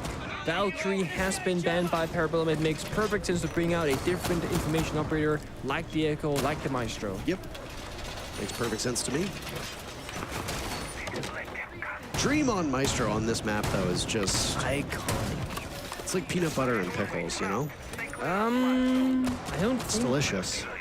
Yeah, maybe individually. I'm not sure if combined. No, I'm kidding. It's kind of like pineapple on pizza, you know? Pineapples alone, great. 5 seconds left. Pizza alone is great. Are we gonna When you bite? combine them, however, It gets even better. honestly, It's it even does. better. It doesn't. We had pizza yesterday. I mean, Did you have the pineapple pizza? I didn't think so. I just completely disagree with you. And you're allowed to, but you're still wrong. Your opinion is your opinion, but your opinion also happens to be incorrect. No, not true. Now, the ying here from Spiff could be interesting because it looked like for a brief moment that people are going to go for a direct bomb site execute, but they recognize that there's a lot of stuff happening up above the bomb site as there should be. But they might just Candela finger boost to ignore the blind spot and just kind of go for an explosive round. And they're going to toss in the Candelas and they're blending. slip in. There It's they genius. go. Yaga the first kill on the fish. Sky's almost pulling it off. OXG Nice. answering back, and now you're in a post plant with the timer going down. Laxing well outside. Sky's assuming the position on the window. Spiker covering a very important part. The jump out that could kill Skies will be watched by Spiker. Sky's still searching for his first kill, by the way. Spiker's going to take the muscle to him, but gets traded out immediately.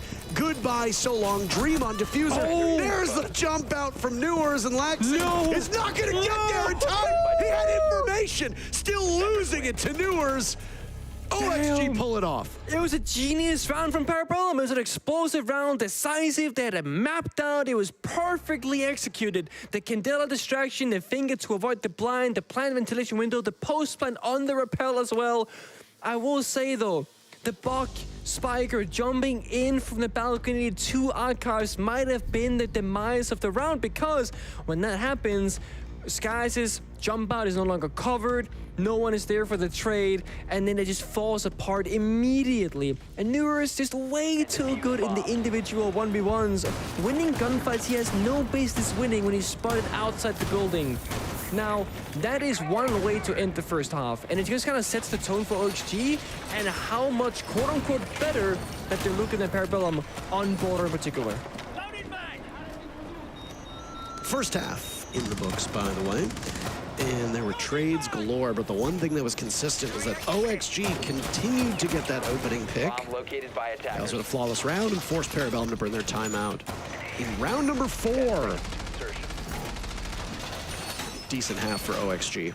And honestly, if you look at the way that Border plays out, 56% of the rounds won by the defenders. That means that OXG goes on to the worst side, but this is a map that they should be more comfortable on. Yeah. Overtime seems quite likely, but I think this round right now is going to make or break Parabellum. If OXG can be triumphant on their very first attack, I think that will set the tone for the remainder of this half. Yeah. Parabellum will be at a major disadvantage should that happen. Also, if OXG can play, like, I don't know, an explosive, a fast round, etc., and then they win, they get to control the momentum, or the pace rather, once more, and then Parabellum can be like, well, we just can't match it. Like, it's not our playstyle. What are we going to be doing? OXG, they are, of course, playing with the Brava ban against them, but at this point, it's been banned so many times on Border that they're used to it. Foxy will play the Twitch, he'll play the Flores, you can kind of do the same job as Brava, just slightly differently. Right now, OXG doing a great job not losing that early advantage, or yeah, losing that early member, just paying their respects and thinking, okay, how is PB going to play this? The Spiker looking for an engagement, but not finding much success. Well, the silhouettes there giving the position away. I thought Sweater was going to get a pick. I thought it was over. Newers gets one, though, on the spiff. Down goes what has been the best performing player on Parabellum. Spiker takes out Foxy. Newers, a nice play, and gets one as well on the Skies. Good Lord, Newers. Skies sitting out 7 rounds without a single kill. Dreadful performance for somebody who usually is so consistent.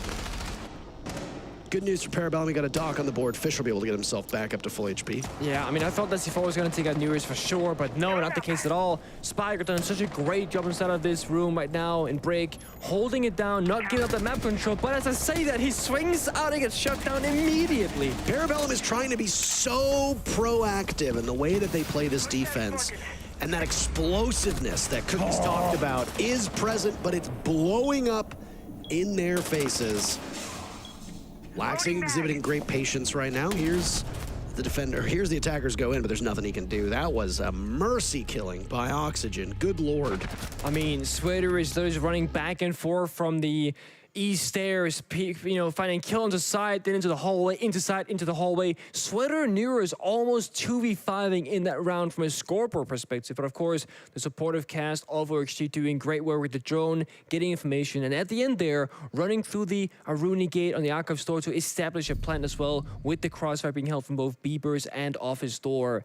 And again, that round right there might just put Parabellum so far down in their grave right now with how they feel mentally. Because it just seems like whatever they're doing, OXG just a little bit better, a small step ahead, winning a few more gunfights, playing a little bit more coordinated together, always having just a tad more information at their disposal. And you said it, Parker, they were being explosive, Parabellum. They were seeking out the gunfights, but they're doing it very isolated. It's one by one, swinging the hallway, Spiker praising the man, doing a great job, and then he swings alone one more time and dies to Sweater. And then all of a sudden, then Fish is like, you know what, my turn now on Dog. He swings the hallway, he dies too, not even looking in the right direction because they don't have any information to work with. I think if I'm Parabellum right now, I'm gonna take Skies relaxing, slap them on Echo, and do the good old rogue Sparkle kill strat, where you say, this is where the enemy is, go fight them together, you and you work together, and try and establish like a duo in the team, where you have 2 pairs of a duo, that's 4 members, that 5th person just guides them around, gives information, because Border is a relatively small map. You can very easily set up these kinds of pairs working in union, and it doesn't appear to be that that's the case of Parabellum, playing very split and very alone. Said that round was make or break, and I mean, in terms of round count, it's now put Oxygen in an excellent spot, but I think more than that, it's the mental game that follows it, Nick. Certainly is. Oxygen are in full control, and you can just see the face of Skies, and you can see that... Oh, I mean, what do you do here? Oh, boy. Yeah, this is... No one's covering the window jump in, nobody's inside a break room, like a really... He's about to... Yeah, oh my he's God. about to get another... It doesn't look fair. Oh, that's great. That's fantastic. That's Skies' first kill, however, and it comes after losing both of your roamers. So what I can say, you know what? Worth. We take those. Let's see what they can do now going forward. Newers is still alive, that second spearhead for the team. Oh, no, Newers taking damage. Dropped by top of East, their spiff. That advantage that Sweater just gave your team, you can't blow this round, right? You owe him too much. Yeah, you do. I mean, that would be demoralizing. And Sweater can sit on drones or watch players and be like, guys, come on. Like, you know what I mean? Now, they still have 5 drones left. Won't make that forward that Jammer taking one out. Foxy can pick up that drone himself and re-toss it in. There it goes. And there's another Jammer. Don't get hit by it. There we go. Does have 1 EP in pocket, does have the charges to go from Lions, get it as well. And the last member is, of course, Yawk on the sledge. So honestly, OXG looking pretty good in terms of utility. They got all the tools that they need for this job. They can follow up on it, that's the real question. This guy's playing the shrewd angle, looking somewhat of an oversight. Not as in it's an oversight, as in like he's playing oversight. Okay. Over the bomb side of Tellers. 2 of the players from PB on the bottom floor, Laxing on the top floor. Setting up a sequential breach. This lurk roll that we see get brought out time and time again, Laxing plays it usually so well. Does OXG have somebody on flank watch, though? That's the real question. Foxy might actually be able to capitalize off of this, but there's a drone that just went up top east. I think Foxy's aware of this. They've got a ping on it. They know that the alibi is in that area. You have to win the duel against Skies and Spiff. Dream has opened it up completely. He walks right in, and there goes the plant. But there's a soft wall in front of him. Skies needs to work on this. There's a blind spot. Spiff is there, and OXG are not prepared. They get caught in the scramble, and Yaga won't be able to get the diffuser down in time. You are out of time. Big misjudgment by OXG. They get caught out, read perfectly by Parabellum, who keep their heads in this game. It looked like it was really bad timing / communication from Oxygen because Yonke was bottom east stairs, ready to cover his teammate of Dream, getting that down the diffuser. But Yonke actually moved from bottom east stairs to the passport double door to hold a more deep angle, I suppose you could say, all the way through that bathroom hallway, cutting off the workshop angle. And the moment he went to rotate is the same moment that we saw the defender just kind of run straight through side and just destroy the guy planting. And then Foxy also lost the gunfight up above versus Laxing. That leaves just the guy who's supposed to be covering the planter alone in 1v3, where you gotta cover, plant, and or get 3 kills, and you got 3 seconds left on the timer. So a fantastic start for XG, a phenomenal entry from Sweater, and yet... I just can't believe they lost that round! I know! It comes out like, guys, what are we doing? I mean, that's gonna be heartbreaking, of course, but the thing is, when you're up, in that case, 5-2, you are technically allowed, or at the very least, you can afford to lose rounds like that. Although, be it shouldn't ever really happen if you can avoid it. So not all is lost. PB finding a bit of stride in that round at least. And they will actually go through the motions. I like this from Fish. Like, he's not having the greatest game right now, 1-8, but he's trying out a variety of different operators, seeing what works for him. The Lesion, the Doc, the Vigil now, for example.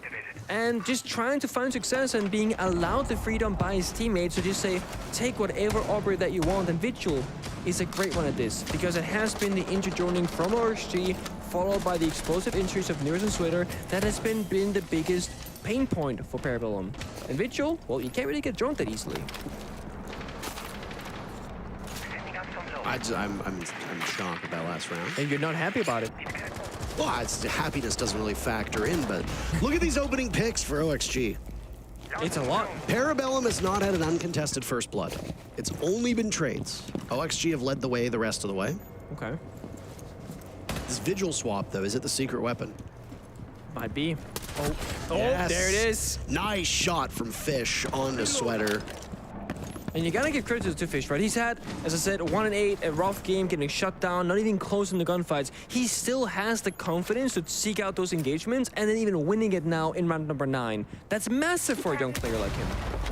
Oh, okay. That nade just missing. Spiff taking a lot of damage, but still alive. Laxing removed from play. The rest of Spiff is also found. OXG are picture perfect on this round. Yeah, they sacrificed Sweater, but he got a, well, in the previous round, he did a lot of work. I was gonna say, this is like payback for last round, right? Exactly. And I was like, Sweater, just go die early. We'll pick it up the pieces. Of course, 2v4, we've seen these happen before, where you might get a little bit too cocky, a little bit too eager to win this round. All it takes is Spiker Fish to find a kill eat. 2v2. Getting very active. Fishes by that jail door. We're talking a lot about Sky's performance at 1-8, but Fish has been no better at 2-9. Poor Spiker left all alone. Oxygen. They feel like they've got match point within their grasp. Spiker will need to double his kill total in order to keep this one up, but no. Foxy says, not today, Junior. OXG, series point. Just want to point out that Dream jumped into a Frostmat right before they won the round. I think it's important to keep track of that. Just, you know. Thank you. Thank you for keeping track of that. Did you just want to shame the man, or like? No, it's just like, I think it's worth noting how successful Frost can be as an operator. You know, a lot of people, they go, I mean, there's no way pro players get hit by Frost traps and Capgun traps. There's just no way. But actually, fun fact, Frost is highly successful. And there was that rank statistic a few years back that kind of said how often Frost mats they get triggered by players hitting them. And the higher rank you went into, the higher was the percentile of people actually getting hit by them. So that means that pro players should have the statistical highest chance of getting hit by them because they're the worst players, actually, in reality.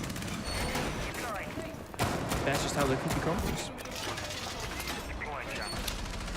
Well, Parabellum had high hopes, and their hopes are still very much alive, but I think they are aware of the task that is ahead of them. 10 seconds to go. It's very close on their map of Cafe, but OXG obviously squeezed out a victory there with that 7-5 scoreline. Now the question becomes, what do Parabellum do this round and moving forward? They don't have the benefit of a timeout anymore. It's already been expended. Parabellum are still a team searching for an identity. They were composed of players, many of whom have not played with each other before. Laxing and Skies obviously have history as the duo, but that's about it. The boys. The boys, is that what you want to call them? They're more like men now. Yeah, they actually are the men nowadays. So much time has passed.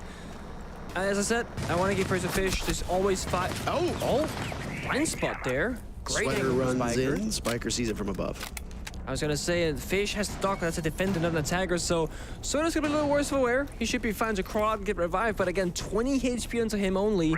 As an injury player, that's gonna limit you a lot on what engagement you can take now, as a single bullet will take you out. There is no Finka this time, unfortunately, to help him back on his feet. There's a dock, so maybe you can bait them into giving you a stim. Just ask him very nicely Ask him in very chat. kindly if he would like to Fish, share those. I will get you a kill if you heal me up. And you like Yes. sacrifice Foxy or something. We'll give you Fox A. Yeah. What the? And then Fish is like, you know what? I don't think that's a worth a trade because Sweater is nuclear. That's smart. That is very smart. Opening the hatch from below, it forces Fish out of that area. Drone activated. I mean, CCTV has been completely opened up. Security, rather, is completely open. There's somebody playing inside a break room, but the actual part of security is open. Oh, wait a second. A bomb has been Oh, located. he's in fountain. Yeah, he can't be killed. No, nope. Can't break that floor.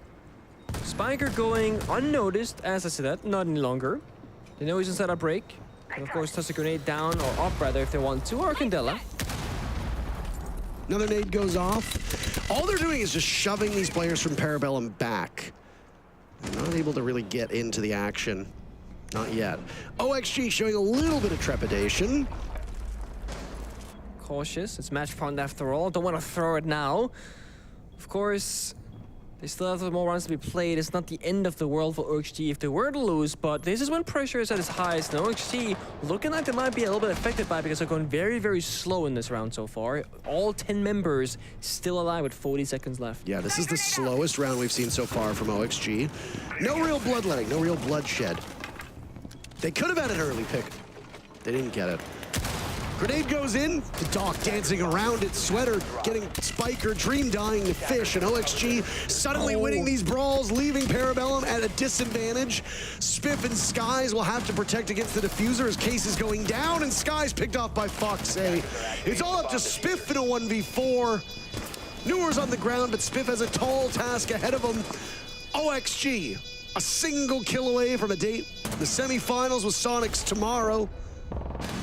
Oh, Spiff gets one, a second as well, but the last two targets might just be out of reach.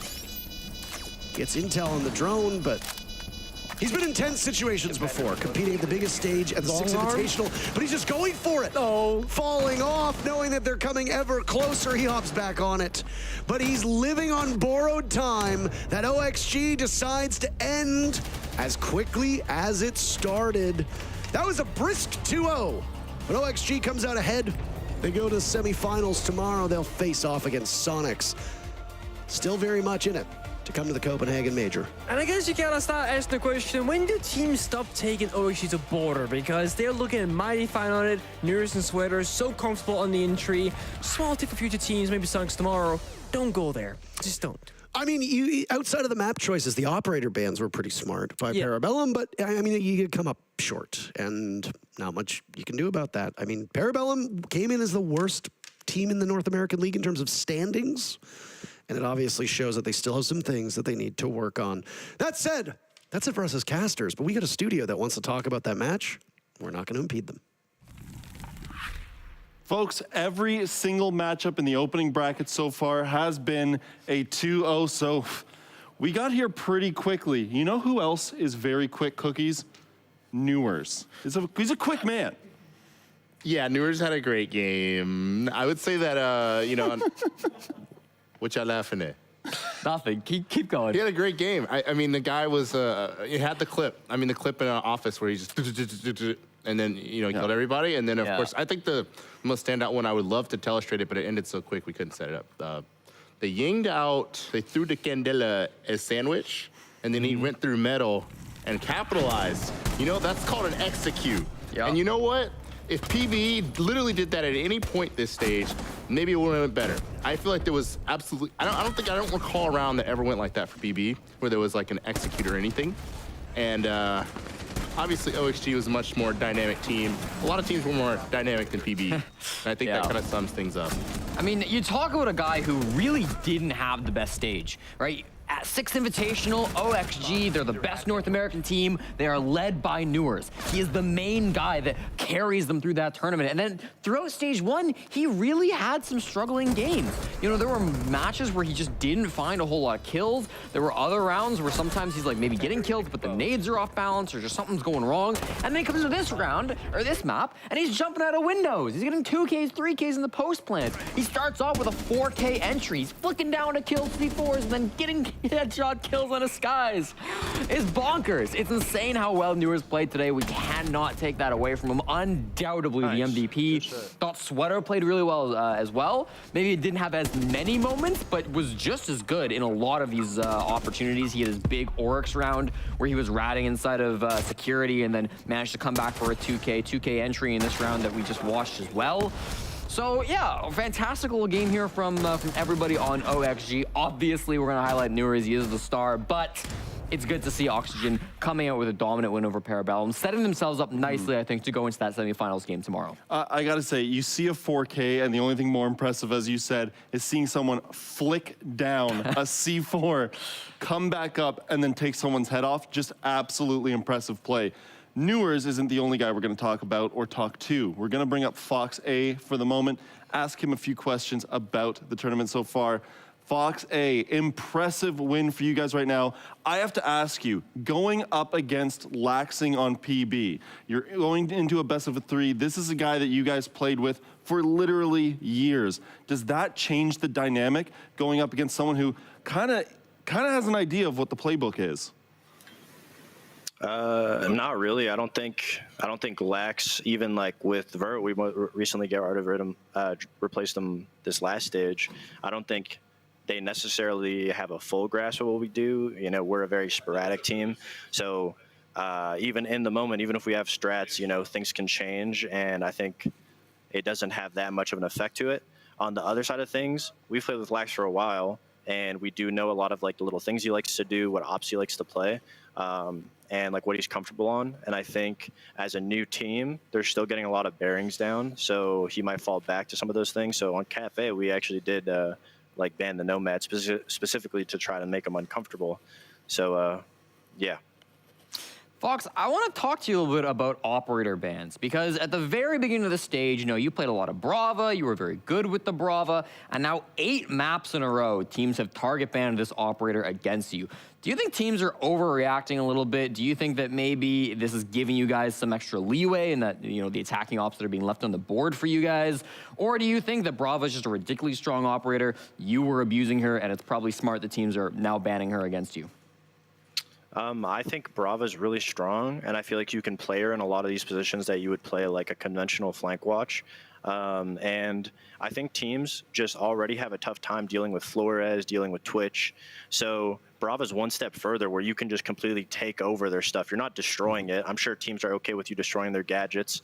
You're taking it over as theirs. And for the same reason why people don't like Doke, because you can use their stuff against them, they probably don't like the Brava. And I think on attack right now, how the meta is, there's not many operators that you would need to kind of ban. You know, there's no direct bans. Like you'll see some Yings, you'll see some flank watchers get banned, but yeah, there's not really too much that is a detriment on attack. So I think if a team's playing against us, they're like, oh wow, well, this is something that they use against us. The ops new, so we don't know how to respond to it just yet. So I definitely think that's the main reason why they would get rid of it. But I don't know. I'm kind of dookie. I'm not even that good on Brava, so I don't even know why people are banning Brava like that. But yeah. I agree. Pretty dookie. Also, Fox. Okay, so like you've played Sonics. You got a date with Sonics tomorrow, right? Or yeah. You know, you guys have split throughout this stage, I guess. How is the thought process going into the fact that you have to play these guys for the third time in like a month? Like, how is that going to be to prepare for? Or is it worth like? Is it even a process of preparing? Is it just going to be business as usual or what? I think it's always going to be business as usual, like you said. I mean, there's no direct issue or anything when going up against any team, really. I think the main thing is just making sure that we play exactly how we practice. And I think right now we're coming into this qualifier being hit down a couple pegs, so we're kind of mentally prepared to be like that team that doesn't deserve to be here, and we want to prove everyone wrong. Whereas the other times we played them, we're kind of like, oh wow, we're in first place right now, nothing could possibly go wrong. So I think our attitude going into it is a lot better, and I think we prepared a lot for these qualifiers. So yeah, I mean, put anybody in front of us, we're feeling very confident, and hopefully, you guys see us in Denmark. Well, it sounds like we will. Thanks, Foxay, for your time, and good luck the rest of the qualifiers. Thank you. Okay, guys, we have had a crazy set of matchups so far. As I said, nothing has gone past 2 games. All of these teams have dominated so far. And as we look at the bracket, Jesse, we're shaping up quite nicely. Oh, I am excited with the teams that we got here. I think on the lower part, the teams we saw today, Soniqs and Oxygen, 2 titans of North America. 2 teams that most, if not everybody, thought we would be seeing top 4 going to the major for sure. Now they've got to battle it out in that semifinal game. Only one of them can go. And maybe neither of them will go. Because you got Beast Coast and West Garfield Park up there on the north side of the bracket. Listen, WGP, maybe people aren't expecting a ton out of them just because they are kind of the newer, unfamiliar name. But I thought they played really well yesterday. I was quite impressed with how they were able to take down Gang Gang Gaming. And Beast Coast have been the Cinderella story of the season. They've been so good. Mr. B coming out the gate with the squad. Hat's been fantastic. So I'm so excited for tomorrow. I really think we have like the best case scenario heading into this final day of the LCQ. Yeah, Cookies, tomorrow is the final day. That means, unlike the past 2 days, we have 3 best of 3s tomorrow to decide the final matchup. Of course, out of these 2 matchups, who are you most excited to see? Wow.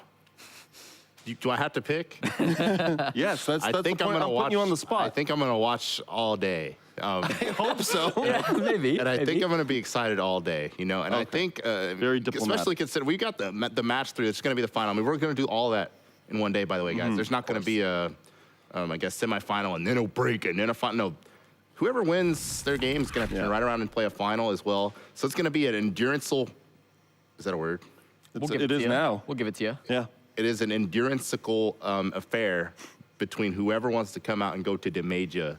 And it's going to be quite amazing to see all 3 games. All 3. Here's the way I see it. No matter what happens tomorrow, I don't think that there is a possible grand final that could disappoint. I think whether you see, Beast Coast, I would say normally the expected team to move on. Obviously, North American team. North American team shot at the major. But West Garfield Park, the underdog, quote-unquote underdogs of the whole affair, if they move on, also exciting. And then, of course, we know it's going to be an absolute barn burner between OXG and Soniqs. How could it not be? So you are not going to want to miss the action tomorrow. Thank you so much for tuning in today.